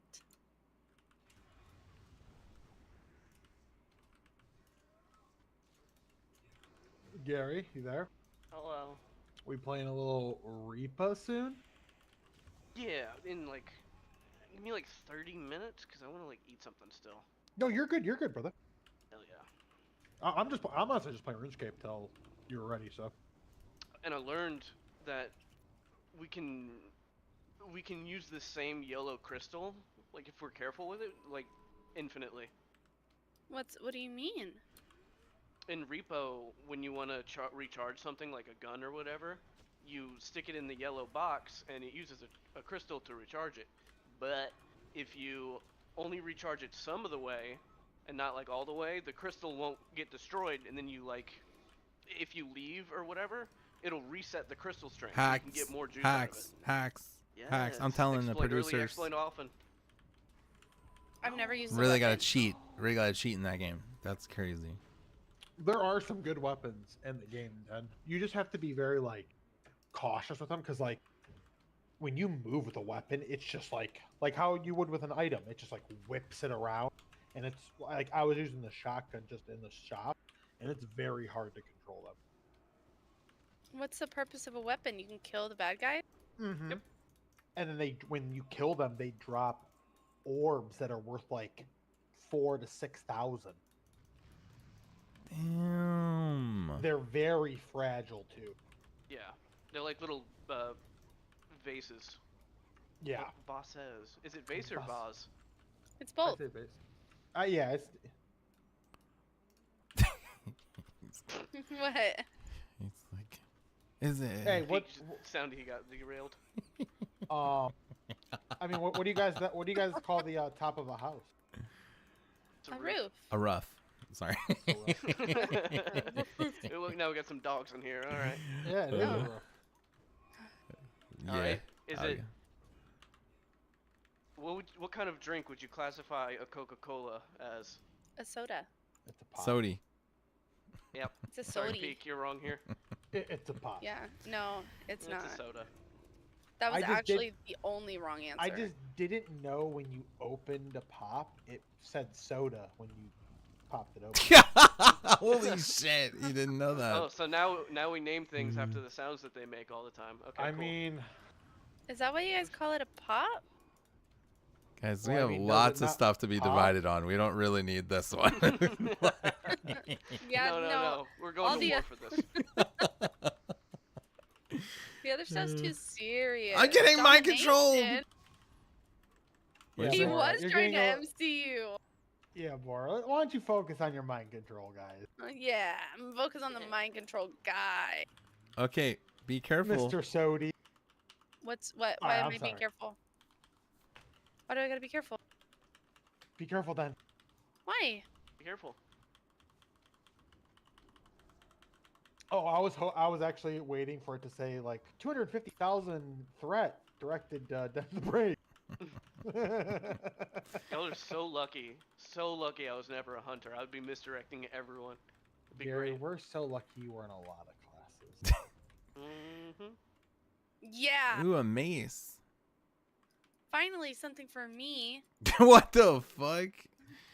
me more cowboy than you. Okay. Oh. Okay. How do you guys not know this trend? It is so funny. We don't We don't live on TikTok. Sorry, Dan. You do, because you're always referencing my same jokes usually, Gyarados. Usually you get it with me. Gyarados No, if I get is it, it's because it also, pops up on iFunny. Gary's more of an eye Ew. funny kind of guy. Mm-hmm.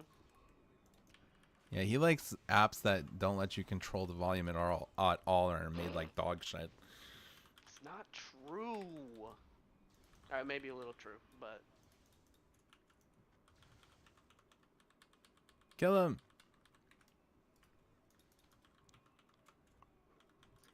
I'm a healer, Cora. Your job is to This do the priest. DPS, okay? oh, All right, I let's go like. see. Let's I go see just who got smites that. more. Okay. He said dis priest. Ew, Holy shit. ew. Oh, are you holy? Just because you're guild. Oh, you're a makes holy you- priest. Makes you do Oh, you're a holy damage to priest. heal. Doesn't mean that I would ever resort to that. I didn't know you were a holy priest. I didn't know that's Yeah, the I sound am. that a holy priest makes whenever you open a soda. Ew. That one. Wow. All right. The ridiculousness of all of that right now is so fucking stupid. Yep, I've always told you guys Boris hated me. No. That's what you got out of that? And now everyone will just see it. I'm Yeah, you gonna should have explain seen how myself. mean he was to me earlier. What? Yeah, it was Or crazy. you were mean to Dan? I've never. I feel like Yeah. if he was, it's because Den made him be mean to her. No, so, you're victim blaming me? yeah. You can't victim blame me. I'm just gonna stand in this. So is Conathan apparently.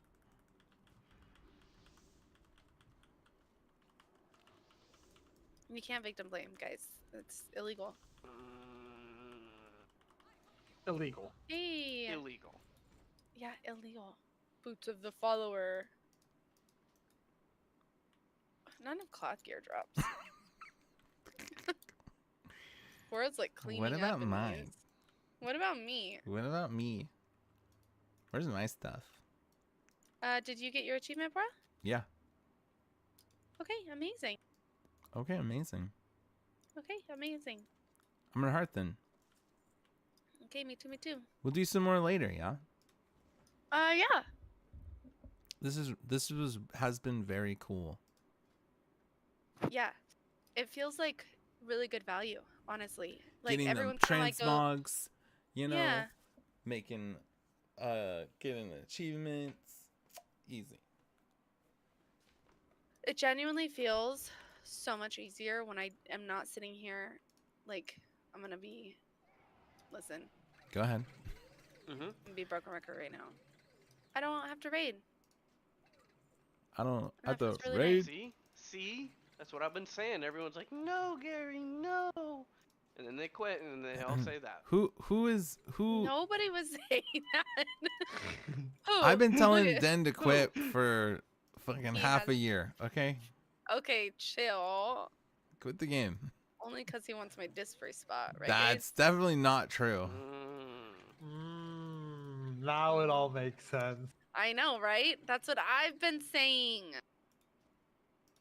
I know, I guys. feel like if he wanted your spot, he could just play a disc priest and just naturally phase you out. Wow.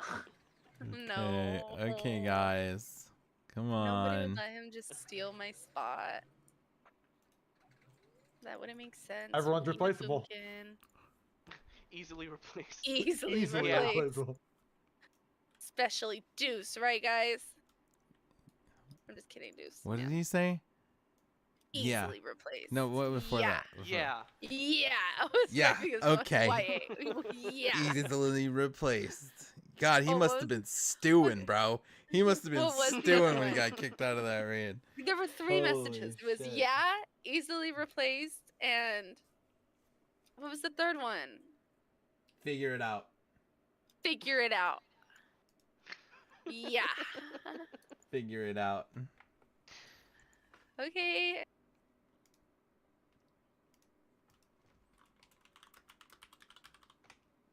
That was fun. Thanks. That was fun. Are you gonna stay on and get more achievement points? No. Okay, cool.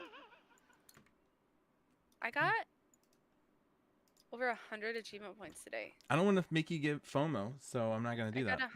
135 achievement points today. That's kind of crazy. And you've gotten 100. Yep. Yeah. Mm-hmm. Ooh, that dude just slid into the server. That guy. Is it my replacement? Ooh.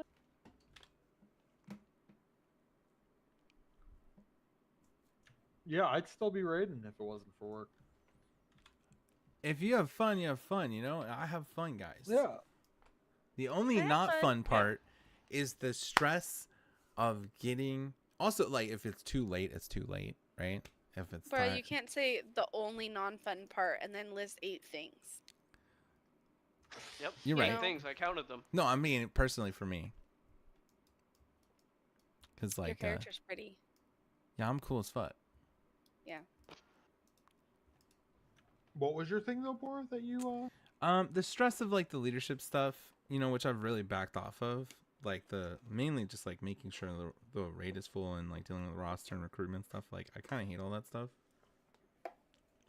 And then you know, but I will say it's pretty valid if it's too late.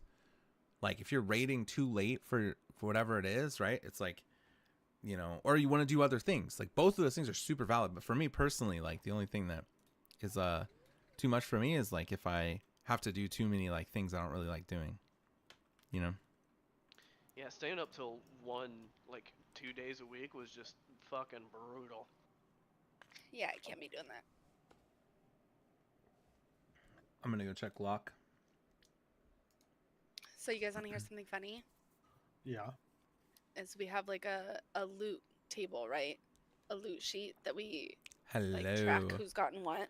What's up, Tally? Hey, man. And for like literally 3 months, it's had like a shit ton of bench players. Okay, and Bora's never cleaned it up. I go one raid, not raiding with this guy, and he takes me off of the fucking list. Oh. I just took everyone off. He did take everyone off, but God, tell me that's not crazy. Is that crazy, I think guys? he started with you. I know, he was like, why the fuck is Den still here? And then he decided to clean it up. Okay. Crazy. I like how you did that too. Clean it up. I like how you did that. Oh man. Oh, Den, Oh, I've that's been funny. meaning to ask. I know Bob won't tell me, but did Bob bite onto my April Fool's thing even a little bit? Not even a little bit, no. Ah. He immediately clocked it. Sorry.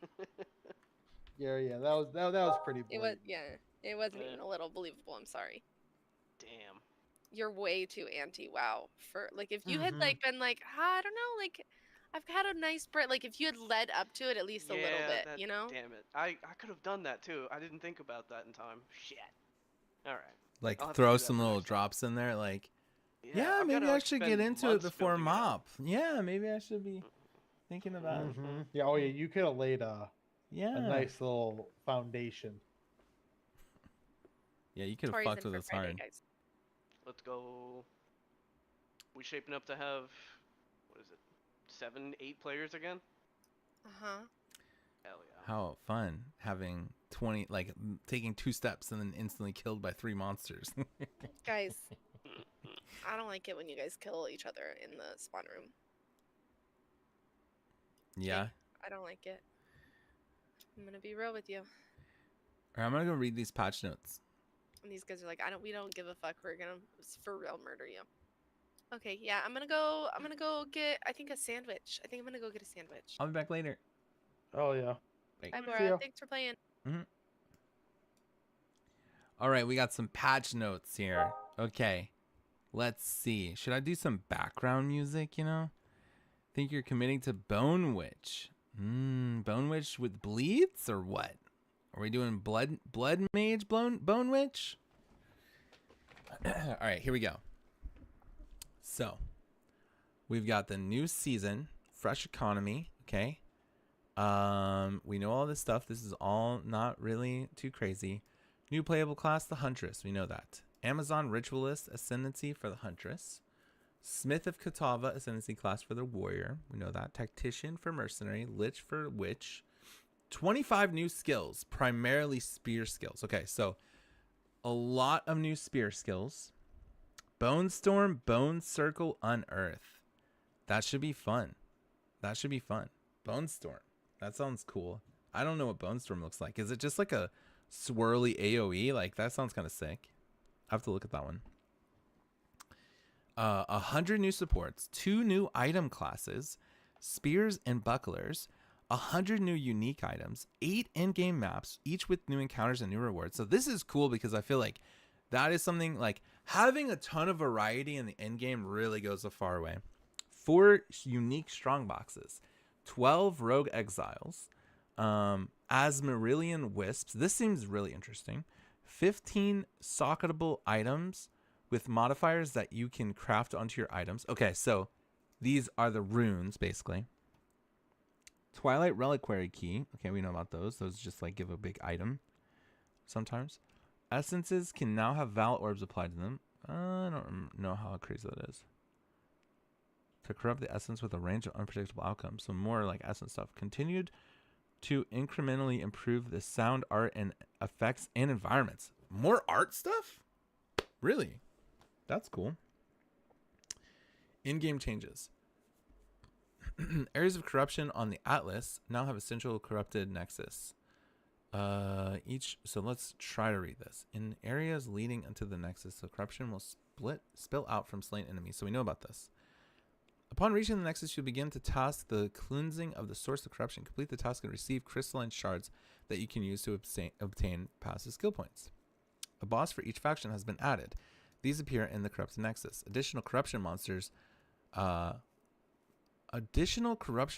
monster factions have also been introduced. Monsters have had their visual animations improved and their skills have been rebalanced. This is kind of big. Well, I guess it's just corruption monsters is what they're talking about. Corruption areas no longer implicitly have +1 area level, but now have much more likely to have modifiers, and the modifiers can be more powerful. Some new corruption modifiers have also been added.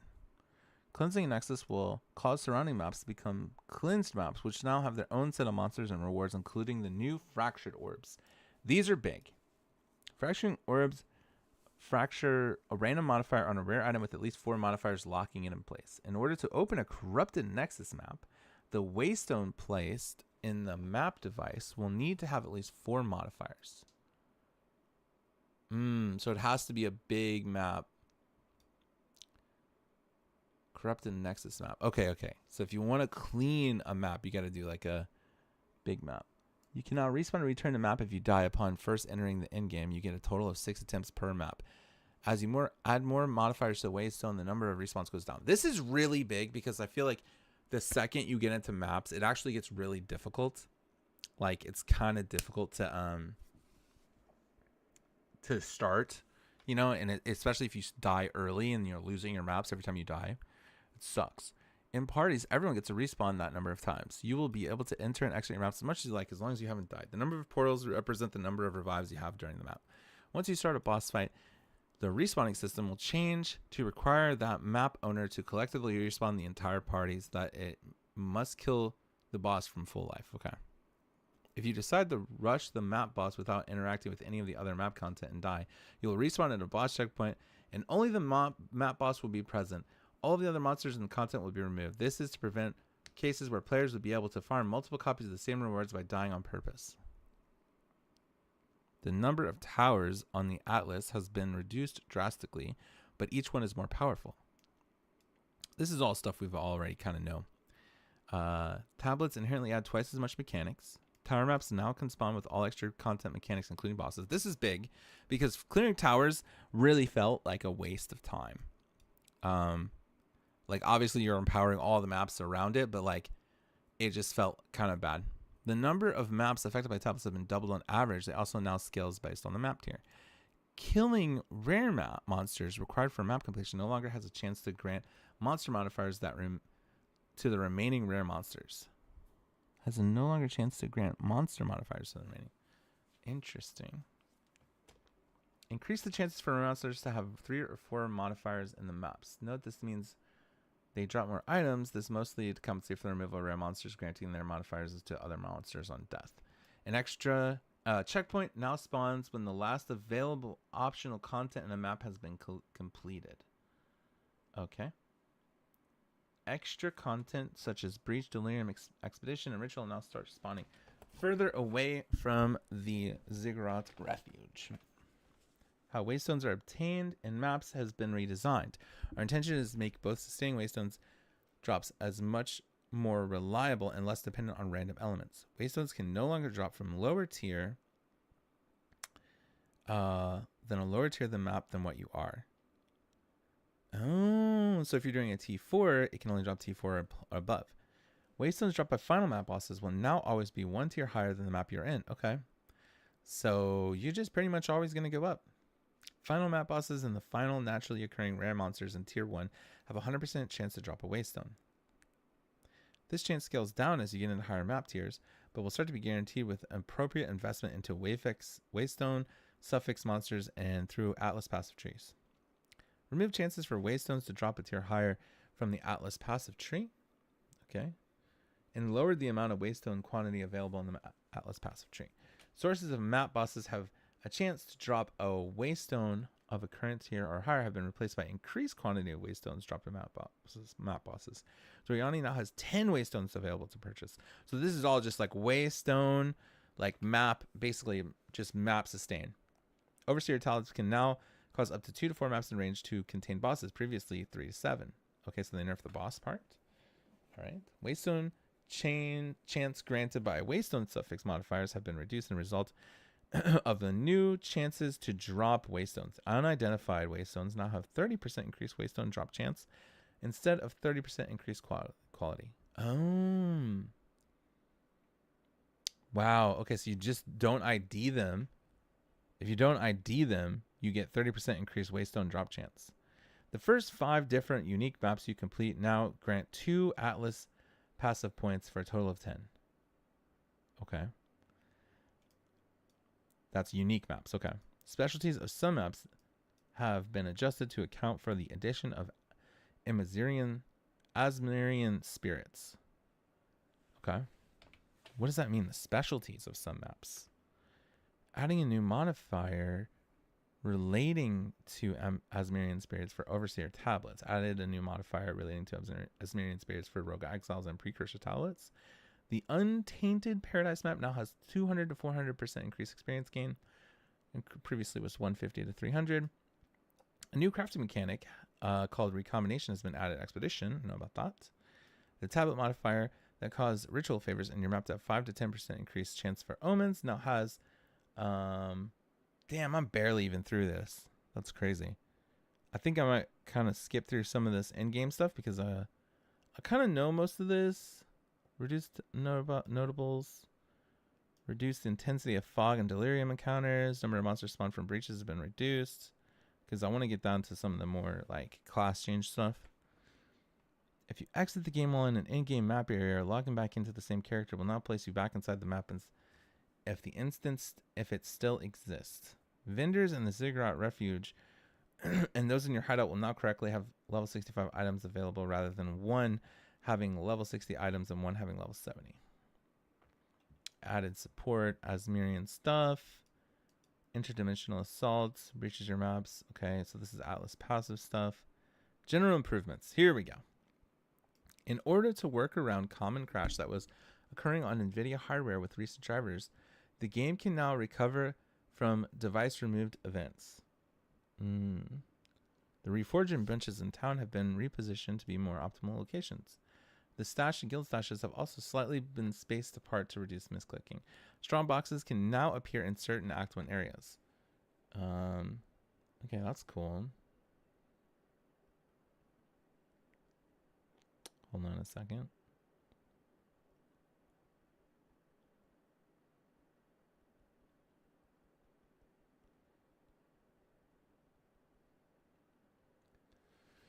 Okay. Oh no, you wiped on Neff? Oh no, dude. That's brutal. I should probably be... Actually, you know what? I should probably... While I'm reading these, that would be a good idea for me to just that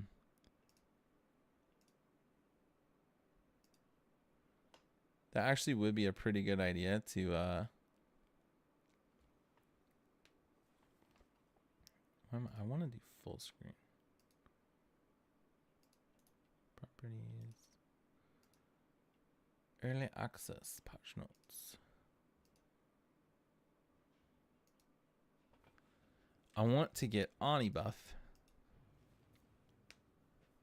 Warrior class call in the tank insta die. Dude, that puts him in berserker stance, right?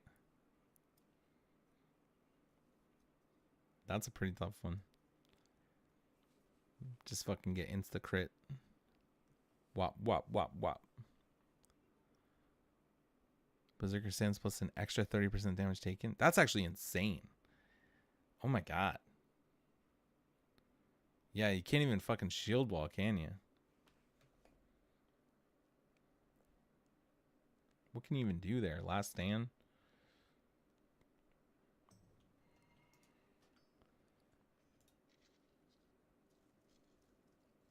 Okay, we are going to turn my sound off.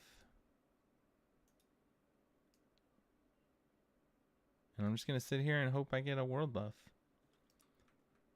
Because that would be cool. I need Rind and Ani. The only ones I need now are actually in Ironforge, though. I mean, Orgrimmar. Okay. General improvements. Added a stash to the treasure room in the Trial of Chaos. Okay, that doesn't matter. Mini's fire skills now visibly burn grass in areas. Wow, that actually sounds sick. That actually sounds really cool. I wonder what that looks like. Improve the performance of summoning and reviving minions. Further improve safety checks, preventing using movement skills to skip the elevators in the Trial of Chaos encounters and prevent encounters from functioning correctly. The jumps performed when using the escape shot and toxic growth now allow you to jump over enemies in small amounts of terrain. Vaulting impact will also receive a change at a later date. The decay debuff from a decaying hex support now uses a more appropriate visual support effect and displays below the enemy's life bar. Grenade skills now also have a chance to a small amount of random variation in travel distance when firing multiple grenades at once. Firebolt now uses the same animation as freezing shards instead of a generic projectile animation. Updated the 3D art of Stash and Guild Stash. Ooh, I wonder what that looks like. Updated the 3D art of Stash and Guild Stash. Probably going to be able to see that one. Player changes. Characters are now required to be at least level 25 to enter cruel difficulty and level 50 to enter in-game areas. That's not too bad. That should never not be the case, I feel like, unless you're kind of cheesing, right? The player base attack speed while unarmed is now 1.4 seconds.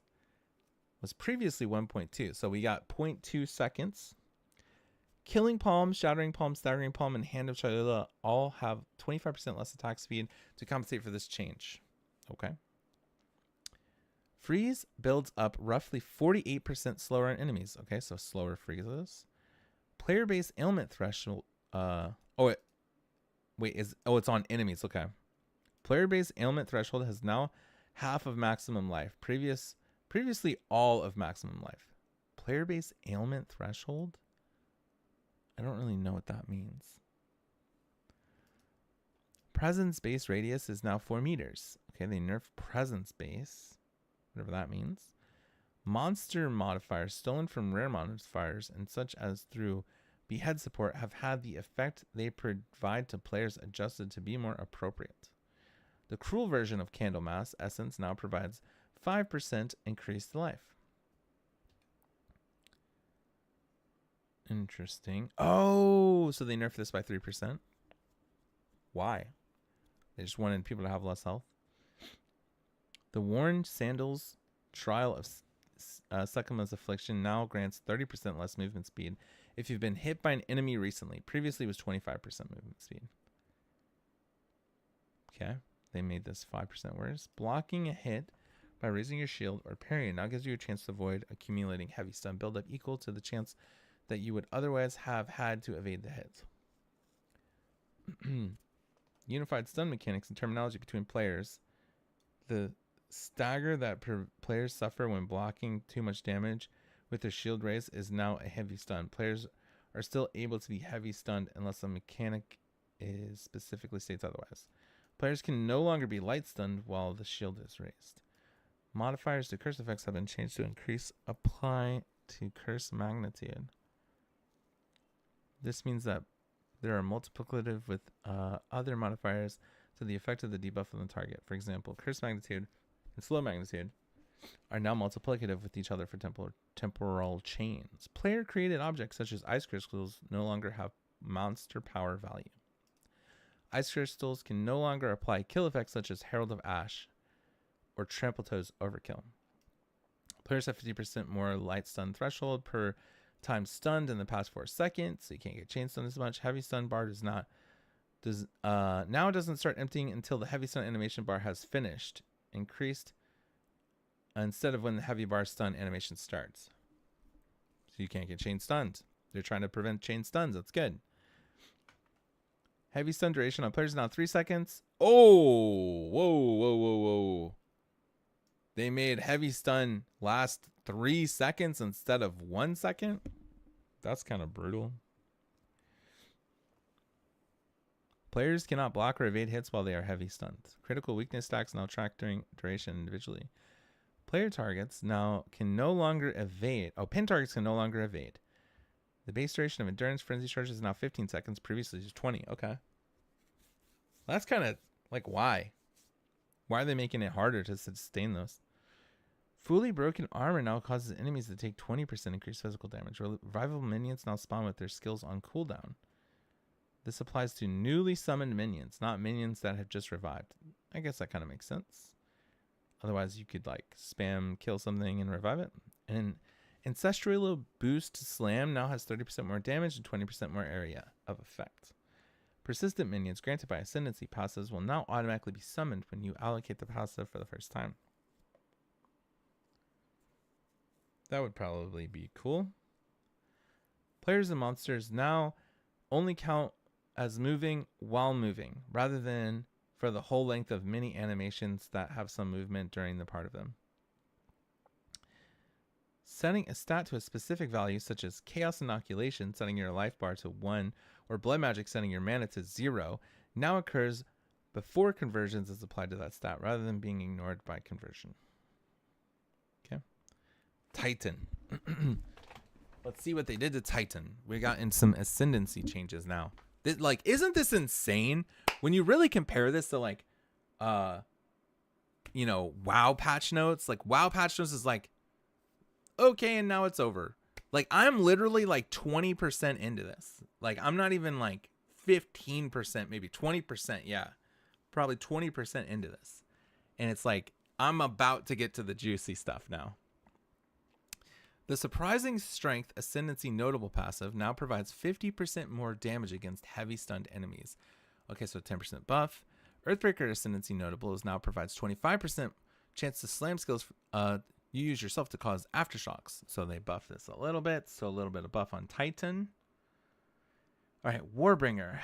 The War Colors below Ascendancy passive skill now causes war cries to explode corpses, dealing 25% of their life as physical damage. Instead of providing corpses in your presence explode when your war cry, dealing 25% of their life as physical damage. This allows for war cry effect to scale corpse explosion radius. Turtle Charm. So I don't know what a lot of these did before, so maybe I should kind of skip over them. Let's probably find one that we have played. Invoker. The Protect and Protect Me from Harm passive now provides 50% less evasion rating. Previously was 40. Okay, so they nerfed this a little bit. The Lead Me Through Grace Ascendancy passive now provides 1 spirit per every 8 energy shield on an equipped body. Was previously 6, and 1 spirit for every 20 evasion rating on equipped body. For every 8 energy? So you get more spirit for energy shield and less spirit for evasion.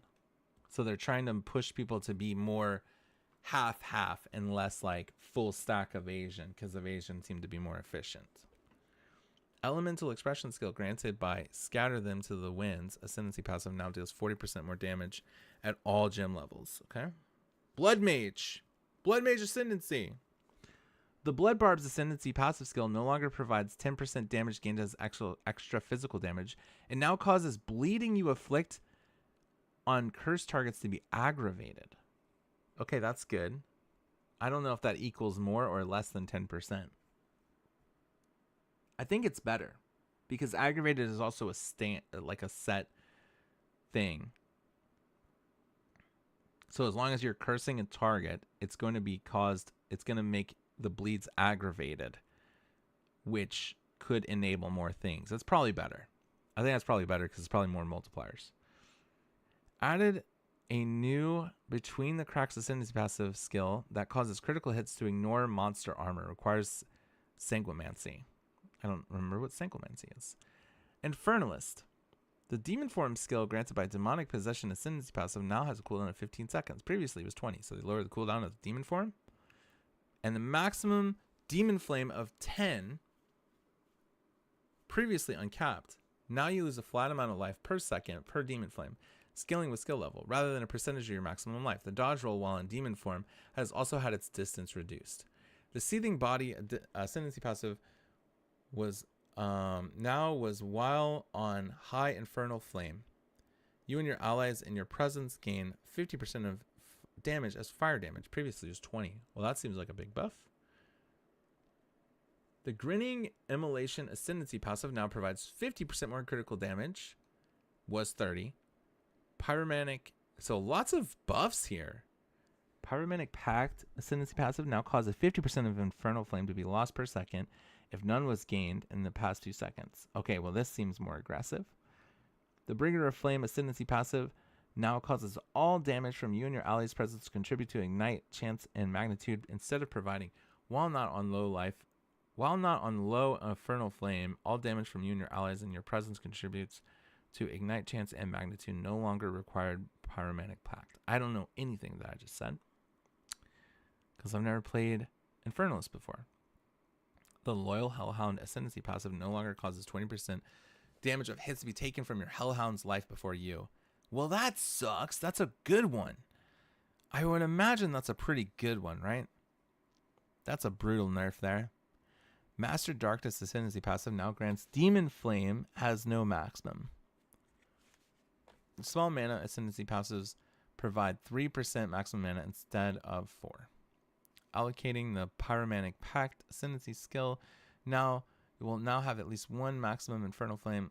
Yeah, I haven't played this, so I don't really know. When using Blink in Demon Form, players now appropriate animation instead of landing to blink. Okay, so I don't know the Stormweaver stuff. I don't know the Chronomancer stuff. Let's look at passive tree changes. I don't know these super well, so I'm not going to really, it's just be reading a bunch of nonsense. But skills, many skills have had their base damages and or damage growth per level rebalanced. Most of these changes are not specifically mentioned below, as the changes are too widespread. Wow. The mana cost for all attacks, marks, war cries have been reduced, most notably at higher gem levels. Adjusted mini damage and life scaling. General damage and life is the same early game, but lower than before at higher levels. Okay. Especially past gem level 20. So they're making minions a little weaker at high endgame. It's the same early game, but lower than before at higher levels. Okay. Adjusted the target life threshold for Skeleton Arsonist Explosion Demise skill according with the life scaling changes. Adjusted Skeletal Cleric's heal, life scaling accordingly. Arc no longer deals damage for each remaining chain and chains 6 to 8 times at gem levels 5 to 20, previously 2 to 5. Quality now provides 0 to 2% more damage with each remaining chain. Archmage now causes Non-channeling spells to gain 3% of damage as extra lightning damage for each 100 maximum mana you have at all gem levels. Previously was 5 to 6%. So that's nerfed. Okay. Lots of nerfs on Archmage. That might not be good for me if I'm trying to play Lich. Armor Breaker has had armor break amount lowered by roughly 20% of all gem levels. Barrier Invocation, I don't know. Barrage Repeats now deal 50% less damage. Blink is now a travel skill. What does that mean? Does that mean it's not a spirit thing anymore? Can you just blink on anybody? That'd be cool if you don't need spirit for it. I wonder what that means. Bone Storm. Bone Storm Shrapnel has become a general mechanic called Impale. Similar to the Impale mechanic from Path of Exile 1. Hits that impale an enemy cause the next attack against that enemy to gain added physical damage equal to 30% of the physical damage dealt by the impaling hit. Bone Storm now impales on hit instead of applying a specialized debuff and has 200% more impale magnitude. Okay. Let's see, what else do we know about here? Curse skills now apply their curse after 1.5 second delay, so they nerfed that a little bit. That sounds like it would feel bad. Falling Thunder projectiles now have 50% more damage per power charge. Previously it was 25. Holy shit, my monk got buffed, guys. Fireball no longer bypasses the Raging Spirit limit. The secondary Fireball projectile is no longer affected by additional projectiles. Was mostly prevent performance issues when used with Wild Shard support. Okay. Frostbomb now has pulse and explosion radius is 2.7 meters at gem levels 1 to 20. Previously it was 1. Oh, so they made it bigger? Frostwall has a longer cooldown now. Herald of Ash. Herald skills with attacks now properly state their hits cannot be evaded. This is not a functional change, just a descriptive one. Herald of Ash's explosion range is bigger by 0.2. Herald of Ice explosion range is smaller. Okay. Herald of Thunder impact radius is now smaller. Anything else that I know about here? Raging Spirits now has a spirit duration of 5 seconds. Previously it was 4. And the maximum 2 spirits summoned per spellcast previously was 5. The description of Raging Spirits has also been updated to make it more clear that trigger spells will not summon spirits. That's not good. They're nerfing a lot of things I was going to play. Improve the performance of spawning very high amounts of Raging Spirits. If you spawn a large amount of Raging Spirits at the same time, the spawning of them is now spread out over a short duration. Okay.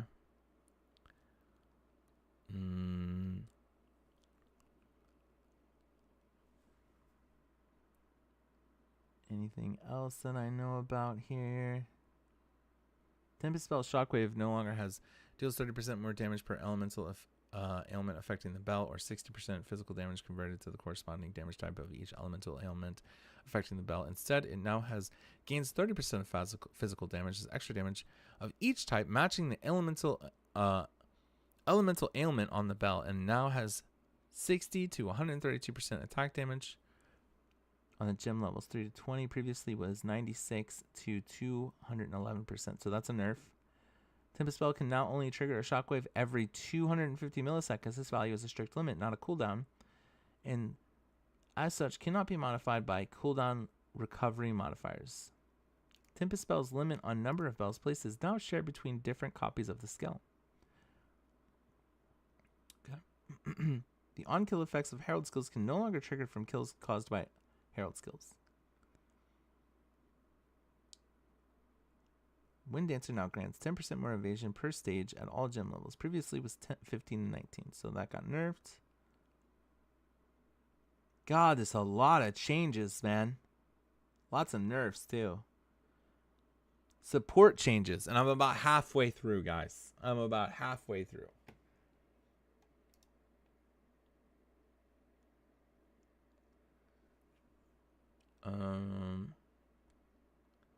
Cannibalism now provides 2% of life. Used to be 4. I don't know how much that really matters.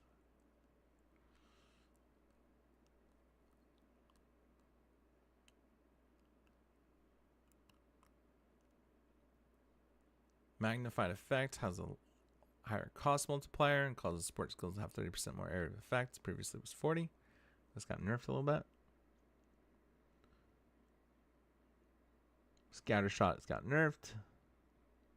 Unique item changes. I don't know most of these things. At Zeri's Disdain, I do know. 10% of its damage bypasses energy shield. Used to be 20 to 25%. And 60 to 100 max mana. Previously was 40 to 60.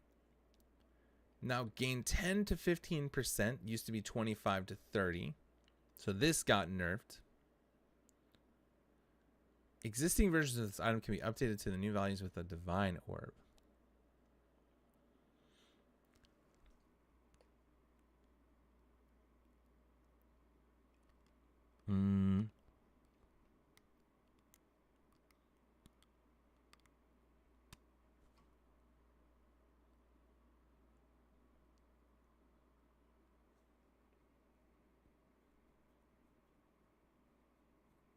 Ingenuity got nerfed, I think. Hand of Wisdom, I know this one.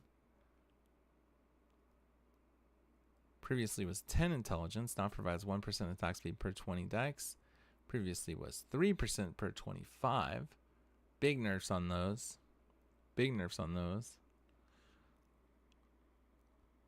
Ingenuity got nerfed, right? No longer has 40 to 80% increased bonus from equipped rings. Instead, now has 30 to 50% increased bonuses from equipped left ring. And 30 to 50 increased bonus from equipped right ring. Interesting. Existing versions of this item are unaffected by these changes. Pillar of the Cage God. Now provides 1% increased attack speed per dexterity and 1% increased area effect per 10 intelligence. Previously 2% per respective attribute. Okay, so it got nerfed by half. It now also provides 10% increased weapon damage per 10 strength. Previously was 10% per 5 strength. Okay, so that got halved again. Per attribute changes will affect existing items. A divine orb can be used to obtain the remaining value changes. Okay.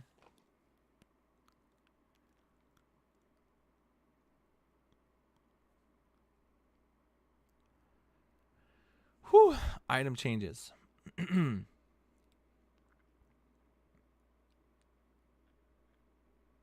Jeweler's Orb. I can't wait to watch someone react to this and point out some really interesting changes that I don't really know. But I'm just trying to figure out things I do know. You know what I mean?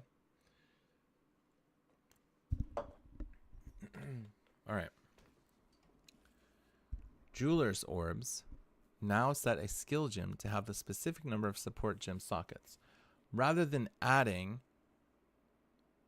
support gem sockets to a skill gem with a specific number of support gem sockets already. For example, you can now use a perfect Jeweler's Orb on a skill gem with 2 support. Okay, yeah, I understand. So you don't need to use, it doesn't need to like step up. You can basically just use one and it'll just go to whatever the max is, I'm pretty sure. Double the drop rate of runes. Okay.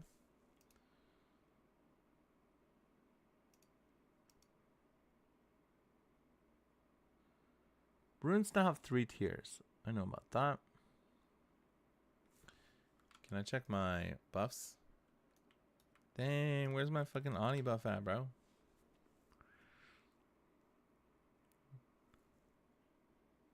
I think I need to like hide that or something. Oh, there's my Ani buff. That's Rend. Okay. So I'm gonna bust this open and then I'm gonna log out. Actually, you think No way someone's dropping Ani, right? No way someone's dropping Ani, right? No way someone's dropping Ani, right?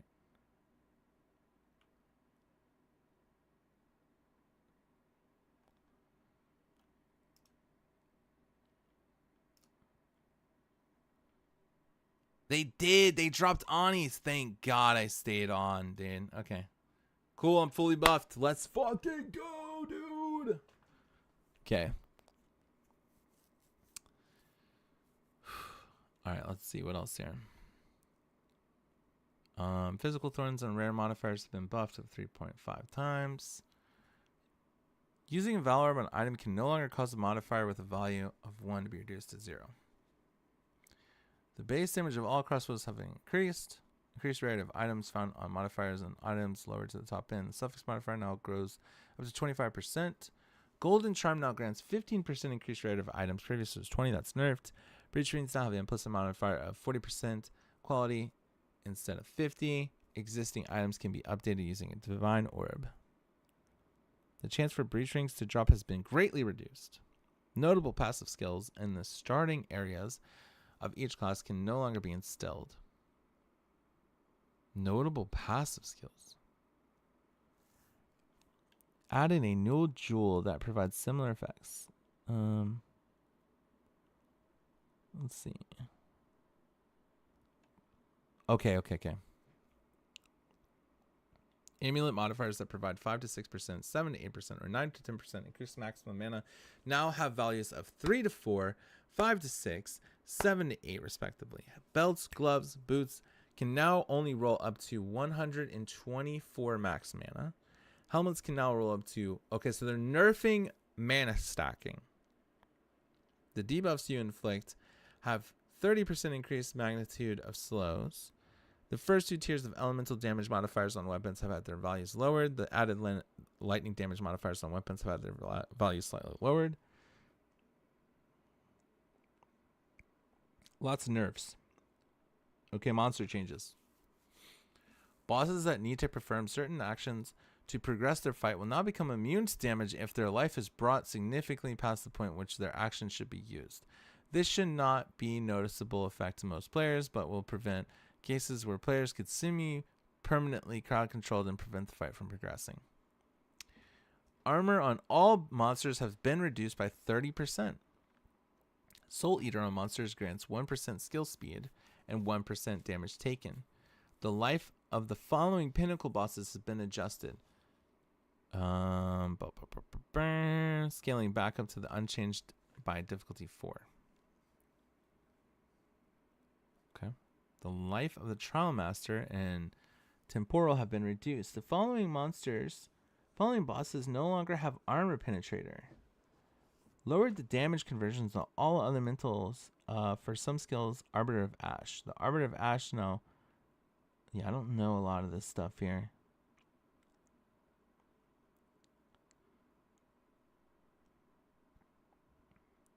Incrementally improved monster behavior. Patrolling monsters can no longer be imprisoned by essences. The Sump map boss has been renamed the Eater of Children to Braca, the Withered Crone. She still eats children.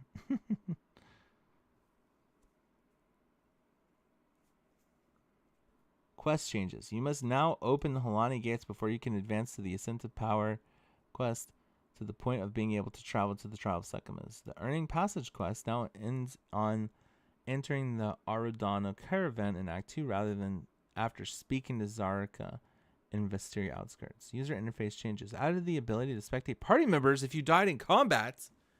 Wait, that's awesome. That's awesome. That's actually cool. Added the ability to pan the mini-map overlay when using a controller. Hovering over an instance of the presence keyword will now show an indicator on your character to visualize the presence radius.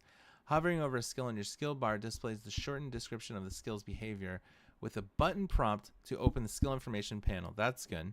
The instilling menu can no longer be closed if you have an item placed within it. The ritual rewards menu now pauses the game. Ooh, okay, cool. That's good. The item filter gym leveling filtering now applies to uncut gyms. When leveling up gyms, changes are now highlighted more obviously. Okay. That's cool. Improve the visibility and readability of text and icons under monster life bars. Made a number of improvements to stats displayed on the character and panels, skill information panels. For example, the character panel now displays your modified energy shield, recharge delay, and ailment thresholds and skill panels. A HUD icon is displayed if you are using a controller to turn off item labels. Improved in many cases is couch co-op, where the second player cannot interact with mechanics or UI elements. Relics cannot be quick moved back to the relic altar when using a controller. Added functionality, set targeting mode when using a controller. Improved UI panel for couch co-op. Add optional bindable action. Lots of controller stuff. Controller. You cannot open the chat while in the cosmetics panel, so you can flex your pilfering ring and global. Microtransaction changes. Enable the following existing armor microtransactions for Path of Exile 2. Deepwater armor set, Misery armor set, Misery helmet attachment, Pandemonium armor set. Enable the following existing finisher effects. I don't know if I have any of these. So lots of stuff from Path of Exile 1. Hopefully one of these I have. Enable the following pet microtransactions. I'm sure. Wow, that is a lot of pets. Enable the existing skin transfer. Enable the existing item display case. Bug fixes. Fix the bug where you would allow movement during actions that wouldn't apply their slow at full effect. That's a lot of bug fixes. Just missed the boat. The below features were showcased, but unfortunately were not able to be included in the 0.2 patch. We will patch these in as soon as they're ready. Added the ability to lock your main hand, offhand, or both so that you can use the same items between weapon sets. We really hope you enjoy Path of Exile 2, Dawn of the Hunt. Thanks for your support. Whew! That is a lot of patch notes, guys. That's a lot of patch notes. If you have multiple travel seals with cooldown. So it looks like people are still reading them. I skipped over a lot of them. Oh my god, look at that. That's so funny. Is this thing on? But the keystone is not the buff. This is granted by the keystone, right? I'm not sure, but I think you still have to do the ES stuff. Yeah, I'm going to try the physical blood mage, bleeds for days. Dude, fuck yeah. I bet you that is going to be fun. I hope you can figure out a way to make Herald of Blood work for it. That sounds cool. I still want to do Witch. If it's not working, I am going to pivot to just play a Huntress. Well, I wouldn't get 3 per cast. I would get 2 after the change.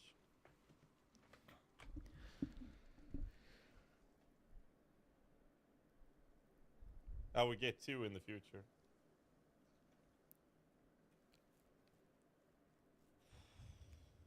I don't understand this part though. This part makes no sense.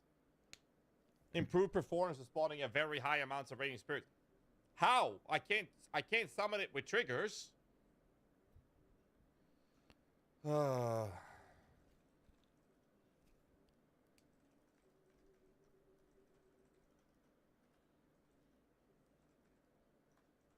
He's mad. Lots of nerfs. We also lost the damage application of Flame Wall. Bro. Okay. Radiant Spirit's got hella nerfed.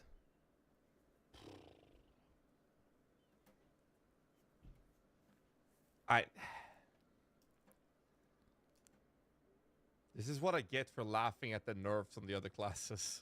Fuck, man. It's just karma. It's just karma, man. We'll be fine. It's not going to change much in the leveling stage, actually, because we would have to move Scattershot over to Ember Fusillade, and the only time you would drop the SRS out of it, you'd have to drop Scattershot into your other minions, which means that you won't have that on things like Arsonist and whatnot, which means you're more likely going to want to have other types of minions instead. it's a big nerf, but I never played Detonate Dead.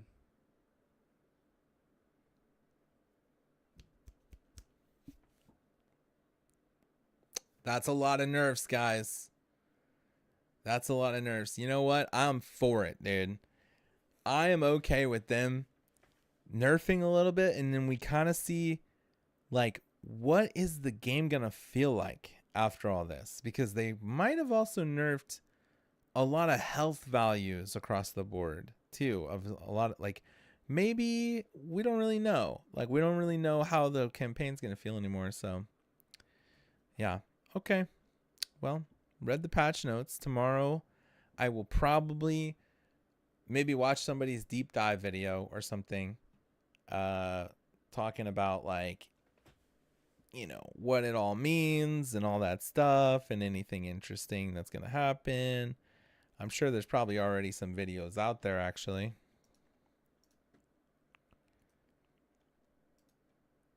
I bet there is. I bet there is.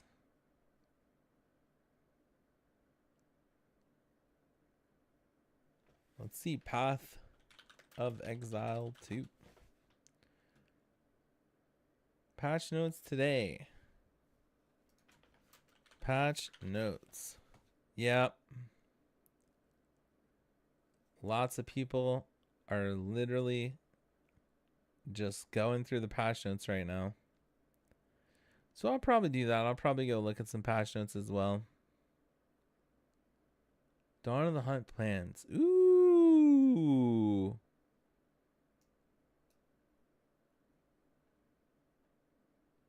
First of all, there is going to be patch notes we are expecting within the next day or so here, and I will be updating the Stormweaver build planner and guide accordingly.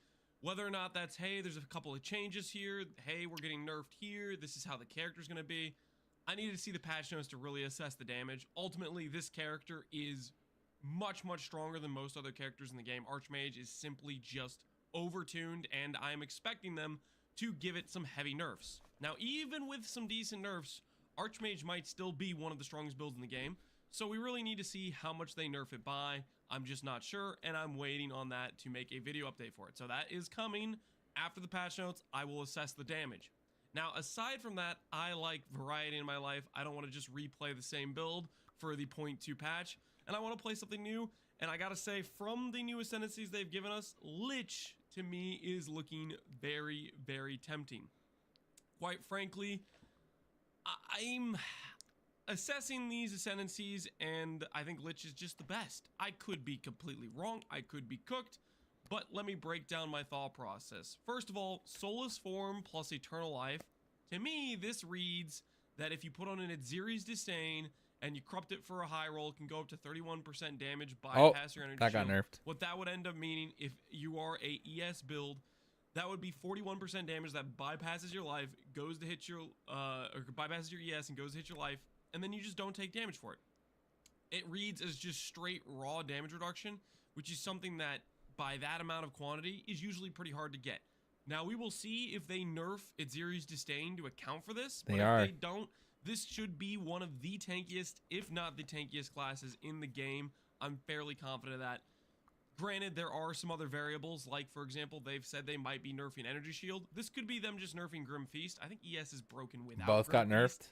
So if they just nerf Grim Feast, we are going to be still quite strong defensively because of just how good ES is raw number-wise. Now, that being said, aside from these defensive layers, the other nodes in the Ascendancy are also very generically just good.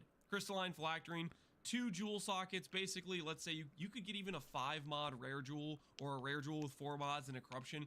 Put that in here, and that is just a lot of extra power, just generic power that could work with any type of build. And the small node leading into it is ES, which is just generic power.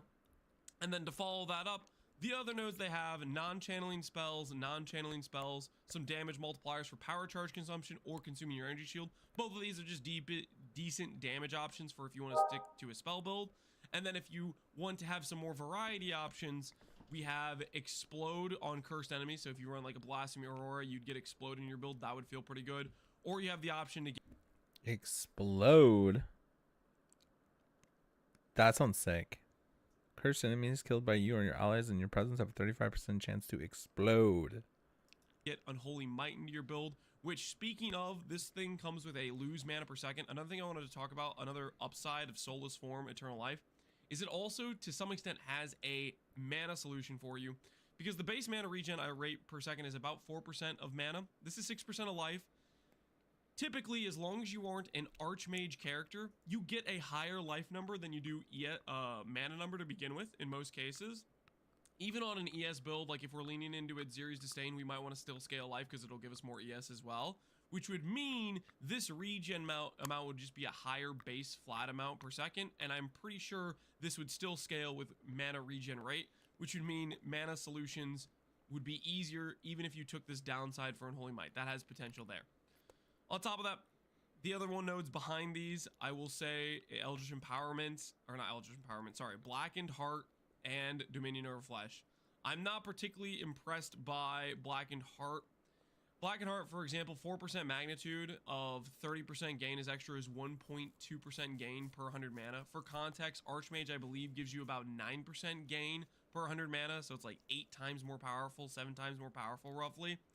So, in that context, Archmage at gain 9% per 100, OP gain 1%.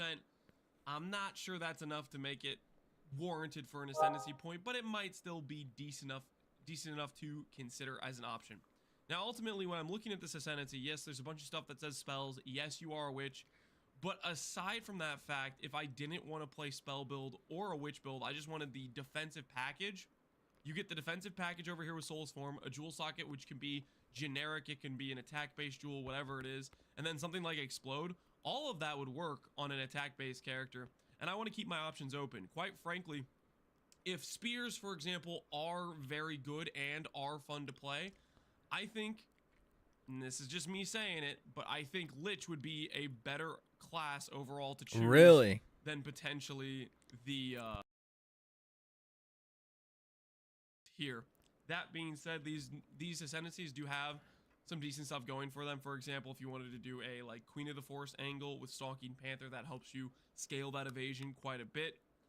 And the base crit node here is fairly decent for damage. So like Amazon to me seems fairly legitimate.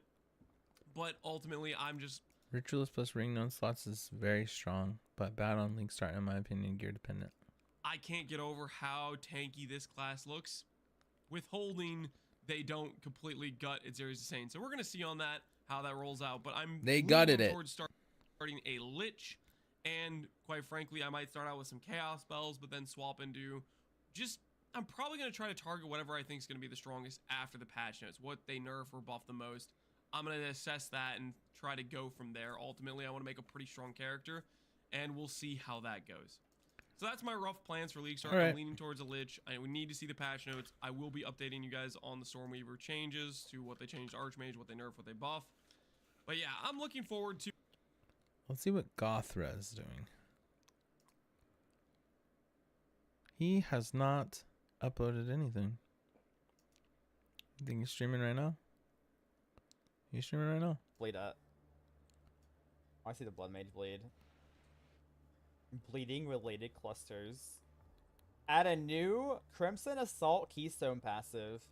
Crimson Assault causes bleeding you inflict to be aggravated. Ooh. See, this Wait, is 1 second bad? I think base bleed is higher than 1 second. I see the leaked unique. I didn't see that, no. Hmm?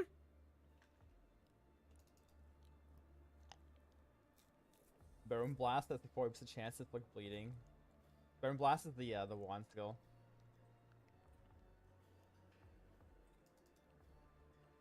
What am I looking at? Oh.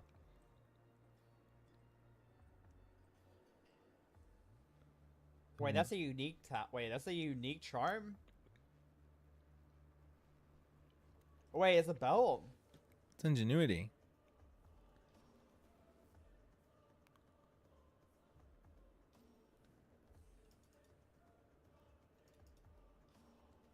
Wait, is that a belt? It's Mage Blood.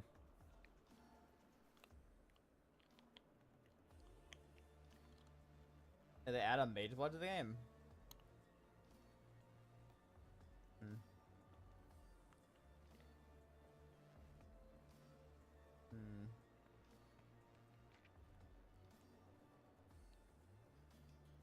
That's not exactly what it does. It adds 1 to 3 extra charm slots, and it gives you the charm slots.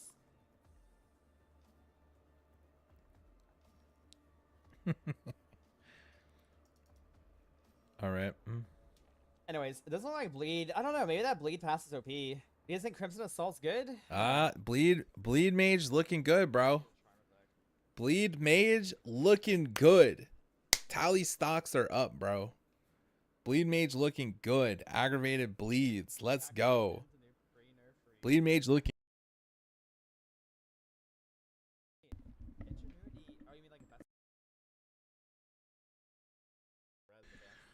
I keep unplugging my microphone. Okay, I'm gonna take a break. I streamed for like 5 hours. We did a lot of reacting to whatever the fuck we possibly could. That was fun. Lots of really cool stuff, I think. I'm very excited. 2 more days until the PoE League starts. Definitely gonna still... I think I want to play Lich, and then that's the plan. Lich into Huntress. That's what I'm going to do. I'm going to try Lich. I'm going to go through. I'm going to do what I can do. I'm going to see what happens.